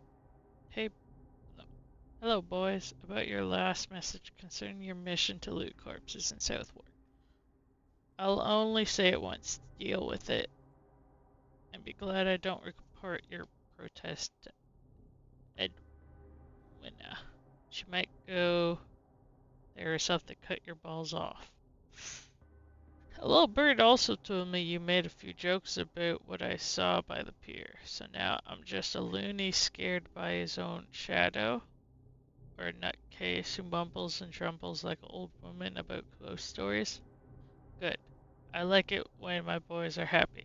Be sure that nutcase will come to piss on your bloody carcasses after the fucking monster I saw has sucked your brains out. Enjoy the following nights, fellows. I heard they will be foggy and rainy. Booth D. This is my watch. Damn grave robbers. Ha! Dead.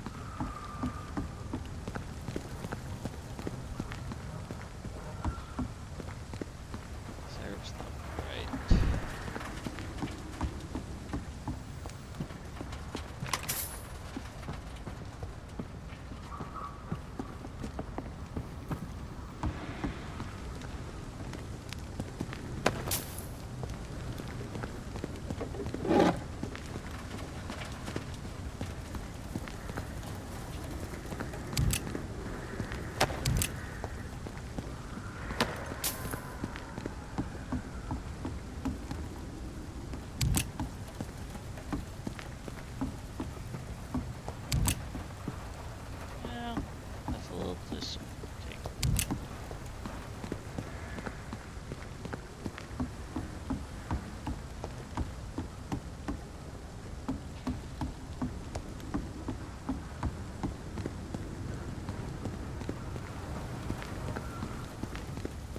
the walk all the way back.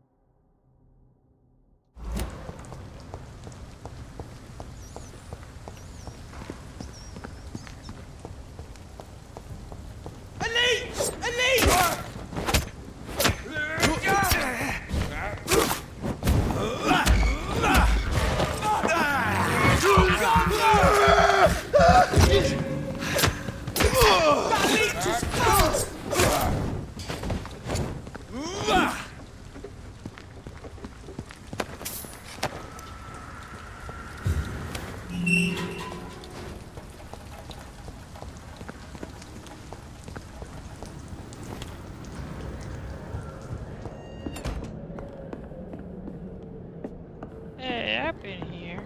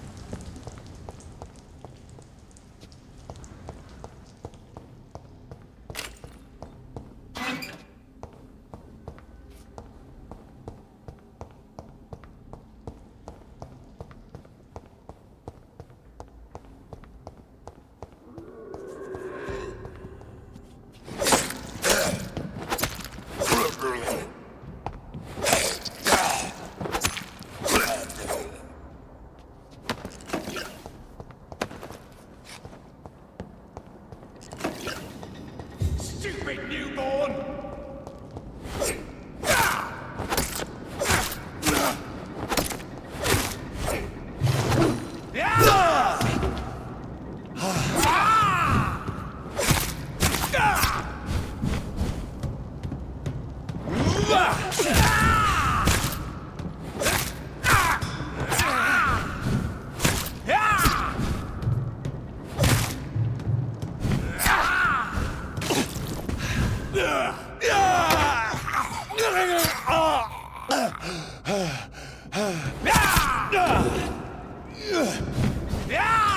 You're feeble!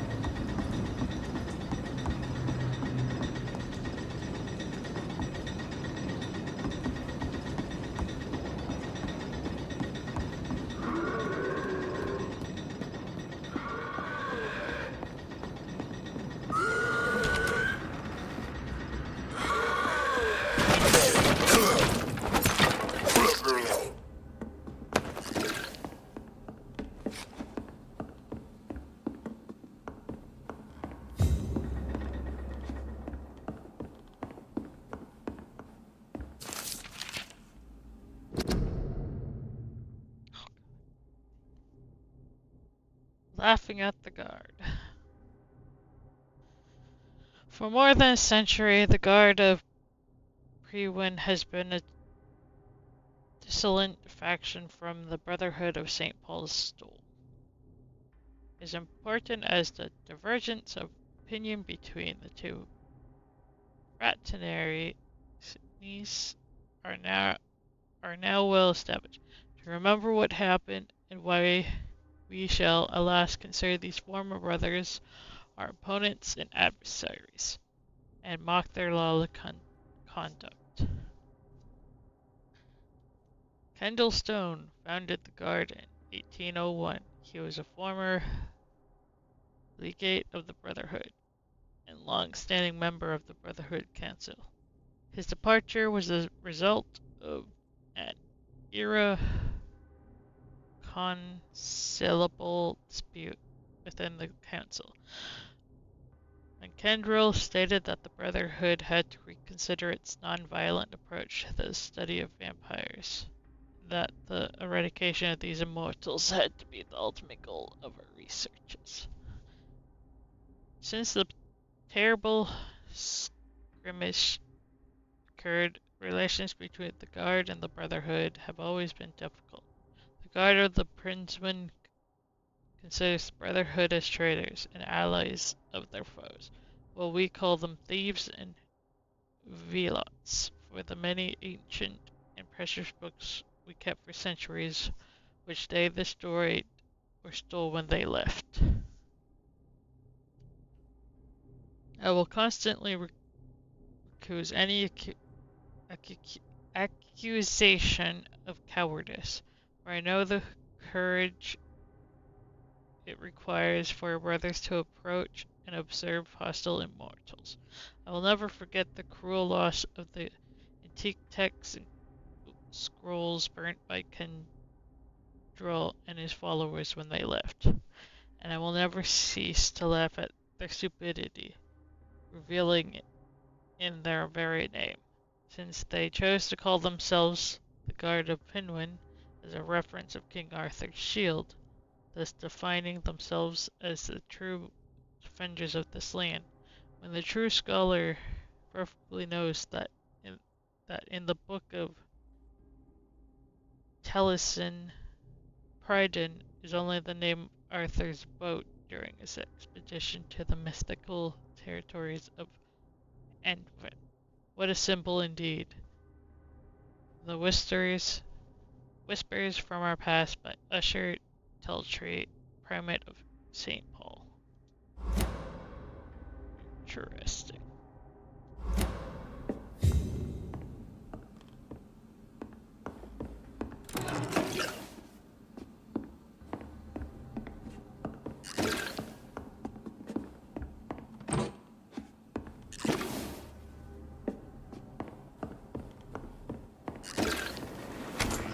Kinda hoping for a weapon, but a collectible.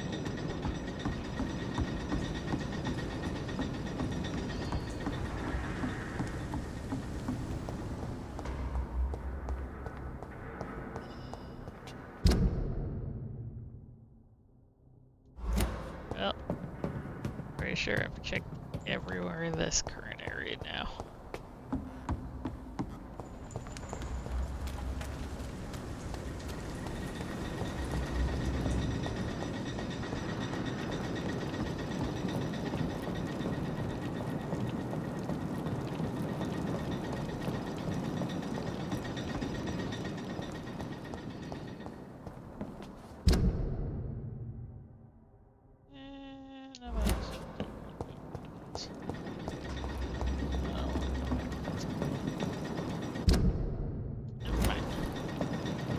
Confusing myself horribly.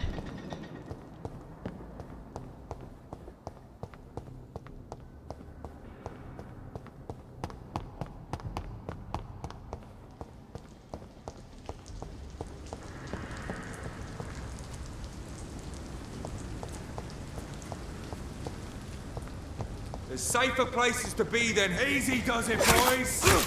We can deal with this vermin. I'll take his head!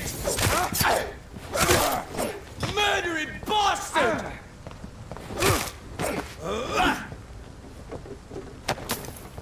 I sure am.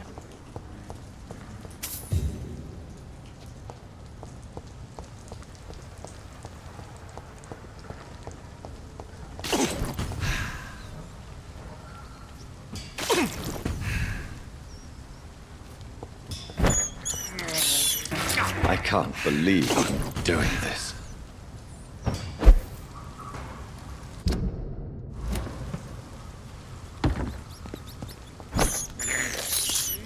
This is despicable.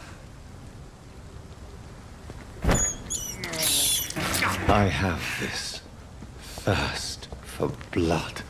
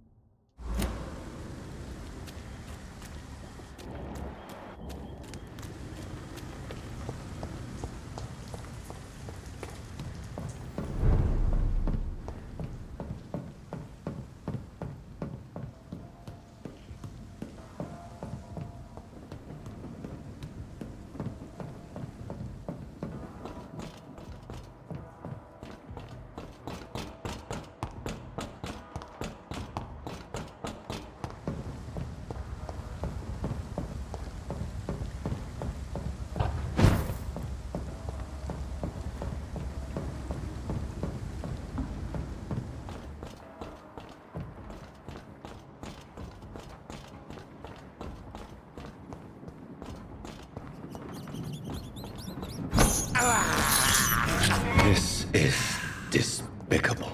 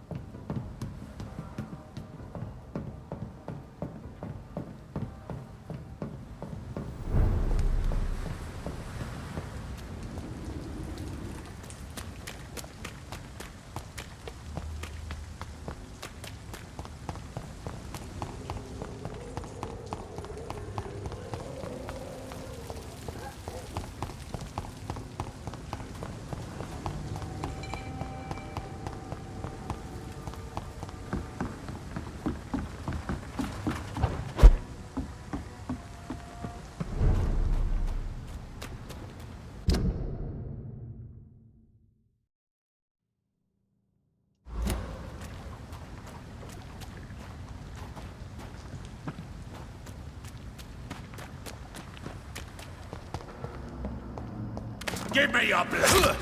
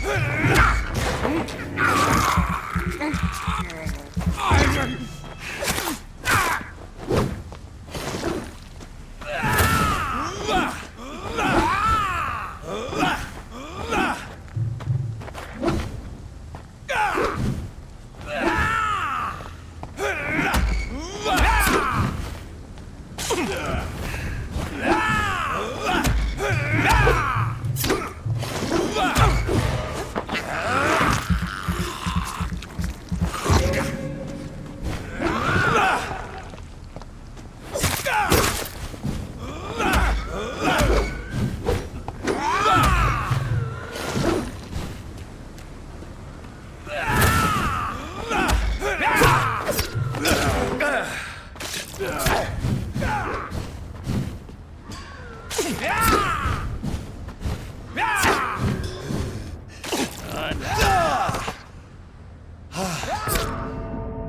I was doing so well.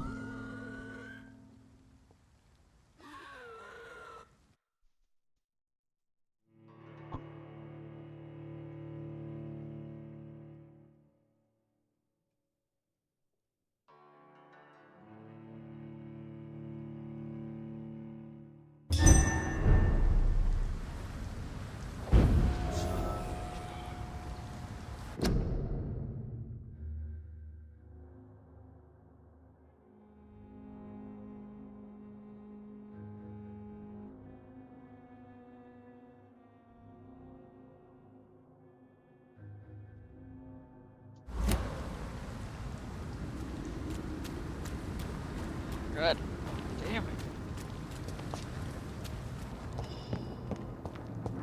I will.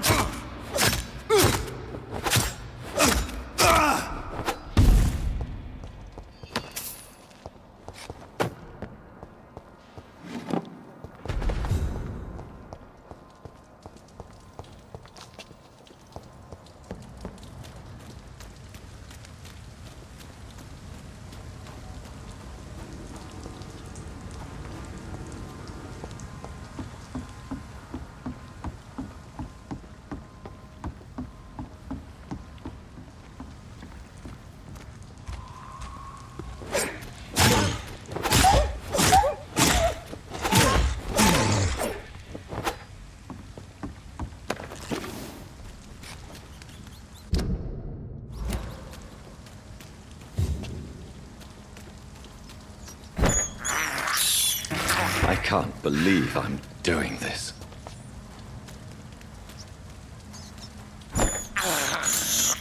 I have this thirst for blood.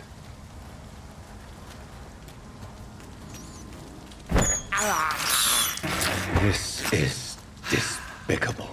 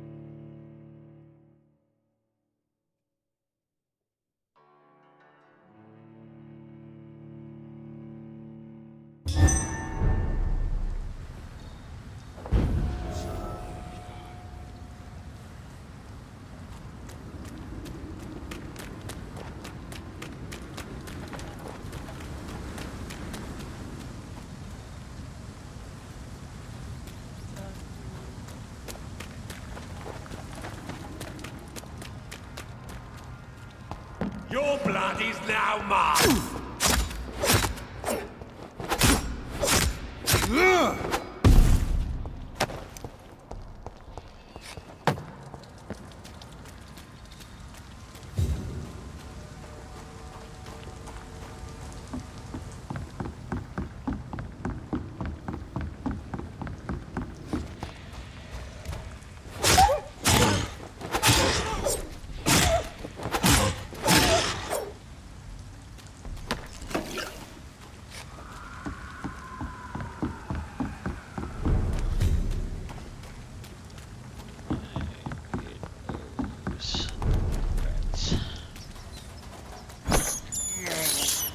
I have this thirst for blood.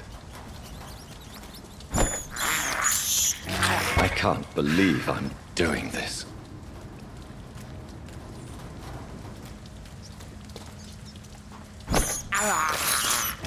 This is despicable.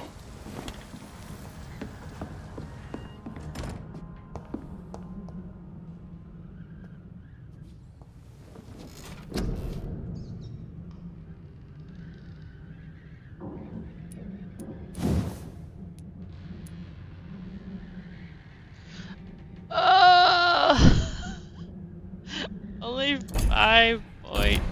Kidding me.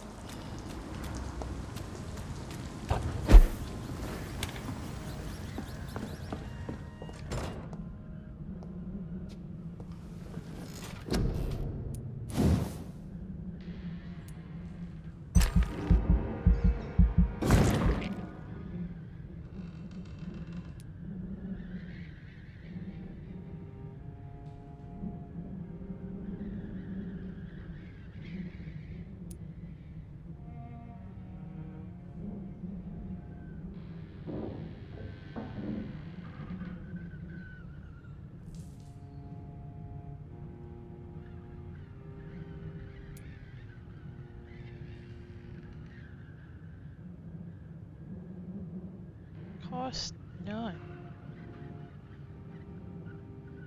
But I think it takes like 30 seconds.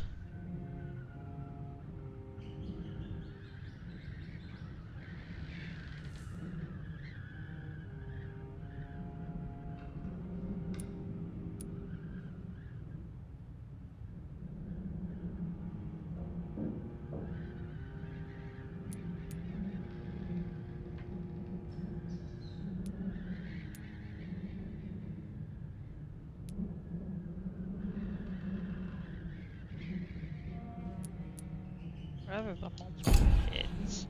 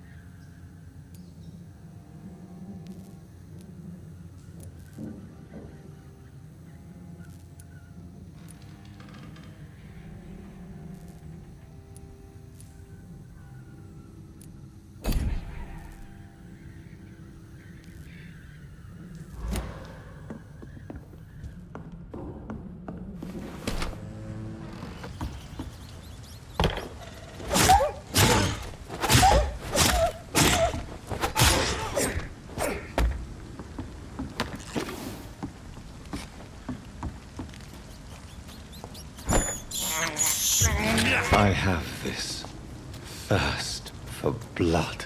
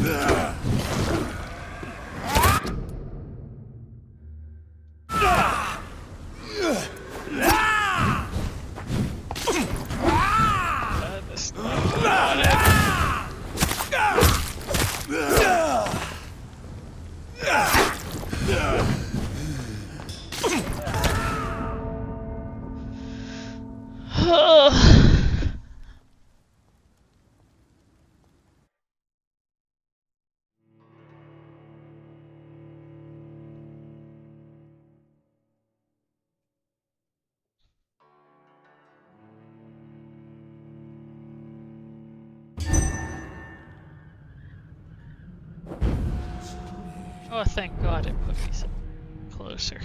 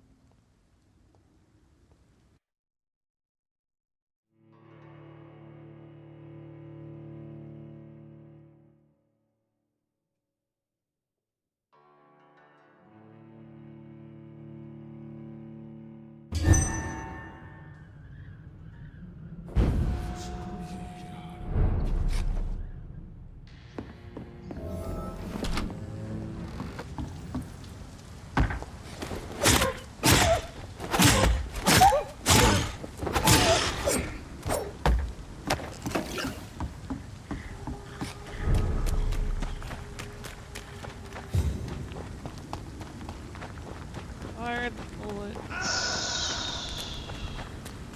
Change.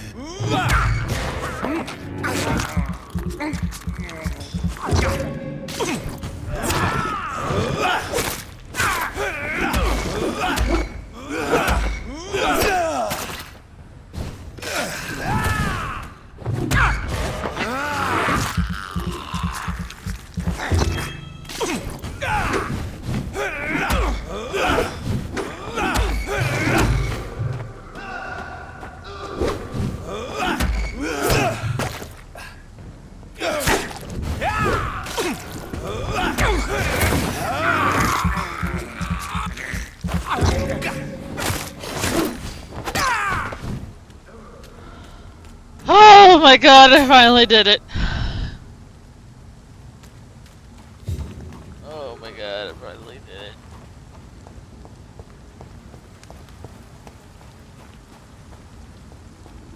I avenged Emily.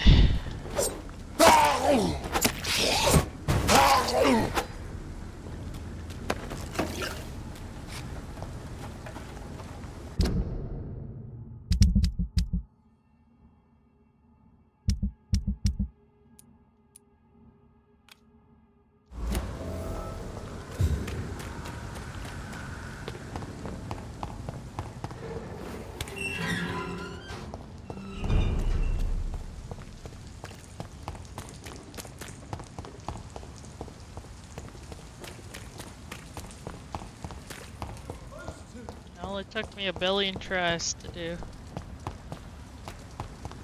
Women's right to vote is only the first. Good evening, Miss Ashbury. And good evening to you, Dr. Reed. I have found out what happened to your friend, Emily. I can handle the truth. There's no need to hide the bloody details. Your friend was planning to become a vampire. She thought she'd met an honest one and made a deal with him. Unfortunately, Emily did not survive the process. My mother told me many times about the risks of being turned. I often suspected she exaggerated the danger to avoid me being tempted. No, the risk is real. Have you any idea what a body has to endure? To become an organism entirely consumed by its need to process and recombine blood? I should never have talked to Emily about vampires. I never thought she'd actually try it without me. Thank you, sir. Here, take this for your discretion. Goodbye, Charlotte. Give my best regards to your mother when you see her. She's been quite busy these last few nights.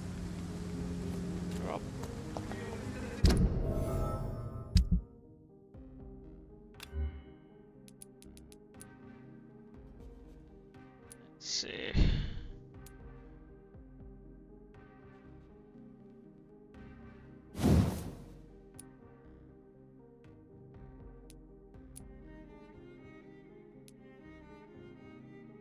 If I've stunned and it hasn't been given things yet. Do the house! Remember, don't let any strangers come. It was worth it! She sometimes sneaks out alone. Old letter, Reed Mansion, 8th March 1908. My dear Avery, as I've already told you several days ago, I may be forced to leave England, only for a few months. While I'm away, until my son comes back to London, I want you to take the best care of a house. I already made the entire necessary arrangements to have your wages increased and paid as long as you'll work. Promise me you'd protect my dear wife and serve her to the best of your ability. For that, I thank you from the bottom of my heart. If I am never to return, you're the only man I truly trust. Believe me, your most affectionate friend, Aubrey Reed.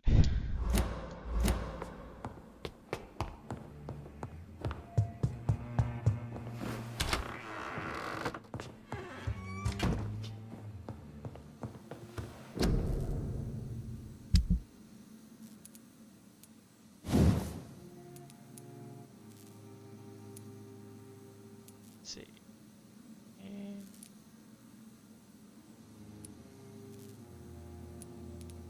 37.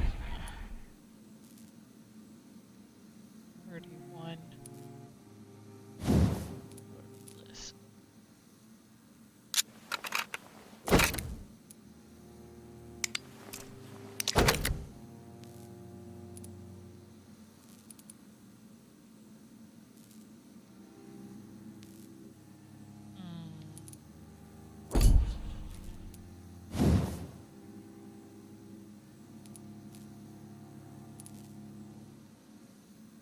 Or stun.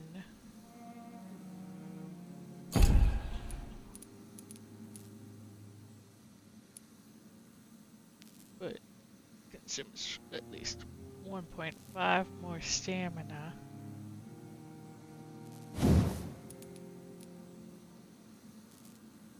Or 3 less stun. One that will have lower stamina.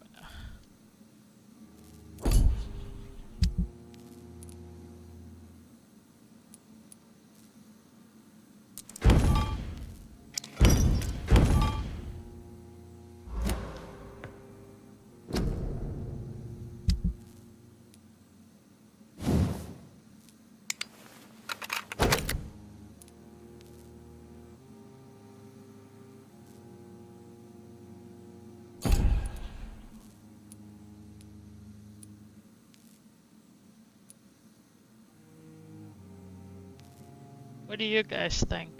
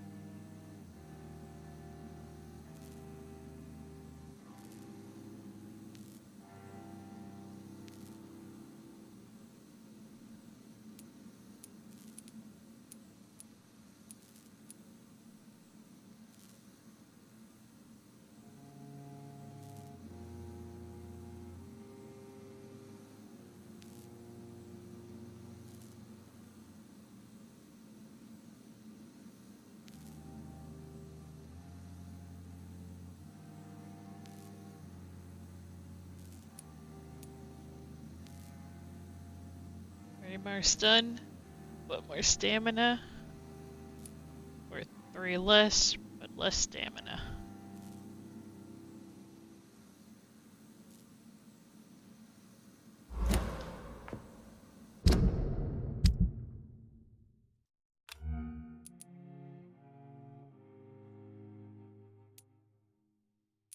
They're both the same speed.